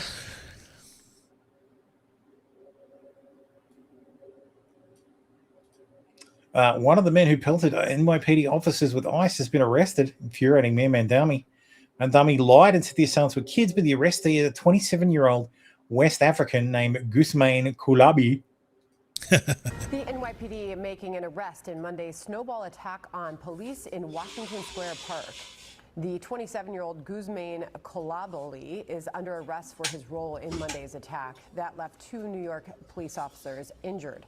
Kolaboli is no stranger to police. He was arrested just a few weeks ago for an attempted robbery in the transit system. You'll remember this is how Mayor Mamdani described Monday's incident. I can just tell you from the video I saw, it looked like kids at a snowball fight. It's just kids. Just 27-year-old kids. No, just 40-year-old kids. 40-year-old kids just throwing snowballs. Virginia just banned possession under 21 unless supervised by an adult. Hey, good morning, friends. I just wanted to hop on and let you know about a bill that passed yesterday on the House floor, House Bill 1525, which is intended to disallow anybody under the age of 21 to purchase, transfer, or possess a firearm. And I won't go into all the details, but it says no one under 21 can do this unless you're with an accompanying adult and you're hunting or you're going to a shooting range. Well, friends, go to the Code of Virginia and see what the definition of an adult is. It's somebody who's 18. This is the absurdity. This is the perfect example of the absurdity in Richmond and the attack on our Second Amendment rights. This one is just an informational message. Just wanted to let you know. So 2 18-year-olds can go hunting and then they're supervising each other. That's right. They're supervising each other. Fucking. Like this is going to go to court. These are insane, like legislators. They've lost their fucking mind. Like they're either not reading what they're fucking passing, or they just don't care. Or like the idea is to get the they're fight. Punishing Virginians, especially the Republican Virginians. Heard you like guns.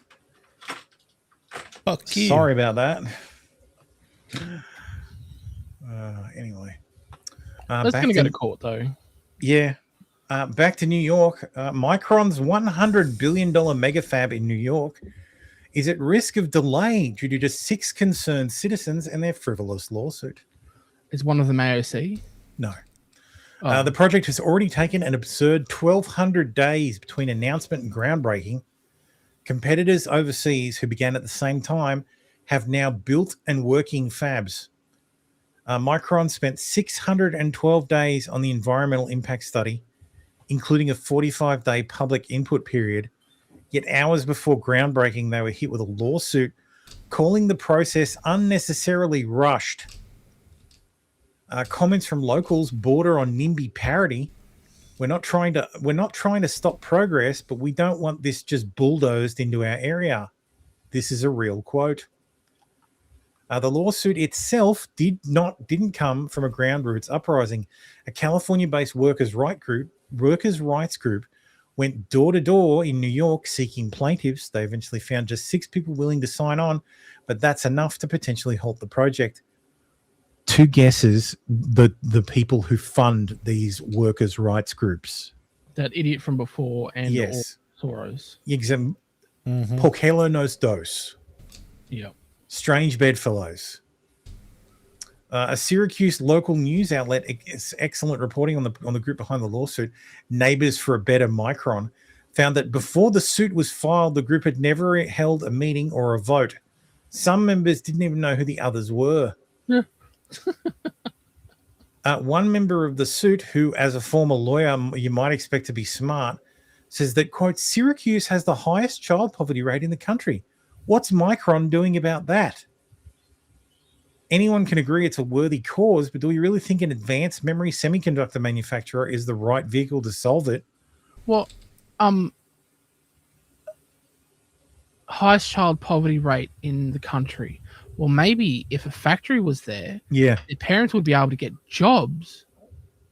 Yeah. And then when they grow up, they can get jobs. No. Just hire the children. To be fair, it is legitimate to consider the environmental impacts of a fab. They are large industrial projects that can be harmful if not built and operated safely. But these last-minute injunctions are rent-seeking, not legitimate environmental concerns.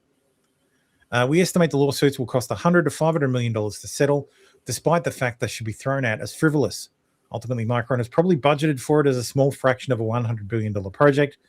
Still, there is a non-zero chance that these 6 concerned citizens delay the entire thing. I'd walk away. I'd move. If I was in charge of Micron, I would just be like, no, cool. Done. We're walking.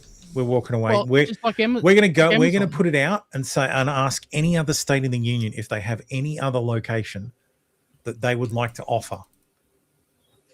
Yeah, the whole point of having states. The whole point of having states is to pitch them against each other. The entire idea is to have them be like these little laboratories of democracy. Like So play them off each other. What's the outcome of the lawsuit looking for? Money. Money settlements. Well, money or stopping it. It's rent seeking. They want money. They want their taste. This is the mafia. This is the mafia, but admitted to the bar. We estimate the lawsuit costs 100. If the US wants to compete in strategic technologies like Micron's project, which produces a key ingredient in the AI supply chain, it must reduce frivolous rent-seeking litigation. AI tools will only empower these people as it trivializes nitpicking on complex rules and 10,000-page documents. Lol, the 6 concerned citizens. Like, why the fuck would you ever pick a state like New York to do that? And the governor literally courted Micron. She's like, oh, dude, absolutely come. Like, we'll pass laws, we'll do this. Yeah, clearly didn't pass enough. That is true. Well, isn't that what happened with Amazon and AOC? They were courted by the government to come in and do it. Yeah, and then AOC killed the deal and they walked away. Yeah, basically. Where'd they move to? Another state. Yeah, I can't I'm actually like, remember okay, which we're done. state. Bye.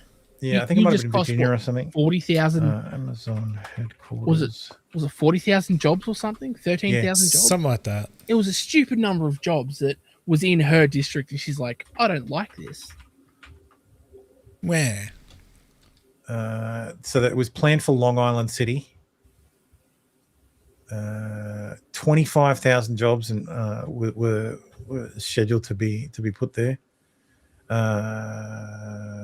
Where did they move? They pulled out of the project.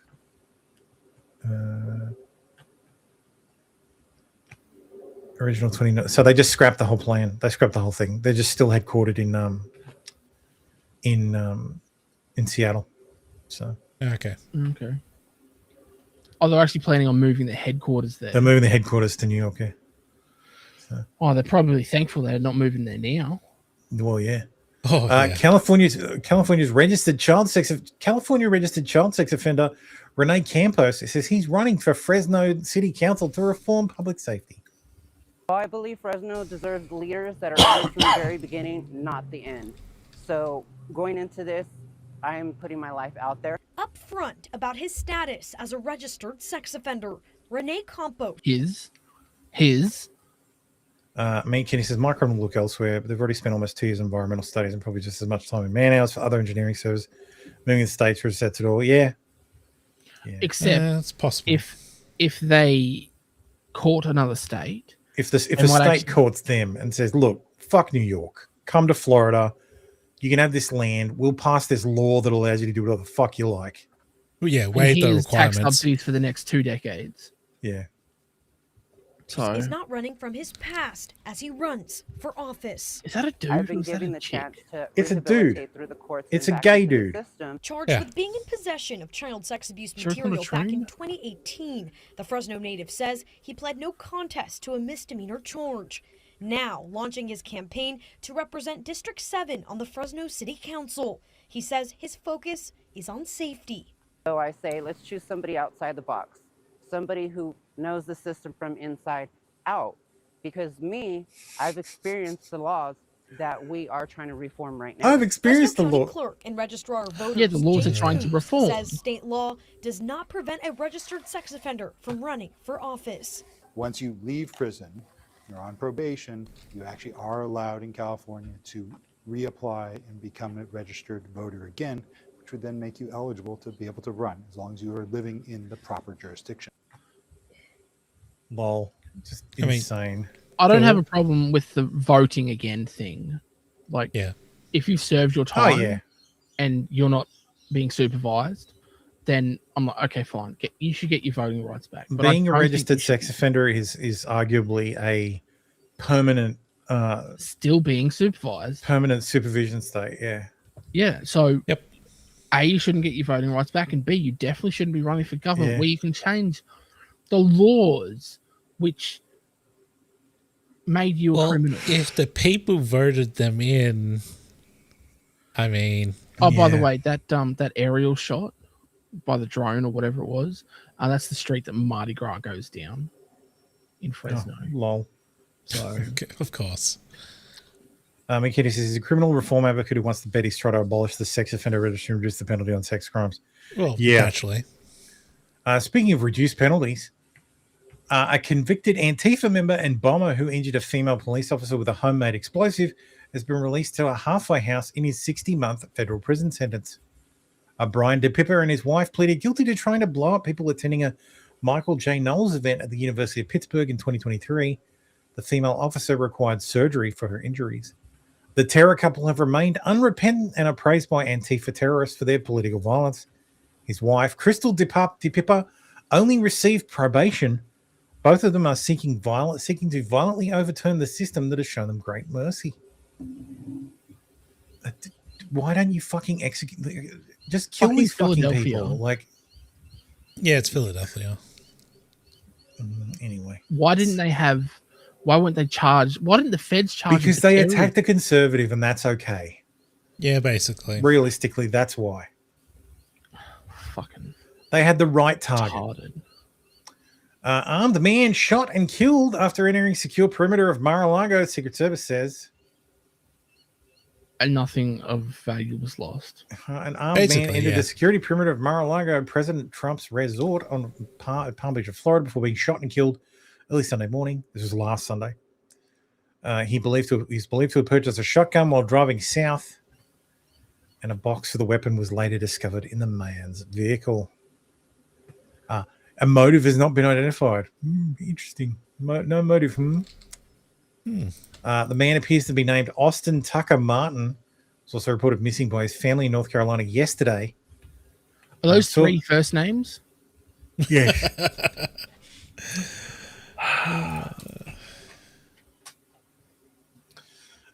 Is this the same Austin Tucker Martin who was just shot and killed by the Secret Service? Yes. Michael Tracy says the text message sent last week by the 21-year-old who was killed by Secret Service after attempting an armed infiltration of Mar-a-Lago. Co-workers told TMZ he recently became fixated on Epstein and was deeply disturbed by what he believed was a government cover-up.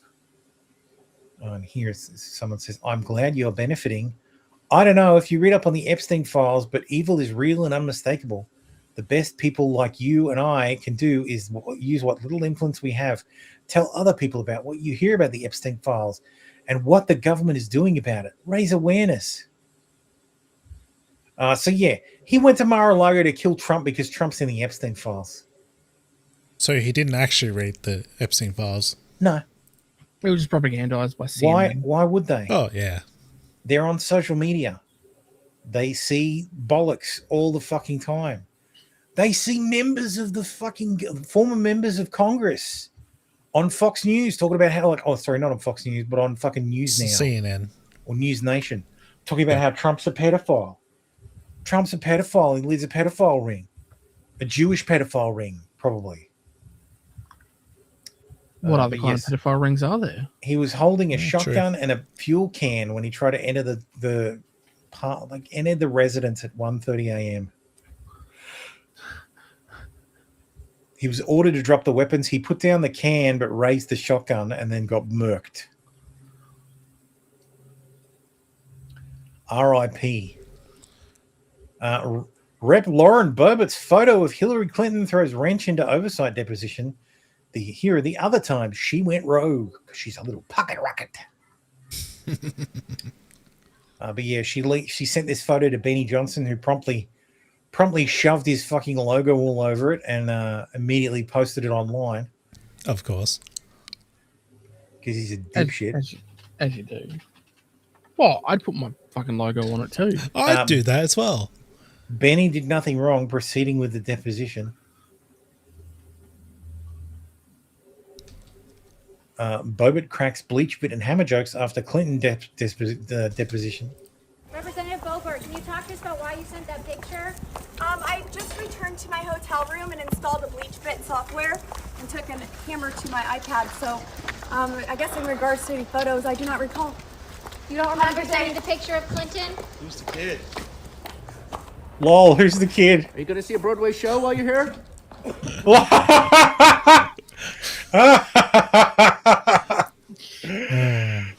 Who's the kid?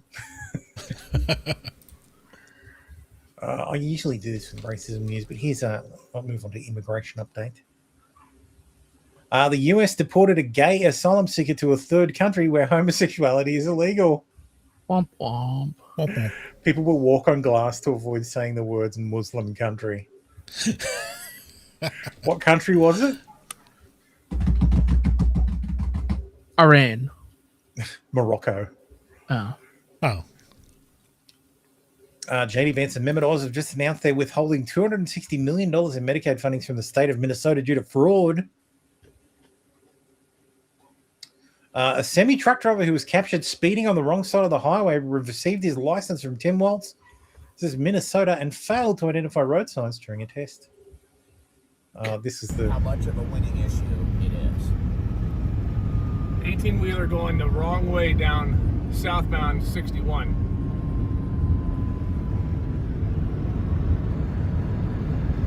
Is he waiting for a U-turn, Bay? He is. He is on the northbound lanes of 61, going the wrong way.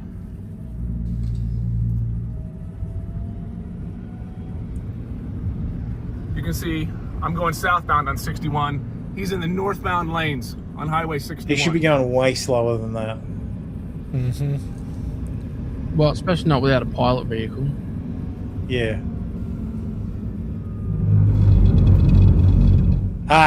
Nice to hear that American roads have the wake up, motherfucker. Dude, it's only a 2-lane fucking.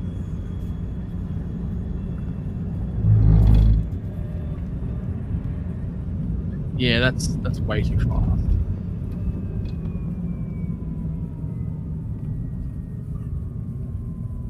I think this guy's driving an electric car.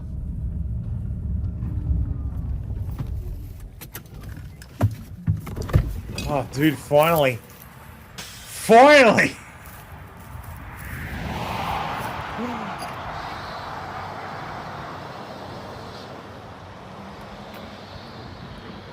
I think in Australia we have them like every, like at least on the M1, I think they're every like 2,000 meters.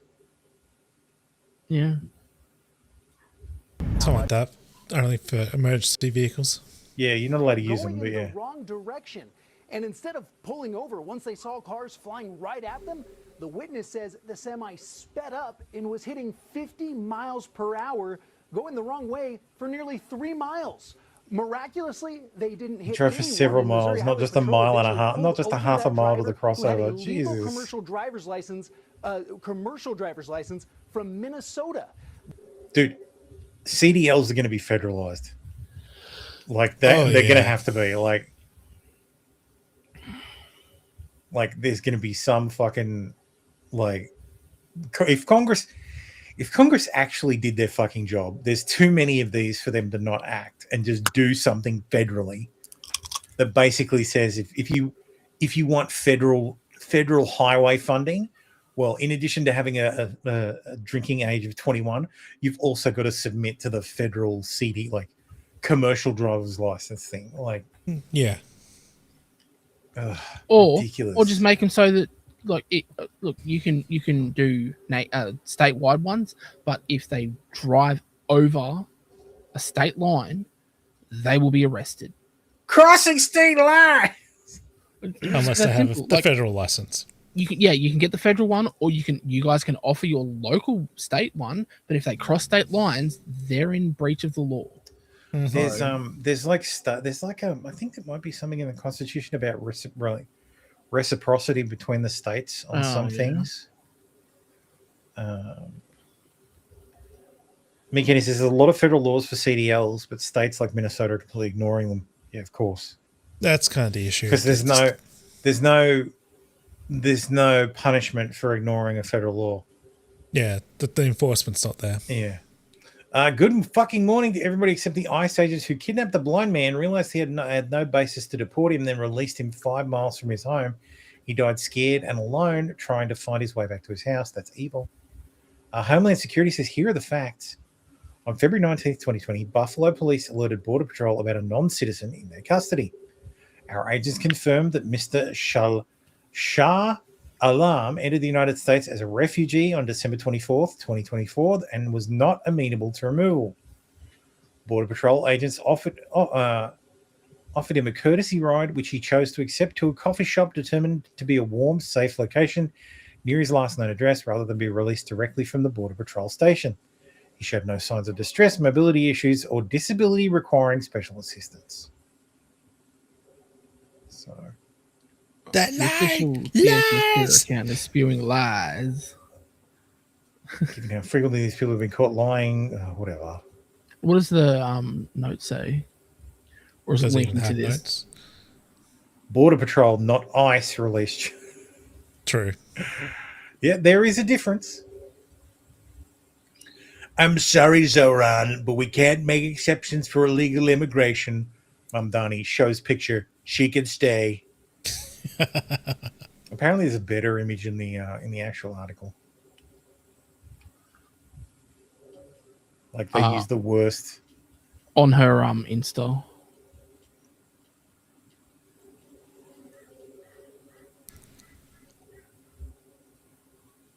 That image is from I think it was from like 4 years ago, 5 years ago.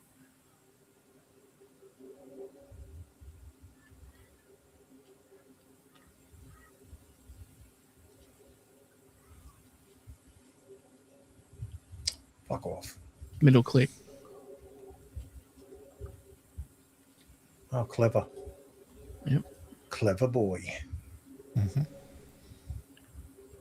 My skincare routine. Oh my god. Yeah, she could stay. I'm fine with it. If all the hot women can come to my country, none of the hot men though. They all have to fucking stay. Agreed. Columbia student influencer detained by the NHS agents. Spokesman said ICE arrested Elmina Agreba, an illegal alien from Azerbaijan, whose student visa was terminated in 2016 under the Obama administration for failing to attend classes. The building manager and her roommate let officers into the apartment. She has no pending appeals or applications with DHS. That's funny. Let's talk about some trans nonsense. Newly released footage showed Julie Edgar, the transgender teen who murdered her mum and her boyfriend, her mum's boyfriend in 2024, talking about how she was angry with her mum for misgendering her before she confessed to the crime. Now, as the interview continues, Julia describes frequent arguments with her mother. Oh, this is interesting. Mikey says there's a statute guaranteeing reciprocity for driver's licenses across the states, but it's not constitutional other than there's a guarantee to be able to travel freely between the states. Okay. Yeah, but they could probably make a case that that is for personal use only. And because it's business... Or yes, because it's commerce. It's commerce. Yeah, and then it's but federal, commerce, has to be- the federal government gets to regulate commerce between the states. Yep. That's probably how they could do it. Good enough for stopping you from growing wheat. And eating it yourself. Good enough for fucking stopping illegals from getting CDLs. Yep. Kelly McCullum, particularly about her bit gender of a deep identity. cut And there. she tells detectives that she felt misgendered at home. Oh, wow.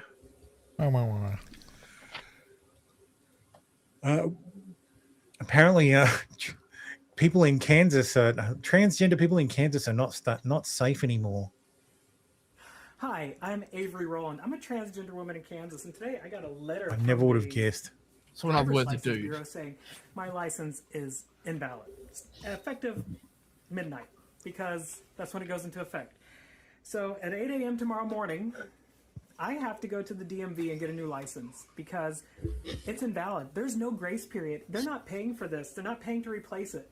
I drive 25 miles to work. I cannot drive 25 miles without a driver's license because if I get pulled over without a license, I go to men's prison, and I can't fucking do that. So tomorrow morning, I have to take off work.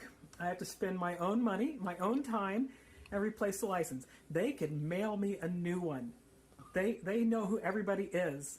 The letter was waiting for me when I got home in the mailbox. They can mail me a new one. They can mail me a license that's updated and just invalidate the other. But they don't. They make us jump through these fucking hoops because Kansas hates trans people.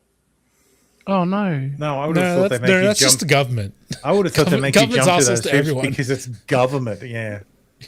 Meanwhile, in Australia, you just pay online and they send you your updated license. They don't even print them at the RMS anymore. As long as you're at least up here in Queensland, as long as your photo's not older than 10 years. Yeah, and if it is, you just go in and get your photo taken, and that's it. That's it. Yeah. They just update the photo. Yeah, and they print out a piece of paper and you're good. The last time the missus went and did her license, she went down to the RMS, Roads and Maritime Service in New South Wales, and got the photo taken, and they had to take it like 8 times because they would apparently it does some facial recognition thing, so that you can't have multiple identities, and they said, sorry, it just keeps coming up with this other name. Like, are you this person? Yada yada. She's like, no, I don't know who the hell that is. And they looked at the photo manually, and they're like, yeah, you're definitely not this person. But for some reason, the points were matching up. All the points were matching up, and she's coming up as this other person. Eventually, they had to do like a manual override. They had to do a manual override just to get it to fucking work, just to take a photo. So. The problem is, I love Kansas. I love you. I love the sunsets. You can't see it right now, but I can out my window. I love the sunrises. I love the beauty that is Kansas. I just hate these motherfuckers. And that's why I'm running for state representative, is because I love Kansas. But it makes it super hard to stay. Running for some reason, I don't win in a year. I don't see myself staying in Kansas. I don't see myself staying in the U.S. Bye. I'm doing my best. I'm sticking it out. I'm toughing it out. But god damn. Can go to Canada, get some free healthcare, some maid. Yeah. Anyway, I've been shaking with fury since I got home. That's not good. Every country in the West is being taken over by like Pajeets and Muslims, and she's gonna run out and go there. Best of luck. Yeah. Well, what I think is interesting is if the license is truly invalidated, they didn't invalidate her ability to drive. They invalidated her ability to identify herself. Just put a fucking sticker on it. Which means he can't use that license to get another license. He has to bring other forms of ID. Yeah. Which is another kick in the balls for him. So, anyway, Robert Carradine has died of Long Riders, Revenge of the Nerds. Lizzie McGuire, he was 71. Okay. He's from Revenge of the Suicide. Nerds. So, I don't recognize him. I've never seen Revenge of the Nerds. His brother's Keith Carradine. Cool. He got the best of him. Yeah, he killed himself. Damn. So took his own life. Okay, that is kind of sad. At 71, yeah, you'd think he'd just fucking wait. It's like you're being stalked by death anyway. So, unless he's got like an incurable disease. He said, just fuck it. Yeah, he does. Bipolar disorder. It is an illness. It's that got incurable disease. Okay, I was thinking more like cancer. Cancer, yeah. You're thinking more like a reasonable disease. Yeah. I'm Jeremy Kyle today. Bonnie Blue is pregnant and doesn't know who the father is. It could be any of the 12,736 men she slept with. Oh. I'm pregnant. I have been dying to tell you because this account, I know it's not got a massive following, but honestly, it means a lot to me. I love looking at the comments and I love seeing. I don't know, I just love sharing stuff with this account because you get to see the real me and I'm just really grateful. There has been a video to go out to announce it. Just remember, if I was just telling you guys, that is not how I'd announce it, but I have a job to do. I have people to wind up and just because I'm pregnant, I'm not going to forget to rage bait. So just remember when you watch the video, I'm still doing my job. I'm still Bonnie Blue and yeah, but deep down I am beyond excited, beyond grateful. I'm doing everything possible to make sure I'm healthy. I've been going for all the right checks. There is no way this isn't just a troll. I have no other words other than I feel like the luckiest girl in the world, and yeah. I don't know what to say because it's hard. I still have a persona to somewhat keep up. And on this page, I never want to tell you something if I'm going to have to lie. So what I've always done is if I can't be truthful, I just don't talk about it, because on this account, I don't really want to rage bait. I don't want to lie. I don't want to. I swear I'm telling the truth this time on this account. No, on that other account, I just lie through my teeth, and every other social media account.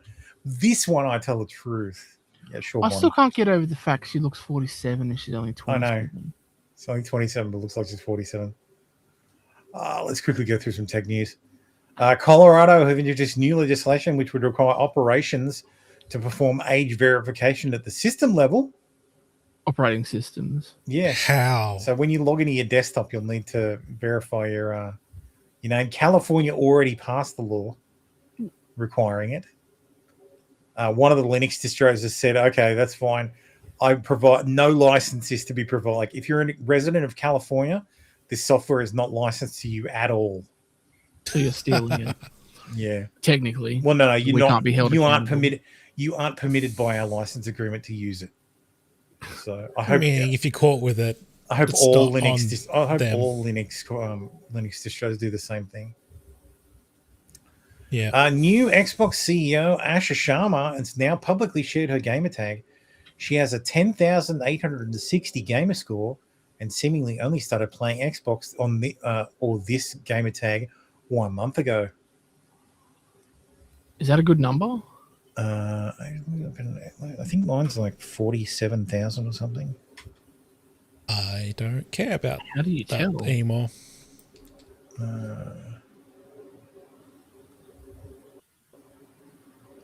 I've got to update the fucking app. God damn it. That's how long since I've signed into fucking Xbox.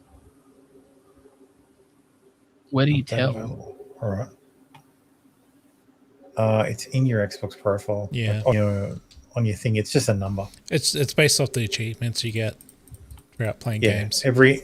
So here you see Borderlands has a maximum of 1,875. Oh, there it is. Right on the achievement posts points. and achievements. I have to wait until mine updates. Mine's 2290. Hooray. I don't care. Yeah. And half of that's Sea of Thieves, fucking- so. Lol. And the other half is Minecraft. Oh, right. Yep. I'm still waiting for it to update. McKinney says, I just thought of something. In states, countries that have personhood laws for fetuses, recognizing them as children, does that mean all the weirdos with pregnancy porn fetishes are now nonsense? Yes. Could be. Having sex in the presence of a child. That's I'm pretty sure if you do it in front of a kid, that's a crime. In most Western jurisdictions. Oh my God, almost done? Fucking hurry up. You're at 100%. Jesus fucking Christ. What a waste of time. Continuing on. She wants to prioritize games with deep emotional resonance and a distinct point of view. She highlighted stories that make players feel something, citing Firewatch as a personal example of a title that truly resonated with her emotionally. Why don't you just start making God games, help us all. Oh my I God. don't know, Gem Quest or some shit like that. You know, I'm sure My the gamers really love them. My gamer score is 52,158. So nice. Okay, I'll check mine. Hilarious. ID Merit data breach. 1 billion records of personal data exposed. Apparently, this is bullshit. Oh, mine's not so good. Everybody jumped on this, but it wasn't. It's not actually true. Like they debunked it as fake news. So I don't know. So my Xbox score is 11,800. Fucking losers. I don't use Xbox. That's why it's so low. Can you sort by gamer score, like the source of gamer score? I'm just looking in the app. Kinda. So what's my highest gamer score game? Like I'm 40% on Xbox on Grand Theft Auto. The hell? When did I play Call of Duty World War II? Or Dying Light? What the hell? Someone on my Xbox. Oh, No Man's Sky. I have 62%. That's my. I think that's the most. 48% on Starfield. 52% on the Division 2. 67% on the First Division. I haven't played the Division in ages. I should. Oh no, I can't. I didn't. My Xbox Game Pass is cancelled. Battlefield 2042, 60%. Battlefield 5, 52%. Assassin's Creed Odyssey, 74%. That is a literal fucking Odyssey getting that fucking game scored. Jesus Christ. Oh, dude, Marvel Avengers Definitive Edition, 54%. You can't get that anymore because it's gone. 62% on Outriders. Oh, yeah, I remember Outriders. Damn, that was good. Didn't realize I played that much. Fuck. See, I would expect someone like me to have like the right gamer score. 68% on South Park, The Fractured Butthole. Oh, 74% on Agents of Mayhem. God, that game is terrible. 56% on Watch Dogs 2. I got 60% on Assassin's Creed. You know, back in the day when you played on Xbox 360. Yeah, well, I'm into the 360 games now. Tomb Raider, Assassin's Creed 4, 53%. Best fucking game. Mm-hmm. Assassin's Creed 2, 85%. I think we have a winner. Oh, the Saboteur, 61%. That's pretty good. Far back does my gamer score go? Red Faction, 16%. That's the first game on my gamer tag. So anyway, hurry up, lol. Oh, we're not getting through everything. Are you going to go through your whole list? No. Well, you just did. Just didn't tell us about everyone.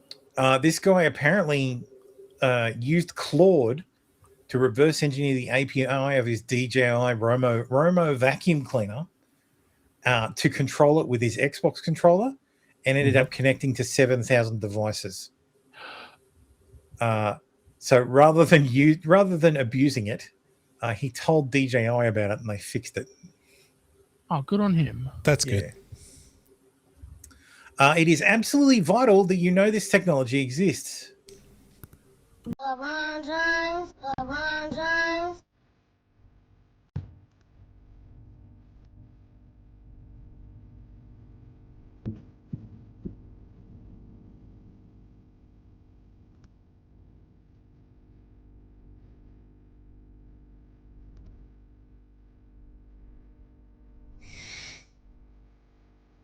Oh, got it. Oh, shit. Yeah.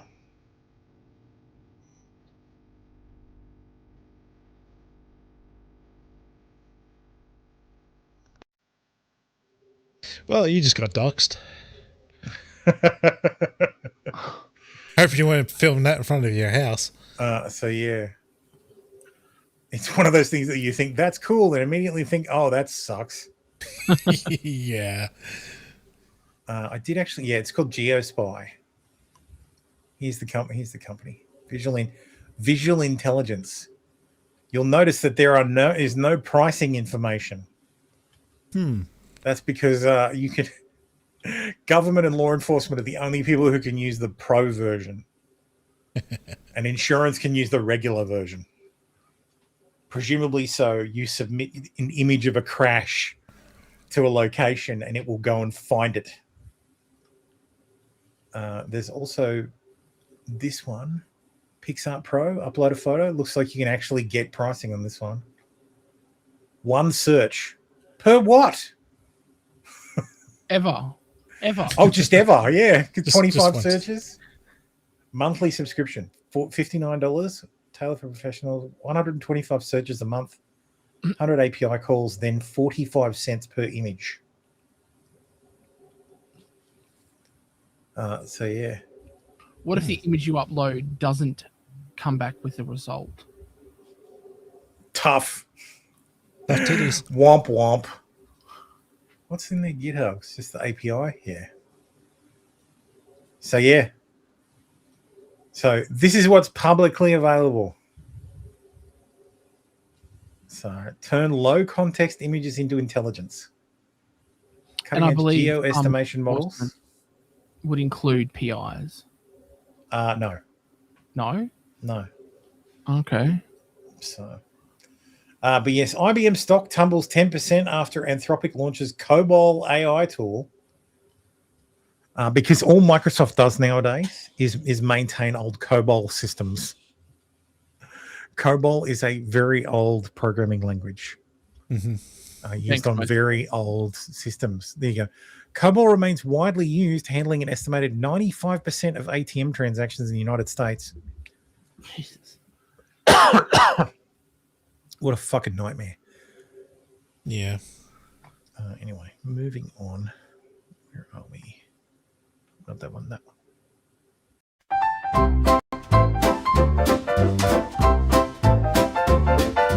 Into the chipper they go, oh my, worst of the worst, say bye-bye.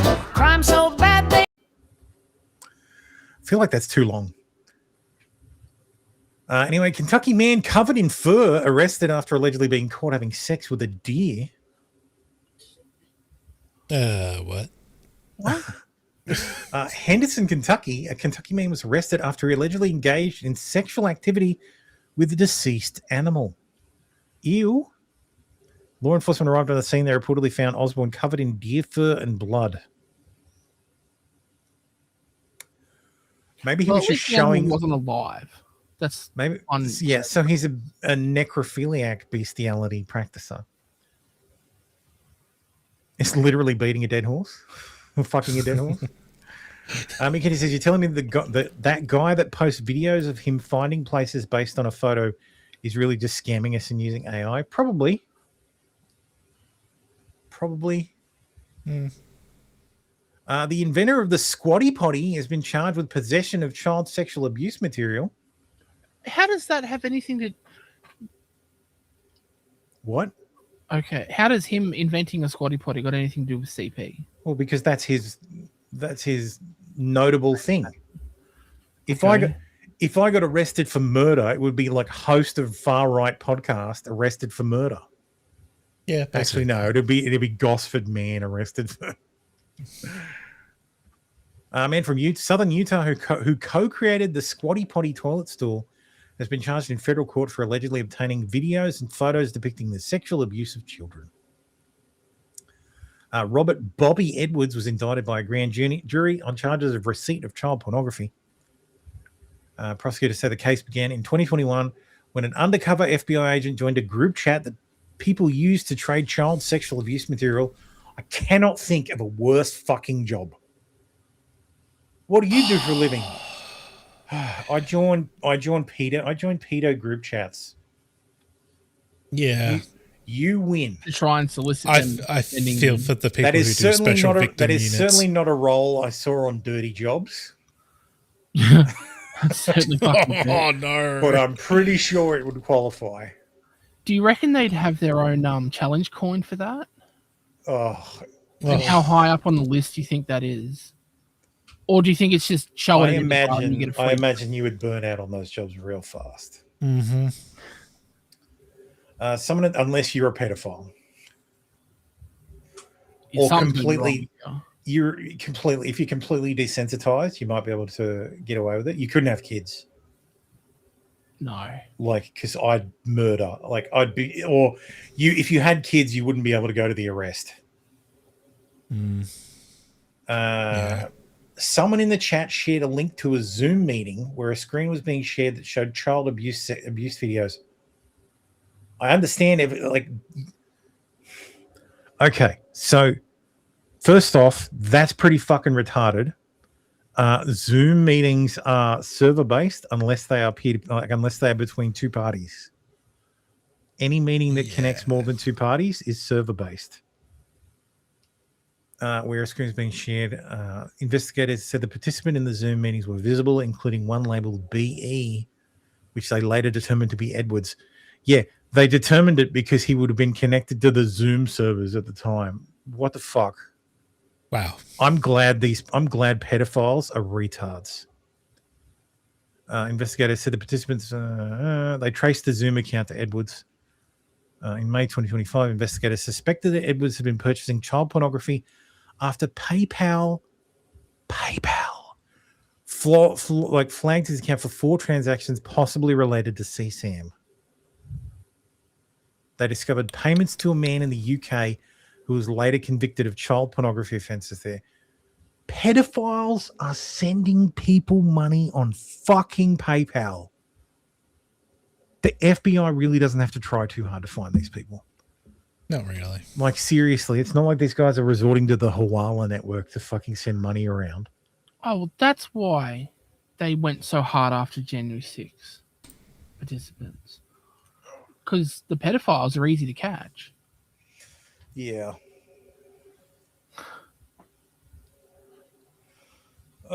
Anyway, burn in fucking hell, Squatty Potty Man.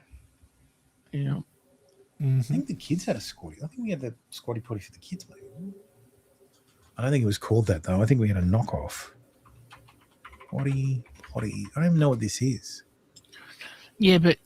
Oh, it's the stool that goes in front of the toilet. Like, I'm glad he had bad OPSEC. Yeah, I'm glad. I have all pedophiles have bad OPSEC. This is what they are. It's just a stand so that your kids can sit on the potty. I didn't know it was a brand. Actually, no, it's not for kids. They are for adults. It's so that you lift the angle of your hips to legs is raised. Yeah, you straighten yourself out. Yeah, and it straightens the colon and. But it's also so kids can get up on the potty on the toilet themselves. It probably has dual uses for that. Yeah. Mm-hmm. Squatty Potty Man was also gay and adopted 4 kids with his husband. Ah, dude. Mm-hmm. I'm sorry. We really like. I know gay people. I have gay people who are friends. 2 men should not be able to adopt anything, even a dog. Yeah, because you know that dog's gonna be eating a lot of fucking peanut butter, and it's no good for him. Yeah. Married teacher mum, 29, who moaned about men being creepy online, charged with molesting a student. Oh God. There she is. Gen Z Boston Mini. There's presumably her husband. Yep.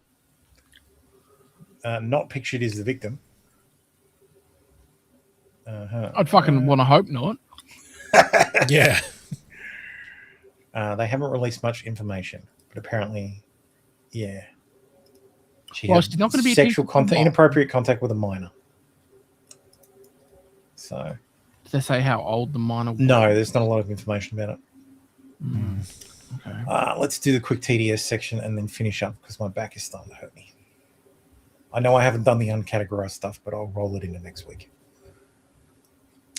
Democrat Al Green removed from Congress by security again after unfurling a "Black people aren't apes" sign. God, the guy's a clown. And we will never go back to where we were just a very short time ago. We're not going back. Today our border is secure.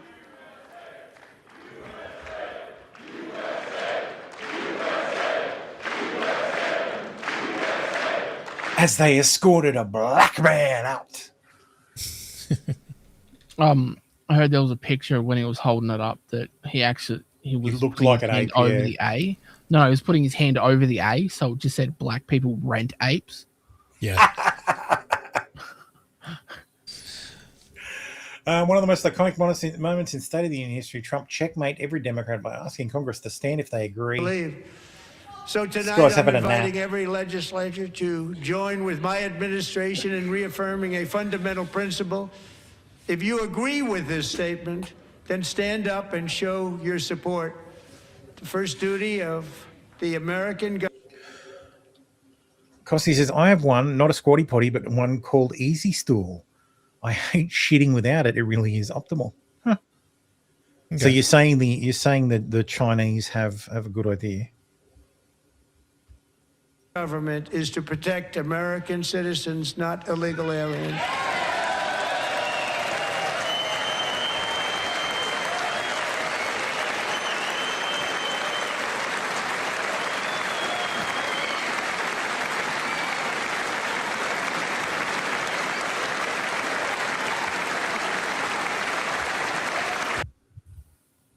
I don't need to hear 5 minutes of clapping.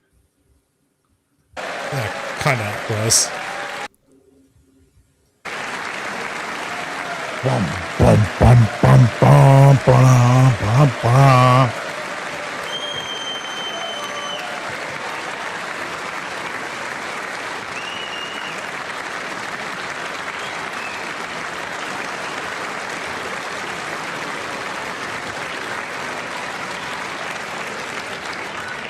Isn't that a shame? You should be ashamed of yourself not standing up. I love that he raised his voice because Ilhan Omar's like screaming in the fucking... You should be ashamed of yourself. That is why I'm also asking you to end deadly sanctuary cities that protect the criminals and enact serious penalties for public officials who block the removal of criminal aliens. In many cases, drug lords, murderers all over our country. I so wish he did the whole, shut up, silly woman. That would have been Shut up. I'm trying to talk. The issue is that was just part of the story that he told. So, the removal of these people out of our country, and you should be ashamed of yourself. You should be ashamed. I think one of them gives him the finger as well. Someone gives him the finger. Oh, God, you people are fucking ridiculous. faux pas, Democrats, faux pas. President Trump starts talking about ending insider trading in Congress. Often forgotten American workers, great people, the people that built our country, access to the same type of retirement plan offered to every federal worker. We will match your contribution with up to $1,000 each year. As we ensure that all Americans can profit from a rising stock market, let's also ensure that members of Congress cannot corruptly profit from using insider information. What about the president?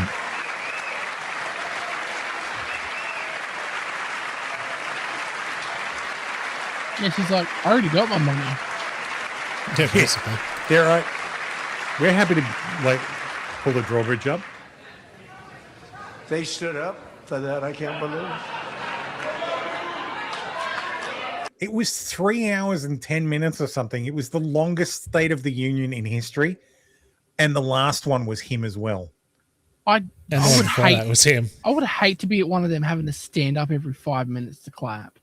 Like, you definitely get your workout in. Donald Trump is Unless you're a Democrat. Donald Trump is 79 years old. Now, yes, he has a lectern in front of him, but I couldn't stand that long. No. How the fuck does a 79-year-old stand for 3 hours and 10 minutes talking the whole time? Like, because he's the boss. Jesus Christ. Costy, do you have one of these? You should get one of these. Ugh. No, that's...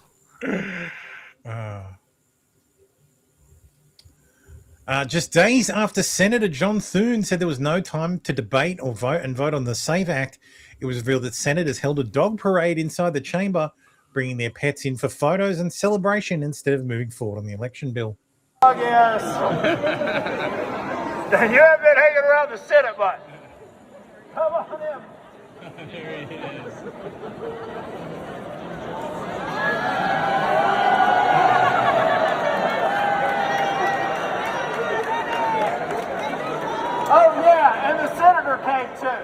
Also, that's not the chamber. That's the office building.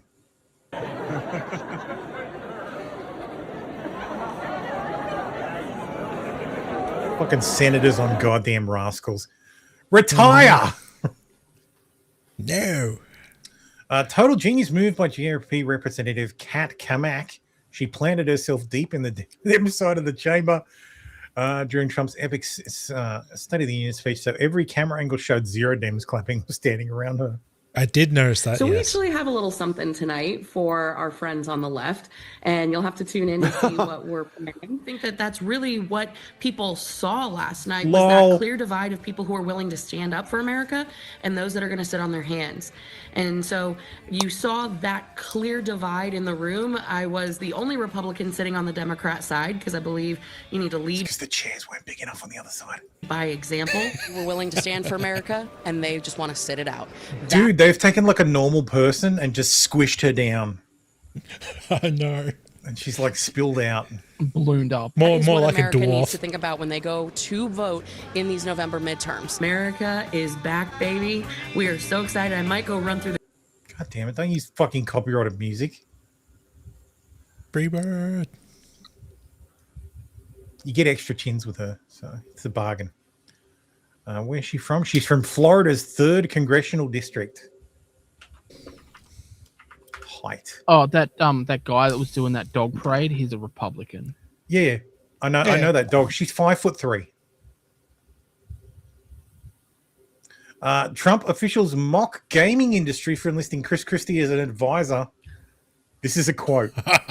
I cannot think of a worse bet for the casino industry to make than hiring Chris Christie, a guy who is strongly disliked in the White House and around the administration.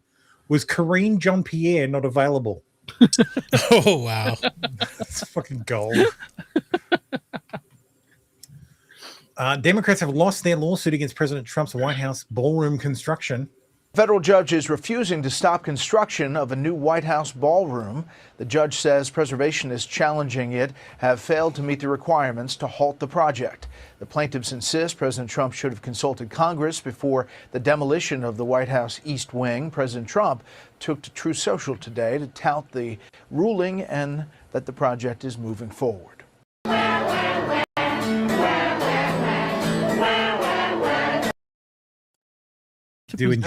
I do enjoy that clip. What are they trying to preserve? The building's already gone. Yeah. Like, Game over. The point is moot. And how long ago was the building built? Like 50 years? If that? It's not like not that long ago. It's not the original White House. That one's good, yeah. Let's see.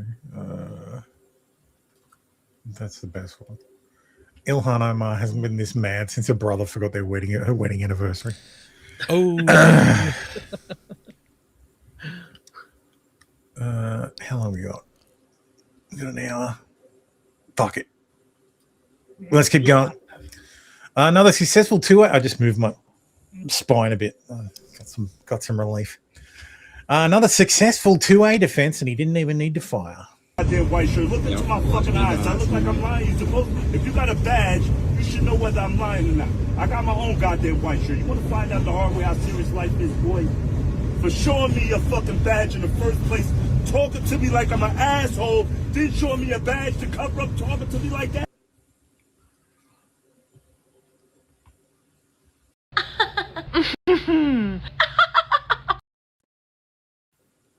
There you go. Mm-hmm. I like that one too. It's a good. Like, Is that your fucking? Let me keep walking. That's a good idea. Did you just pull out a fucking gun on me? That is badge on the floor. First, you fucking talk to me like an asshole. You gonna pull out a gun to explain how you talking to me? Boy, put your gun away. Put your gun away before I make a phone call and have you fucking dead. Put your fucking. My first girlfriend's a police officer that kills police officers. What's your name? You wanna know a fucking name? Yeah. I'm about to reach for my fucking phone. What's your fucking name? What's your fucking name? keep in mind there are very few concealed carries in New York. Yes. So he probably knows someone or works for someone. Yeah. Or he's fucking bold as shit. And he's just like, I'm gonna pull the piece out. This is how you use Grok. Update on this.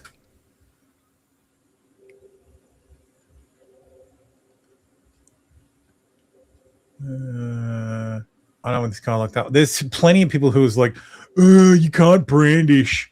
Brandishing. No, you got to point it at him for it to be brandishing, and he kept it concealed behind him. Yep.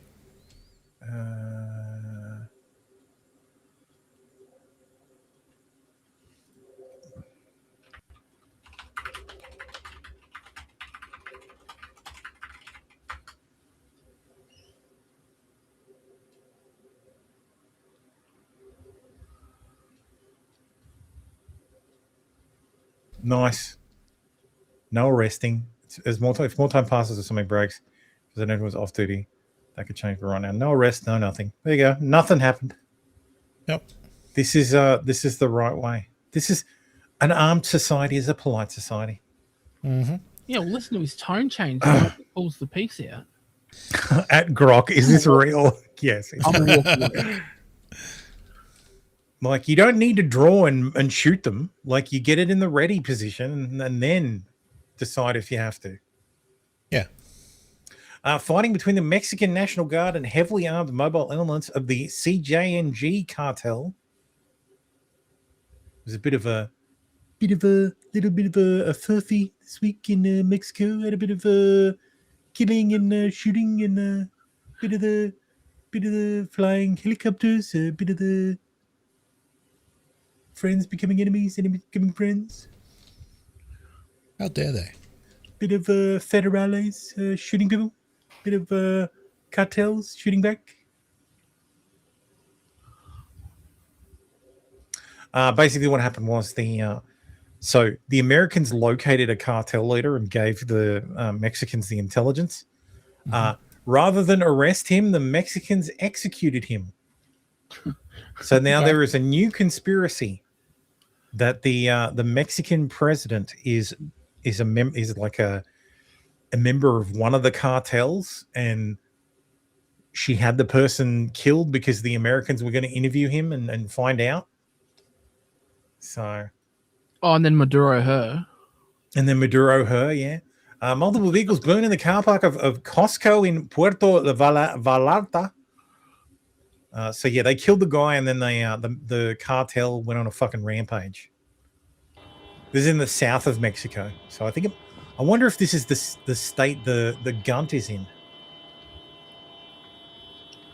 I thought he was up near the border. No, I didn't think he was near the border. I thought he might have been like down south. Okay. The U.S. Embassy in Mexico has issued a security alert for the Mexican states of Jalisco, of these states, because of the murder of the CJNG cartel leader El Mencho. Must be Jewish. He's a mensch. Fair enough. Passengers and airport staff are seen fleeing amid reports of gunfire inside the Guadalajara International Airport. Vehicles were set ablaze. It looks like Iran. The airports were shut down. Military was getting involved. People were locked in their hotels and not allowed like late checkout. I saw some people complaining on Reddit about it, saying that they were a gold, like a platinum member of what is it? One of the rewards programs, and that they're not even getting late checkout when the whole fucking country is ablaze. I mean, there's the incident map. Ooh. Like they killed the National Guardsmen as well. So these are the federales. The Jardero Nacional, the national police. But the Mexican Air Force came in and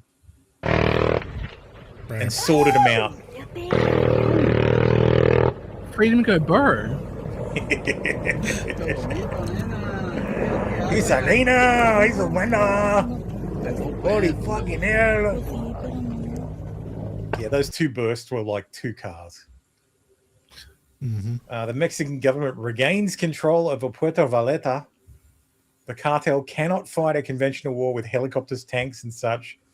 So after being beaten up a bit, it retreated.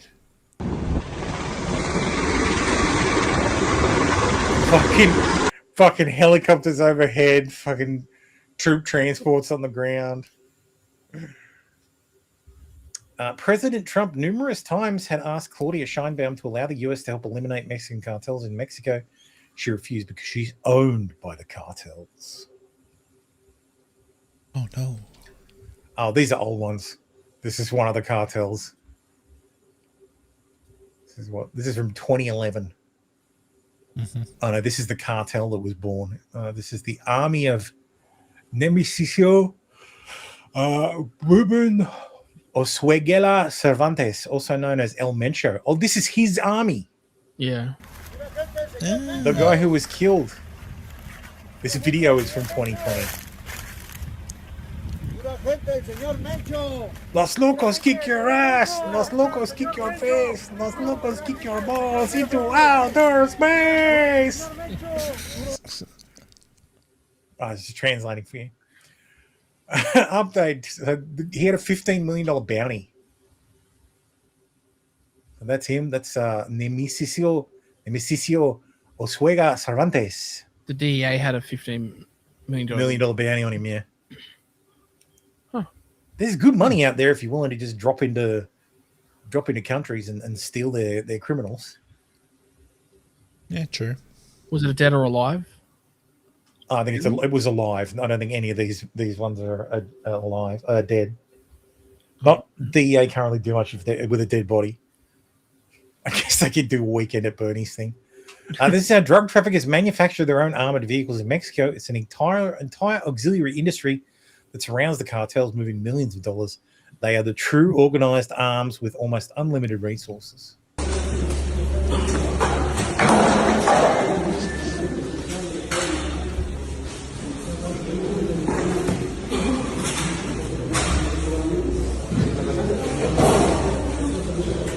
I'm sure Chevy and Dodge are thrilled. I bet Toyota is just like, fuck, man, this used to be our deal. Okay.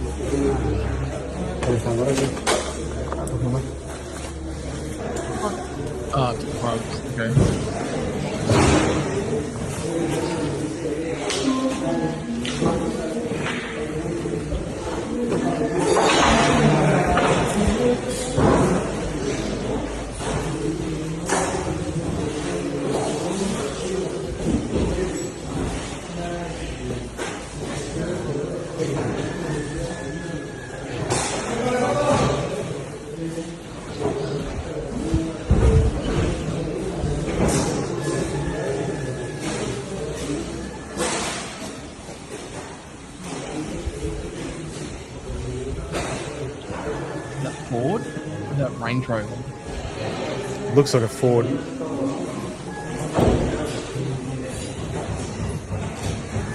That looks like Dodge.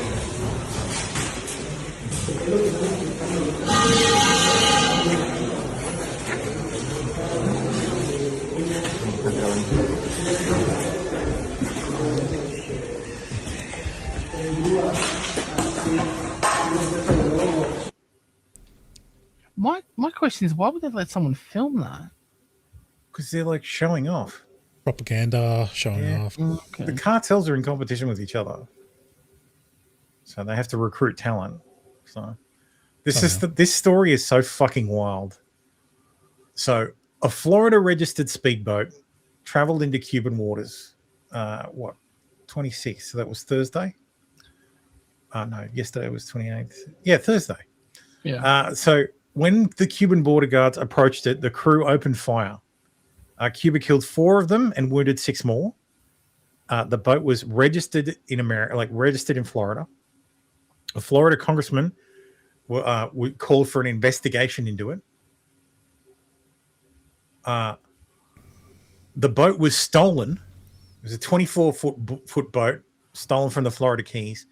It was taken towards Cuba with a group that included U.S. citizens. Cuba said the people on board opened fire and the Coast Guard fired back. Cuba said the Florida registered speedboat attempted to infiltrate the island, and it was met with they opened fire on border agents and like.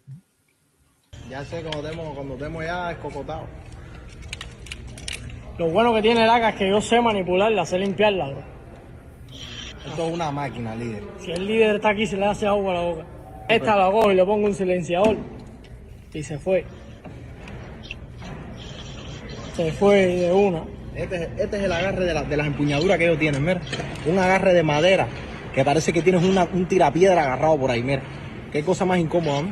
Madera. Que eso se parte, eso no es confortable. Pero esto no sirve, todo para los muchachos para que entrenen o algo. Pues.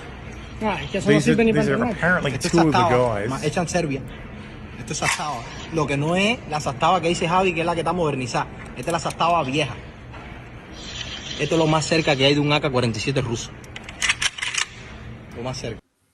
So Cuba released this footage. This is what they found on the boat, allegedly. I kind of believe them because based on the guys. Coronel, ¿qué es lo que tenemos aquí? They're all like, this is an American plot. Look at all these weapons. This is all military weapons. Everything on this table, I'm pretty sure, is civilian. They don't know the difference. Este tiene un reductor de sonido, lo que comúnmente se llama como silenciador. Tenemos aquí 3 fusiles It's an esky full of ammo. 3 AKMs, yeah, an esky full of fucking ammunition. Fusiles AR-15. The AR-15s. Este es un fusil Tacoró de cartucho. Y aquí tenemos una escopeta Winchester que Just some radios. lo que comúnmente se llama azúcar. Todo este armamento venía dispuesto, además de las pistolas que vamos a ver. They've got a drone and then some knives. This is like an Australian raid. But just that end. Just the end that doesn't have the guns. Look at all these knives. 12,000 cartridges. This pistola is also known as the 5.6. Where projectiles are loaded.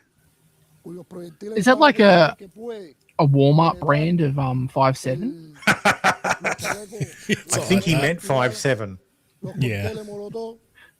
Molotov cocktails. Yeah, this is military. Totally. This is just civilian shit.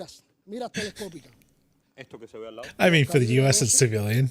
Dude, for the Mexican government. This means 10 guys just bought a whole bunch of weapons and then stole a boat to, I guess, liberate Cuba.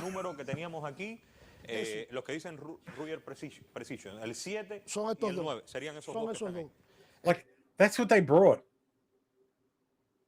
If this is all civilian. Another amphibious assault that failed. Like, this is like the Bay of Maga invasion. Like, it's the Bay of Pigs again. Like, what the hell?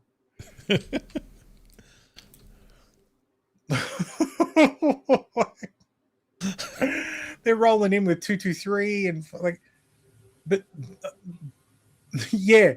What if it's a Cuban dictator? The boat would be going like this, yeah. Because it wasn't a big boat. Wasn't a big boat. This is the boat. So all that they're saying was in this boat, along with 10 people. 10 people and all that equipment. For a 90-mile trip? For a 90-mile trip, yeah. That's a bit much. Oh, from the Keys, it's about 90 miles, yeah. Yeah. Like, I mean, you can feel a lot in the bow. Oh, I have no doubt you could fit it all in there. Yeah. I just think that's hilarious. But they stole 10 people in that? No, they stole a boat to invade. So A source with knowledge of the investigation just confirmed it to Mike Report. Oh, she's still missing. Mm-hmm. Still missing. This woman's dead. At least 100%. We found our missing person. Yeah, we found our kidnapped old fella. They're never going to find Nancy Guthrie. Never. I think that these suits. These are from 2 different days. What? Different days, probably the same person. Or they were scouting the joint or something. Yeah. Potentially, yeah. So, that's the Bay of Cholos. Anyway, moving on. Amazon is making a change to wish lists that may make your address visible to gift buyers. It's as if the sound of a million e-whores buttholes clenched cried out at once, and then buttholes clenched. They recommend getting a PO box to protect yourself from accidentally being doxxed. And how many e-whores are going to not know that? Yeah, a lot. A mud volcano. Can you imagine the databases that are going to start up? Yeah, and the number of thoughts are going to have to move. Yeah. A mud volcano has erupted in San Juan de Ubra, prompting residents to evacuate the area. I had a mud volcano once after eating Indian food. A traffic camera in Omaha, Nebraska captured the dramatic moment that 2 vehicles suddenly fell into a sinkhole.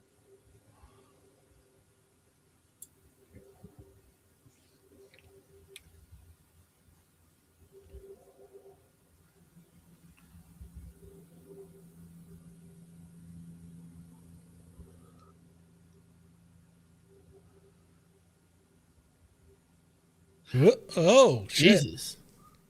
Yeah.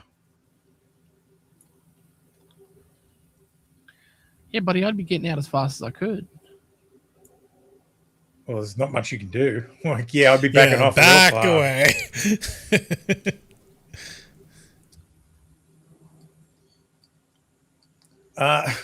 Yes, that Jack. Oh, that one. Today we're making one of the hardest decisions in the history of our company, which is called Blocks, which is apparently like some fucking tech company. We're Jack from who? Twitter Jack. Yeah. Okay. Twitter Jack. Jack Dawson. We're reducing our organization by nearly half, from over 10,000 people to just under 6,000. That means over 4,000 of you are being asked to leave or enter into consultation. I'll be straight about what's happening. Basically, he's saying that, so first off, if one of the people affected, you'll receive your salary for 20 weeks plus 1 week per year of tenure. Fuck, I wish I got that. That sounds good. Like, I'm only getting 18 weeks. Like, I'd love to get fucking 20 weeks plus 1 year of tenure. 20 weeks plus 1 year of tenure would be 34 weeks for me. 1 week per year. Yeah. Equity vested through the end of May. My equity doesn't vest. I have to wait for the regular vesting schedule. 6 months of healthcare. I don't have healthcare through my company. Your corporate devices and $5,000 to put towards whatever you need to help you in this transition. So an extra $5,000. I want you to know before anything else. Basically, they're doing it because AI. So too many developers and too much AI. Yeah, they've got too many developers, so they're slashing. Yeah. Imagine being laid off because of AI, having this explained to you by a note written entirely in lowercase, and the market celebrates this with a 24% increase in share price. Oh. Wow. Yeah. So I don't even know what this company does. Block XYZ. Was it like a competitor to Twitter? Builds technology for economic empowerment. Okay, then not that. Whatever.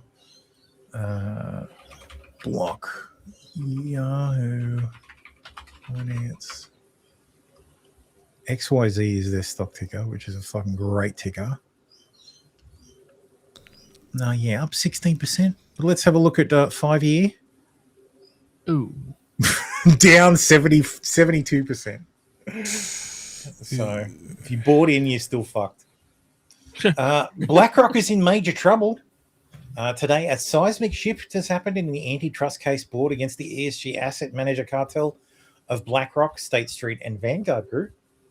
Vanguard is admitting defeat, agreeing to settle the lawsuit brought by a coalition of state attorneys general, led by Ken Paxton. As part of the settlement, they'll pay $30 million in fines, turn over all documents related to their coordinated ESG activism, and end all ESG activism for years to come. There's a massive win. The reckoning is here. The settlement with Vanguard is a major blow to the ESG asset manager cartel that sets the stage for more to come. The attorneys general sought and got long overdue accountability and massive course correction from Vanguard. BlackRock CEO Larry Fink should be extremely worried about what could be uncovered next and who would go to photo next. If State Street folds and admits defeat as well, he'll be left on an island by himself. I know it says not too worried.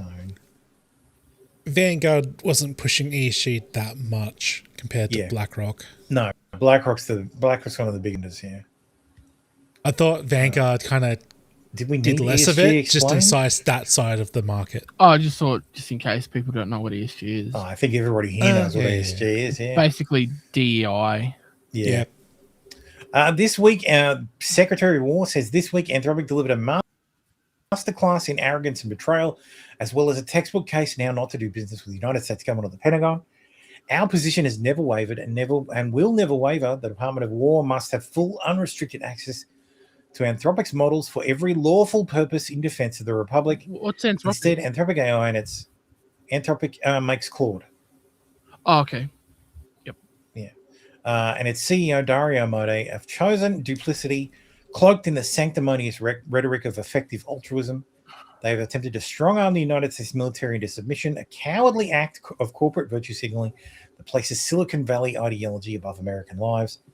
The terms of service of Anthropic's defective altruism will never outweigh the safety, the readiness, or the lives of American troops on the battlefield.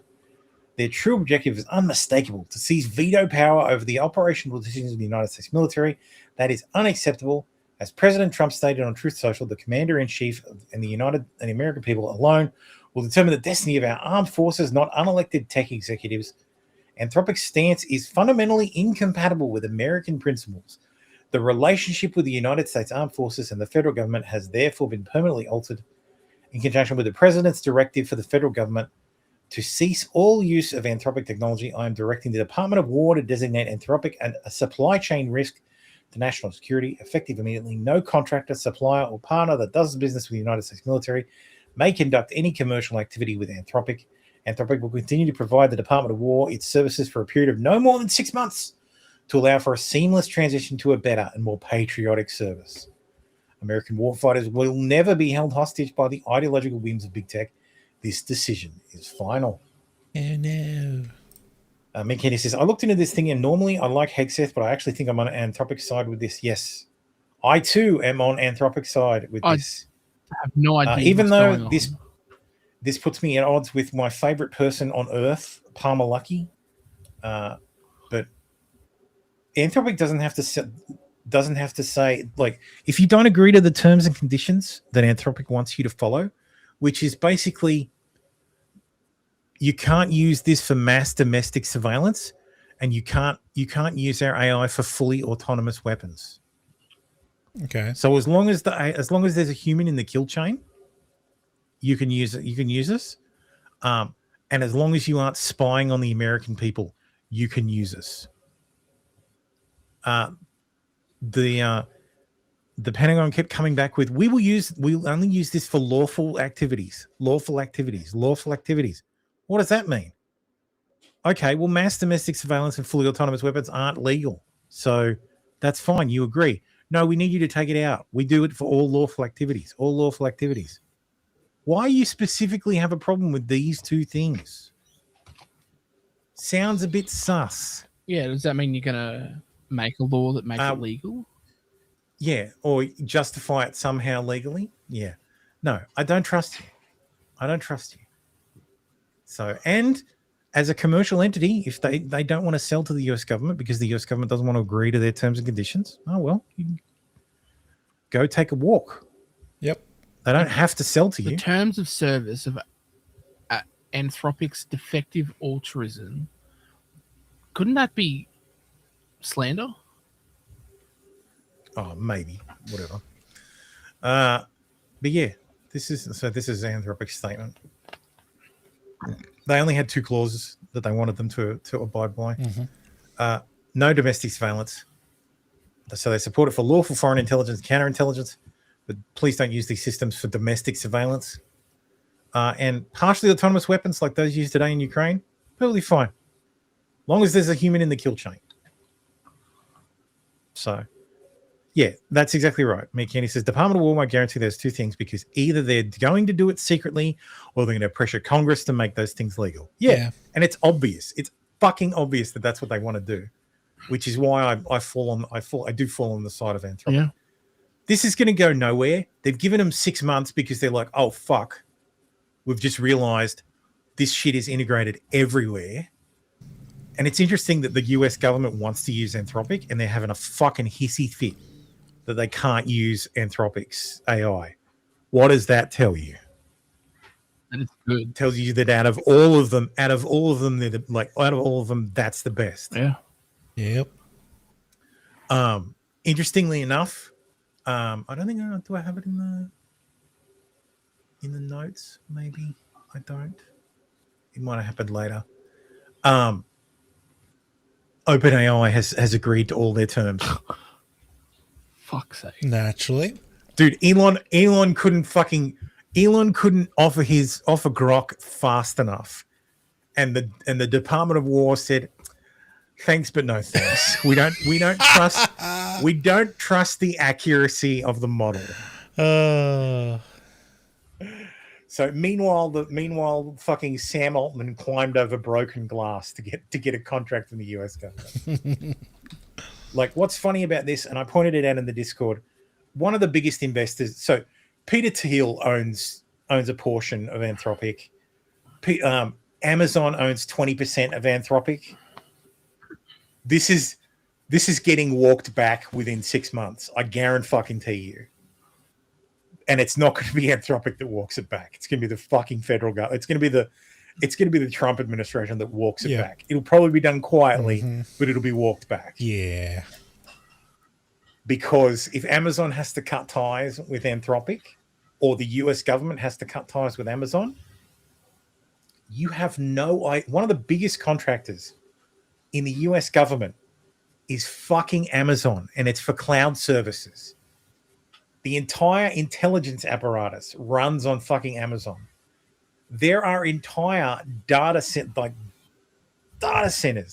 that are built explicitly to host government data, like Microsoft and fucking AWS and Amazon. Yeah, full data centers just exclusively for US federal government content. So you're not replacing all that. So Microsoft doesn't have capacity to replace all that. So this is getting undone. Anyway, one person dead and dozens hurt after tram derails crashing into storefronts in Milan, Italy. Fucking tram derail. Oh shit! What the fuck? Did they just take a corner too fast?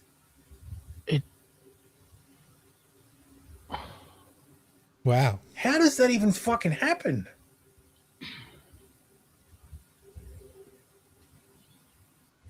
Best part is the guy pulling out his phone to record instead of calling an ambulance. Well, yeah, of course. You got to get that clip. Gotta get those views. This is weird. eBay agrees to settle a major lawsuit. A woman online criticized the CEO's pay package. eBay executives responded by posting the woman's house online for sex parties. They sent her a package of live spiders. They sent her a book on surviving the death of your spouse that arrived on their doorstep, followed by a funeral wreath. They sent her a bloody pig Halloween mask. Corporate giant eBay has agreed to settle a lawsuit over a scandal so bizarre it even has its own Wikipedia page. It has been described as a campaign of terror carried out by eBay employees against Massachusetts couple Ina and David Steiner. It all started in April of 2019 over a post she'd written on the couple's newsletter about the pay packet of eBay's CEO. That saw the CEO of the multi-billion-dollar company involve other executives, with one of his texts just reading, "Take her down." You are the CEO of a multi-billion-dollar company, like a tech company. Someone writes a blog on you and you go fucking jihad? You get what the tilted hell? by a fucking nobody. Like, Jesus. Investigators say from there, the couple started being bombarded by newsletters they'd never signed up for. Their home was listed online for sex parties before the parcels started arriving. Everything from live spiders, a bloody pig Halloween mask, and a book on surviving the death of your spouse arrived on their doorstep, followed by a funeral wreath. The whole thing was only stopped after David Steiner managed to snap a photo of a van that was following him and traced it to an eBay employee. While the exact payout hasn't been disclosed, the couple were seeking $500 million. The CEO has already stepped down but denies knowing what his staff were doing, while the company's former senior director of safety and security was given almost 5 years in jail. Oh, Jesus. God damn. Fucking hell. Dude, fucking wild, man. Absolutely wild. Cossie says, I told my lefty friend that Anthropic not playing ball, they're going to use Grok to make water scenes instead. Oh, that's cruel and funny. Mick Kitty says, so what's the address for that spider shipping site? Asking for a friend.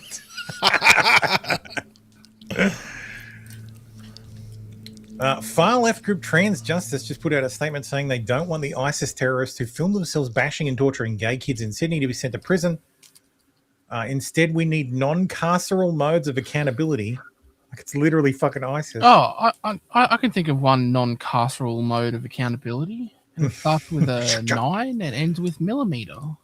If an LGBTQ plus justice group comes out against the punishment of people bashing and torturing gay kids because the perpetrators are brown and the victims are white, there's no other explanation beside the foundational principle of the modern left is the hatred of white people. Agreed. It's the hatred of the West, and white people are the symbol of the West. Yeah. Yeah.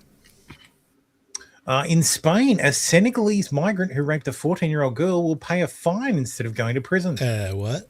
A 26-year-old migrant raped a girl he met on Instagram. Despite the migrant admitting in court that he had raped her, he was just sentenced to 60 days of community service and a €75,000 fine. 7,500 euro. 7,500 euro fine, my bad. The prosecutor initially demanded 9 years in prison, but the migrant was saved by a plea deal. Agreed. Yeah. And finally, oh shit. Fuck, idiot. And finally tonight, result of the transatlantic slave trade and slavery. We pay tribute to those ancestors of African origin and descent. Okay, I'd like to start my deputation in a good way by acknowledging the people who fund this municipal enterprise, the Toronto taxpayer. Let's reflect and remember that every word spoken in this chamber, every light bulb, and every salary paid, including those of city councillors, is funded almost entirely by the hard work and earnings of taxpayers and property owners. Nearly all of the city's $18.9 billion budget comes directly from them. We acknowledge that while taxpayers and property owners have endured an almost 20% increase in the last 3 years, only a small and insulated group decides how much of their income is expropriated to sustain a burgeoning municipal bureaucracy that continues to grow regardless of outcomes and results. We pay respect to those taxpayers because without them, this institution could not indulge in ideological excesses like renaming streets and public squares, painting roads with inferior and environmentally damaging red paint, nor fund harm reduction programs that result in a steady stream of drug paraphernalia littering our streets, sidewalks, parks, and playgrounds. In this spirit of acknowledgement and with an eye to the future, we recognize the Toronto taxpayer and revere their tolerance for being taxed. Fan-fucking-tastic. That's an acknowledgement I can get That behind. speech, that acknowledgement should be read at the start of every meeting. Yes, it should be adjusted for the particular body that's there, but it should most definitely be oh my god, that's hilarious. So good. Sorry, I have to show you guys this one. This is great.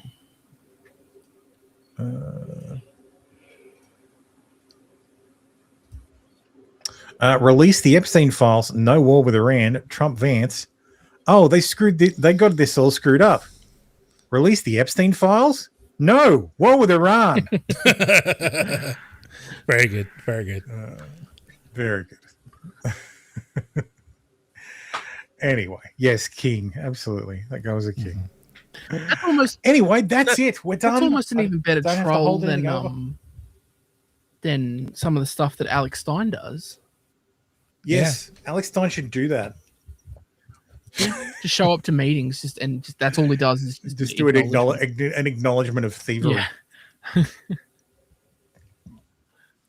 Anyway, that's it. We're done for the week. So, thank you as always, everybody, for watching, for sticking around this long. Yes, thank you. We'll back next week. 17 weeks of employment left. So I've started to write a novel, and you all are the first people I have told. So I'll see how it goes.